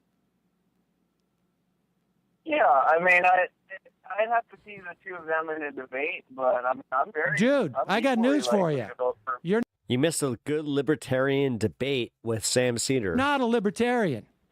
You're a socialist. Well, And you know what? No, I no, I applaud mean- that. You're not a libertarian. You're a socialist. I'm equally likely to vote for Bernie Sanders as I am Rand Paul. I mean, I think It they're really both should right be on a more. lot of issues. It really should be more because you don't have an issue. It's not a question of you thinking the market can do better. Why would you support single payer? That's the least market-oriented approach of healthcare, which is the largest sector of our, well, not the largest, but I think probably number 2 or 3 in terms of our government expenditures. Well, because I think the system we have now distorts the market too much that single payer would almost be better. Right. Because basically I what we agree. have right now is corporatism. It's just a handout to the insurance companies who now they have my all dog these out and then I'm gonna extra come insurance smoke I agree. with that y'all. they can I agree. for money. Corporatism So, doesn't I go mean, yeah, away that's with a smaller corporatism. government. Yes, It becomes more prominent. single payer is better than corporatism, sure, but it's not better than capitalism. Right. The And surgery center where of is that Oklahoma capitalist is exist? better Not than- Thailand that you're talking about, because that's a government run healthcare. Where does that free market medicine delivery system work outside of like Somalia? Say that again. I'm sorry. All right. Well, I got to go, but I appreciate the fact that you're enjoying the socialized medicine of the military. You deserve it, but you know what? We all deserve it. And so, but thanks for calling. Well, no, I don't think that the military should be the size that it was. Like, I don't think I ever should have been in the military at all. I agree. But I just was. You know, people make mistakes, I guess. Yeah, I'm not blaming you for I it. I wasn't an anarchist when I signed up. Okay. I think the Afghanistan war kind of created that in me. Well, I just see government as a mostly evil. I don't see how anyone could possibly justify the existence of government after knowing all the bad things that they do. Well, you know, government's made up of people. All of it is made up of people. And so by the same principle, people are evil. And if people are evil, then there's no point to any people. And then we're basically you got to also be pro-orb. So I appreciate the phone call. Okay, thanks, Sam. I mean, I agree. War is bad. And governments do some pretty evil things. And our government does some pretty evil things. There's no connection between that truth and the idea that you should then be against the government doing good things. And if you don't think that government can do any good things, you have to believe that Social Security is a bad thing. In which case, you would support the ending of Social Security, which this guy didn't. If you think that government cannot do good things, you can't possibly say, I would want single payer over a market-based system that we have now, because by the way that you think, if the market is bad in this instance, then it's going to be even more bad if there's more of it. But I'm glad your kids have health care. I genuinely do. There's nothing that scares me more than when people decide, like, well, I don't think there should be a government, so my kids are not going to get health care. And I have, over the years, run into people like that, and it's very disturbing. Jesus. Old school wool. Kid Rock's, oh yeah, the Kid Rock restaurant thing? Yeah, we covered that already. Oh, my bad. Man. What up, Simply Steve? How you doing? By the way, we got 18 minutes to go. Then it is smoke time.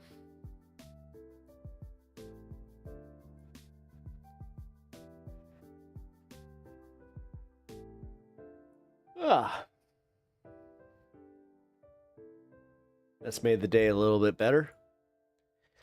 You know, it is always nice when, like, someone like Kid Rock has his whole situation go down like that. Jesus. Well, Noah Samson hasn't even been streaming for a day, and he is at 116K. I'm happy for him, but at the same time, that better go to Gaza and not his little faux lawsuit, defense against Ethan Klein. Because Ethan Klein wasn't going to sue him anyway, man. Like, let's be real. Here, let's see. Whatever junk they tell you. I think that when we utilize sports, I don't think that they may have started it, but sure, there are LGBTQ activists, now that it is a political issue, that are going to defend bathrooms, locker rooms. Do you think it's a bit of both? You think it's a bit of both? Like, you think so? I think it's a reaction to a reaction. So the LGBTQ fought very specifically for gay marriage and transgenders in the military. It's the only two issues the LGBTQ has put forward. What happened was conservatives are having a reaction. They're saying, hey, we want to protect our biological women. I'm trying to are at least, trans men. And are saying we want fairness in women's sports. Amy Newman, we don't yes. want anyone being Dr. harassed Chris, in yes. locker rooms Quick, and no. bathrooms. Glock, I think no. those are all good things worthy of having conversations. Sorry, just checking it here. I just want to make sure that while we're doing them, we ultimately are including transgender women and men to ultimately where everyone wins, including the straight heterosexual biological people. Okay, I'll give a response and I'm totally able to pass it off to the other people that are waiting.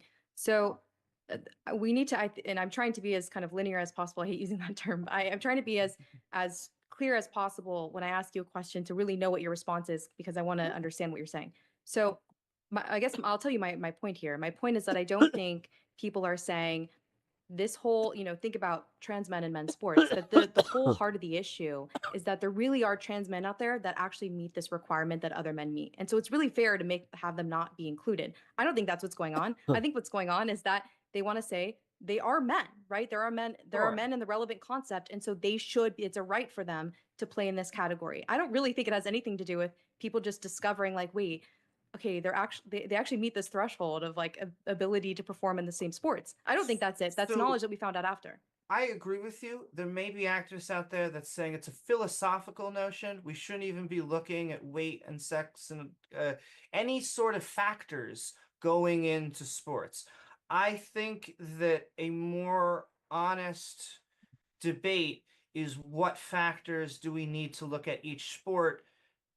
There's sometimes going to be weight categories. There's sometimes going to be, sometimes there's a difference between did they transition young and did they transition later? I hate to make that distinction like that, but there's a whole amount Or we could of just make this all factors. intramural. Sometimes Like, whatever, man. biological women are actually going to have, depending on the sport, advantages to biological men. That's probably going to be the minority of sports. However, I don't think that the main push should be Well, it's not Queen ideological. Andrew because I Should think be Queen just Andrew take it has because, be a good person. start taking and just take it on not- that. I think that we should I come don't wanna, together with like, an be understanding mean, both but, of the like, biological Queen Andrew kinda outgrew aspects him. and the social aspects and figure out how everyone still the can win. darling. And that may be a much harder conversation. Okay, I'll let the others hop in if they want. This quick meme is Just says to by say, a demon. I think, Amy, we're more in agreement than Quick and sounds Glock. like- yeah, I think we're a lot more in agreement than it seems maybe people would expect. Because I do agree with you that I'm still mad that the one time I was on this damn show is when I like legit got the worst fucking COVID bout that I've ever had, and I just was like, you know what? I cannot cancel this booking. there is this we should try to come up with a way where Still not happy everyone about wins. that. That's kind of my whole perspective, is that it seems like we're kind of ignoring the perspective of most people. Actually, most Can people. I interrupt to agree with you? Sometimes it feels like we're trying to pick who do we want to lose, and I would rather it not be anyone, if possible. So I totally agree with it. Though I'll push back on a couple points. One is that, so your assumption is that you kind of blaming conservatives, and I've seen this happen, but I think it's the opposite case, right? And you gave a good example of homosexuals, right? So it's more 2 like minutes. liberals, end up pushing for certain rights, right? So sometimes it's fine. We can, homosexuals, sure, we can, that's a whole Can different I make debate, a right? quick separation? Sure, go ahead. I will half agree with you. I think that this is a victim of liberals' own success. We got what we wanted, and now there's a reaction, which is a normal thing to happen in society. So here's my thing. I don't think if you told an LGBTQ person you're going to be fighting for bathrooms 10 or 20 years ago, they would have wondered why. I think now that it is an issue, I think that's where the conversation is going to be centered on. Just why I think sports is such a highlight issue, because it takes such nuance for us to solve it. You look like you got something in your mind. No, it's totally fine. Like I said, my position is, I think my position is that precisely, we can debate it, but for the most part, conservatives kind of granted the homosexual case, marriage, the gay marriage, right? But what happened is that, the way I understood is that the case of, like, let's say bathroom or women's sports, everyone before 2000 seems, from what I understand, is most people agree that they were excluded, right? So it was rather that the transgender people were pushing. They kept pushing, just like they pushed for gay marriage. They pushed for the case that they should be able to play in women's sports, and they should be able to play in bathrooms, or whatever you want to say, right? And so it's just the conservatives finally, there was enough of popular support against that view, right? Where they said, no, that specific case is just too much. That's just too much. It's where I would put. Doctor, I was going to ask. 20 seconds. So okay, all right. Let me just, because I haven't said a whole lot here about the sports issue, I'd like to chime in saying that I agree with Amy, and that probably means that I largely agree with you guys as well. That the the case with sports and whether trans athletes should be included is one that's complex. That it really depends upon when transition occurred, what sport we're talking about. I really don't have any problem with trans men competing in men's sports. I don't really see why that would be an issue. I get that Glock is concerned that, well, then that means that we're saying that they are men if we include them in men's sports. My concern, I would agree that they're men, at least as far as the sociological concept is concerned. But if we're concerned about fairness and safety, trans men if they were born biologically female, if they went through a typical sort of female puberty, they're not going to have those benefits of having gone through a male typical biological puberty, where they did get the muscle enhancement and that kind of thing. Now, Realistically, I'm not kidding about this. Like I know I've talked about this like a lot before, but when I was playing hockey, you don't understand. Like we had intramural hockey until like it became part of like a weird, like USHA kind of thing where they would split us. But then like I went from middle school playing intramural, high school, all men's, getting out of high school, and then going back to intramural. And if they're getting gender, the thing is, most of the time, best player was a woman. Affirming hormone therapy, then they probably do have certain biological features. Like that's what my image that I was showing you before is that many transgender individuals have. No, they want to make this like into this thing again. It's all fear mongering. They want you to fear that you're, little Johnny is gonna come back Jane, or vice versa. What we would call biological features, big muscles, facial hair, baldness, and it's because of the hormone therapy that they are receiving. It's also another thing where like parents fear losing control of their children. Like now, I know that I don't have kids, but like I saw it with my own parents. Mean that they are genetically, biologically? No, obviously not. The majority of them are going. What up, Lemon? How you doing? X. But what is the problem if they compete in? I like the vibes here. Cool. Men's sports. I don't see that that's a problem. Now, when we're talking about women's sports, it's all about good different vibes. issue. Good vibes. And Bring that's it on, because good vibes. A male typical puberty event is going to have masculinizing effects on secondary sex characteristics, which could confer a benefit to the athlete.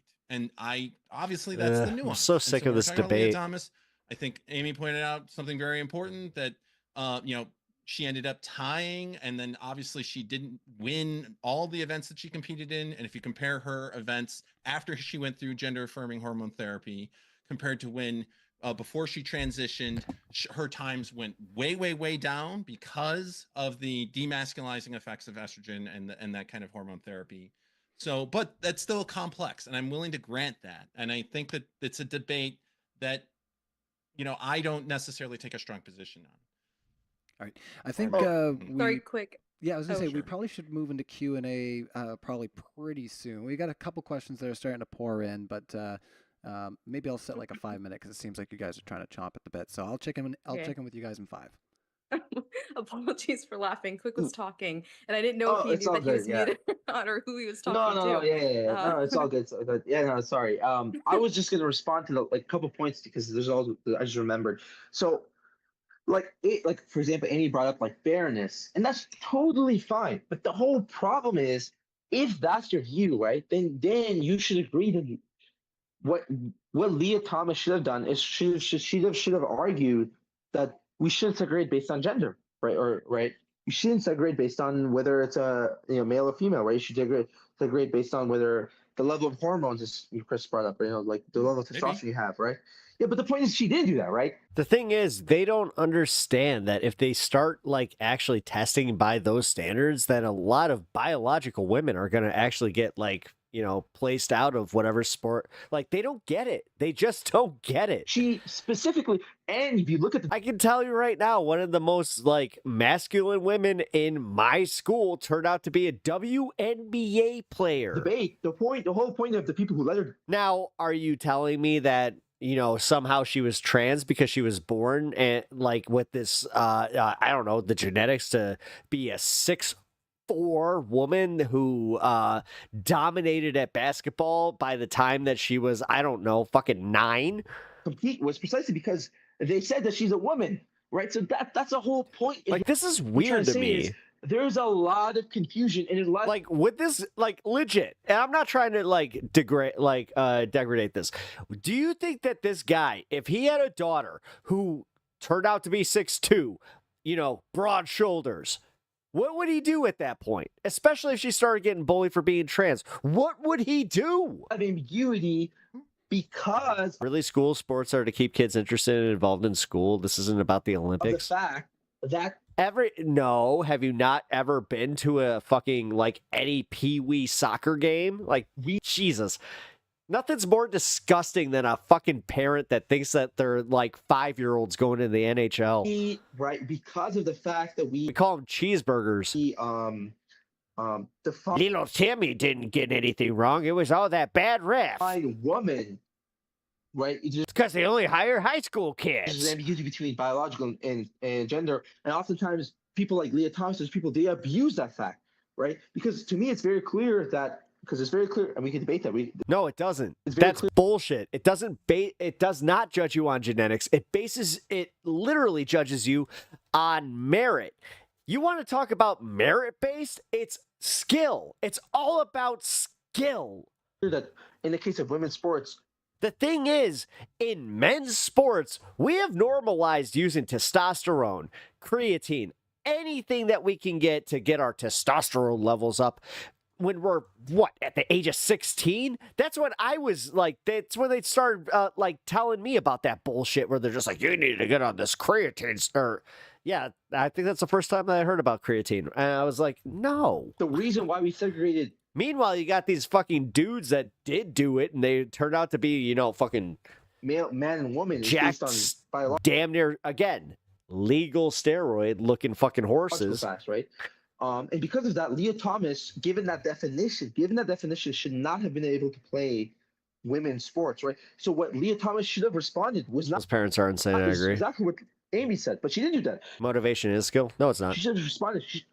I could have all the motivation in the world and still get fucking outclassed by a dude that doesn't have half the motivation, that just has better fucking muscle structure, that has just like literally like no, bullshit, dude. Well, I played enough hockey in my life to call bullshit on that. Let me make a case for why we shouldn't do it based on biological sex or gender or however you want to define it, right? We shouldn't do it based on women. We should do it based on testosterone level or different, right? If that was the case, we could have a more genuine conversation. But the problem is precisely she was able to play. She literally was able to play in the sports precisely for the fact that. Yeah, but you guys don't apply this to sports like football, where you have dudes that are literally twice the size of the other people that they're playing against. That's part of the sport. Because the NCAA and her were arguing that she's a woman, but that's obviously complete confusion, right? Because I get what you're saying, and you're just kind of repeating what you said before, but that's okay. The debate, though, what we're talking about tonight is, are trans men men? Leah Thomas is a trans woman, so it's kind of irrelevant. It's related, but they always do this irrelevant. Do you think that trans men should be allowed to play in men's sports? See, now I like this debate, though.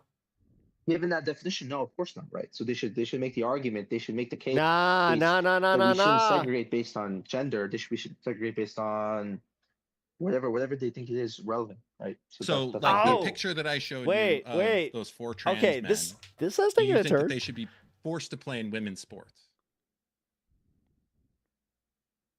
What I would say is precisely what I said, which is that if we're segregating based on men versus women, right? No, he's got you. He's literally done. He did the thing where he's just like, wait, what if they have more testosterone? Is that okay? And they don't match the definition of man. Either they need to make a league. They either need to make a league which is not based on gender. There it is. Right. But if all the leagues are by gender, then they have to play the women's one, right? That's my whole view, right? So my point is, they should I wouldn't let my sons play football because of that. The size difference, injuries, wrestling has a weight class. Yep. Argue that they should play in men's sports. They should just say, well, why were you doing it versus man versus woman? Yeah, even in hockey, we didn't have that. Do you know how many times I'd be facing off with somebody that was twice my fucking size? Right. We should delineate. We should segregate based. And I would have that moment where I'm like, oh, this is gonna be fun. On some other biological factors. The nice part was 90% of the time I was faster than them, and I could get based on hormonal status or whatever, right? Whatever the case is, right? This is also why I was a two-way player. And we can have that conversation, right? But precisely because of the fact that they're, whether it's trans men or trans women, they're and I also became a goalie because of that. They're not making that case. They're actually using the fact that men. Most common misconception in hockey is that the goalie is the worst skater when they're the best. Even though it's clearly a biological term, right? Right. Whether it's, again, the point is it's a heuristic, right? It's not ever perfectly accurate, right? Right? Because people make this point all the time. Sorry, right? that came from a real place. Somebody might have other genetic facts about them that make them really good at a sport, right? Okay. You might have quick. Hold on. All right, you're kind of getting off track. The image that I showed before, and I'm willing to share it right now, but it seems to trigger everyone when I share something, so maybe I won't.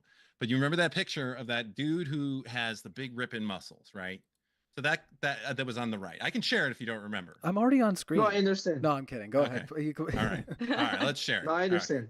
We're talking It would depend, right? It would depend on Sure. each case. So it would depend. Okay, yeah, okay. Well, then maybe you can chime in here. I don't know if we're seeing this, but the guy on the upper right, I forget his name, but he is a trans man who is an actor. Do you think that this person should play in men's sports or women's sports? So are they taking hormones specifically to change? I don't know. I'm not their doctor. Sativa during the day, indica at night, hybrid if I can't get anything other. So I can't. That's I like relevant curating my high to now. analyzing and making a judgment on the case. I gotcha. So just based on appearance, what would you think? That's not fair, right? Because then that's just kind of insinuating there's an answer that I actually don't agree with if I know Alvin, the I facts. just realized that So we do your I think most messages people would didn't look at pop that up. individual and think, yeah, that guy should be playing men's sports. You might think that. Fine. That's Okay, so consistent quick, review, you're by the okay way. with that. You're all right with that. Wait. Just my point is, if we don't know their other this is the whole point, right? Like on our view, right? You can believe that a person is a man and be wrong, right? The more obvious case would be like, this is more of a woman than a man case, but like you're walking in the street and you Talon, no, I don't, because I played fucking sports where it didn't matter. see a person with long. No, it's bullshit. It's bullshit when they start talking about this, but they don't apply it to some guy who's 150 something pounds that's playing a position that's made for somebody that's 150 pounds. But on defense, they purposefully put someone who's 180 to 200 pounds. Bullshit. Don't tell me that this is about genetics and fairness. That's bullshit. Long hair, right? It always has been bullshit. These sports are built around this.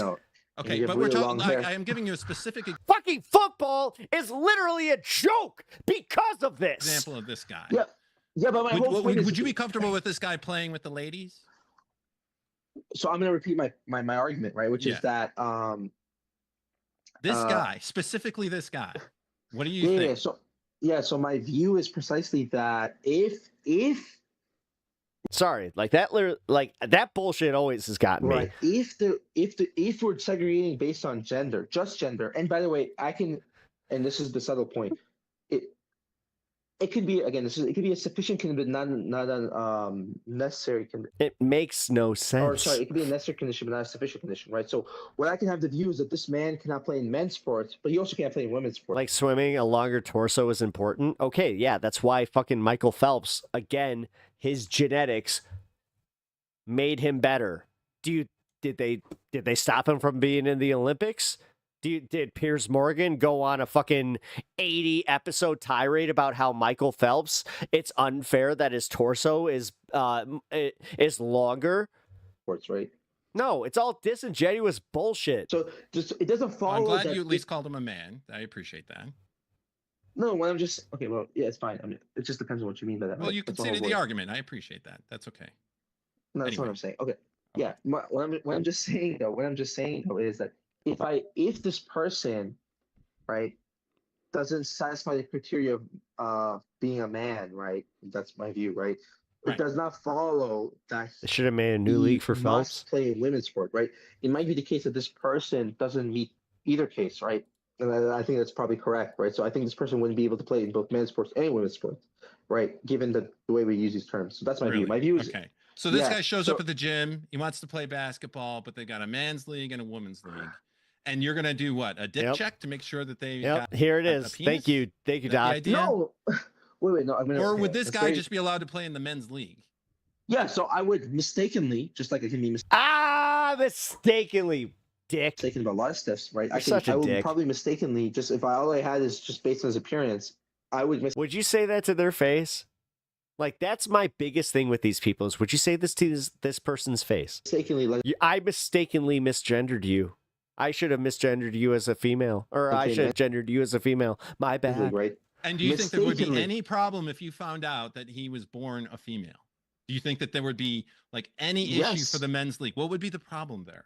How would that Basketball affect the just other men that explodes. are playing basketball? We are at time. Well, Go ahead. Okay. What'd you say, Ryan? Okay, I that's said the fine. basketball just explodes spontaneously. Oh. What happens? Yeah, No, anyways, that's right. yeah, we are at time. So if you want to Okay. just wrap Yep, that I'm gonna last stop one share up, there. we can, Yep. or if we can just move into Q&A. I got to be honest with you guys. I have to pick up me wife from the airport in a Goodness. little bit. So Yes. Yeah, All right. Well, I'm not gonna do Q&A with them. As a matter of fact, what time is it? Oh shit! It's almost 9. All right. I actually have to go and eat and also feed thy wife as well. So. Alrighty. Ooh. My stomach was just like, hey, what about me, dude? Alright, fair enough. Here. Just end at 36. I can't do that. Yeah, at least 40. I feel like the trans community is being used to generate fear and anger, along with being a big distraction, drama, not substance, but dangerous for kids. Yep. 2000%. And I'm worried about the way that these kids are starting to talk about it, like with this, like, I was talking about this earlier, Robin, where like I'm seeing kids that are like 7 years old using Trump talking points like to bully other kids. That's fucked up. Like, I gotta say, man. But that's what's going on out there, man.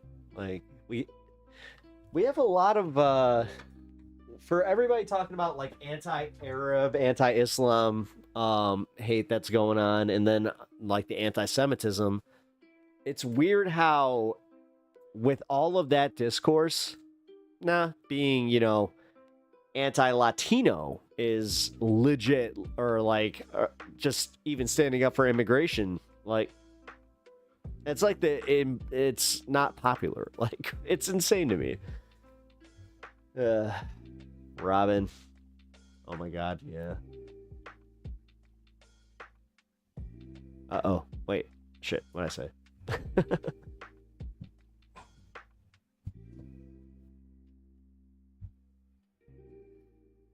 Here, let's see.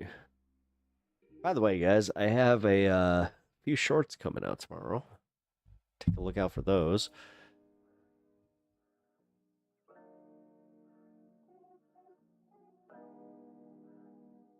Whoa, what happened?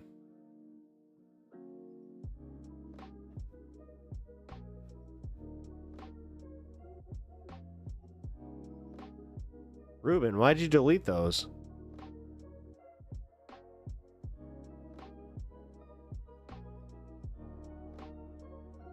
Whoa, whoa, whoa, whoa, whoa. What just happened?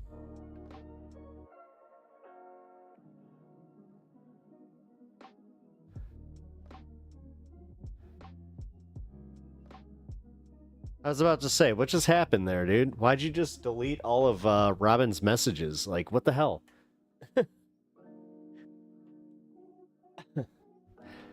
Oh, no worries. Okay, cool. Yeah, Robin, that was a mistake.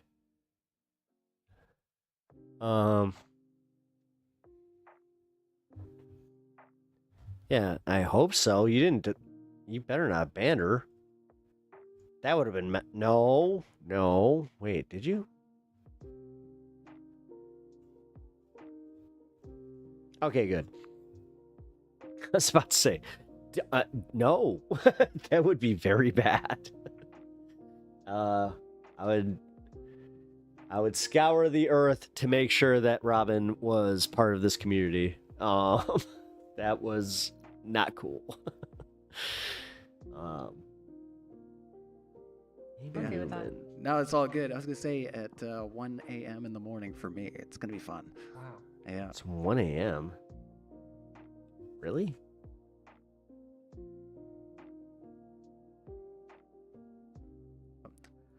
Intruding in on them for the exact safety concerns that I was I thought he had just to go saying and a get moment his before. wife. Wait, There's what is he there's doing? a trans He's- man. He's still there doing this. All right. I got to give him a lot of credit, man. He he definitely puts in the work. All right, guys, but I do have to go. Pika Pika. Oh, Shy Pika. Oh no. Yeah, I feel bad, guys. I'm sorry, but I do have to go. I gotta eat. It's time. I had a fun Saturday stream with you guys. This was a really nice, fun, chill time. Look out for the. I got a few shorts coming out tomorrow. And then Monday we resume the normal schedule. So let's have some fun. Robin, I'm very sorry. Yeah, thank you, Ruben. I appreciate that. Talon, watch the playback, man. I have a feeling you'll have some fun with that one. But alrighty, here we go. I didn't even get to play my Zelda game that I wanted to play. Ain't that a bitch? We'll see how I feel tomorrow.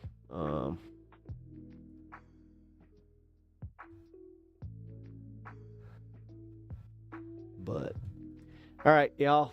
I will catch you guys tomorrow. Or tomorrow. Monday. Happens to the best of us, no problem. Robin, thank you for being so understanding. I appreciate you. But all right, guys. I'll catch you. Bye. That is so off center. It's not even funny. All right.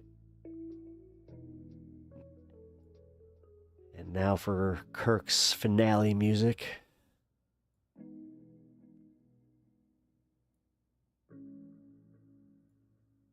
Or not. All right. See you guys. Who the heck is Pep Talks? I'm not gay, but I fantasize about Marco Rubio. Pep Talks. Pep Talks.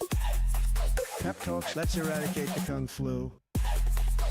I'm literally coming. Pep Talks. Pep Talks. Who the heck is Pep Talk? They want our women. They want our children. Pep Talk. Sometimes no means yes. Grab them by the pep talk. Grab them by the Marco Rubio. Obama is a racist. Pep Talk. I'm literally coming. I'm Pep literally coming. Pep Talks. We found weapons of mass destruction.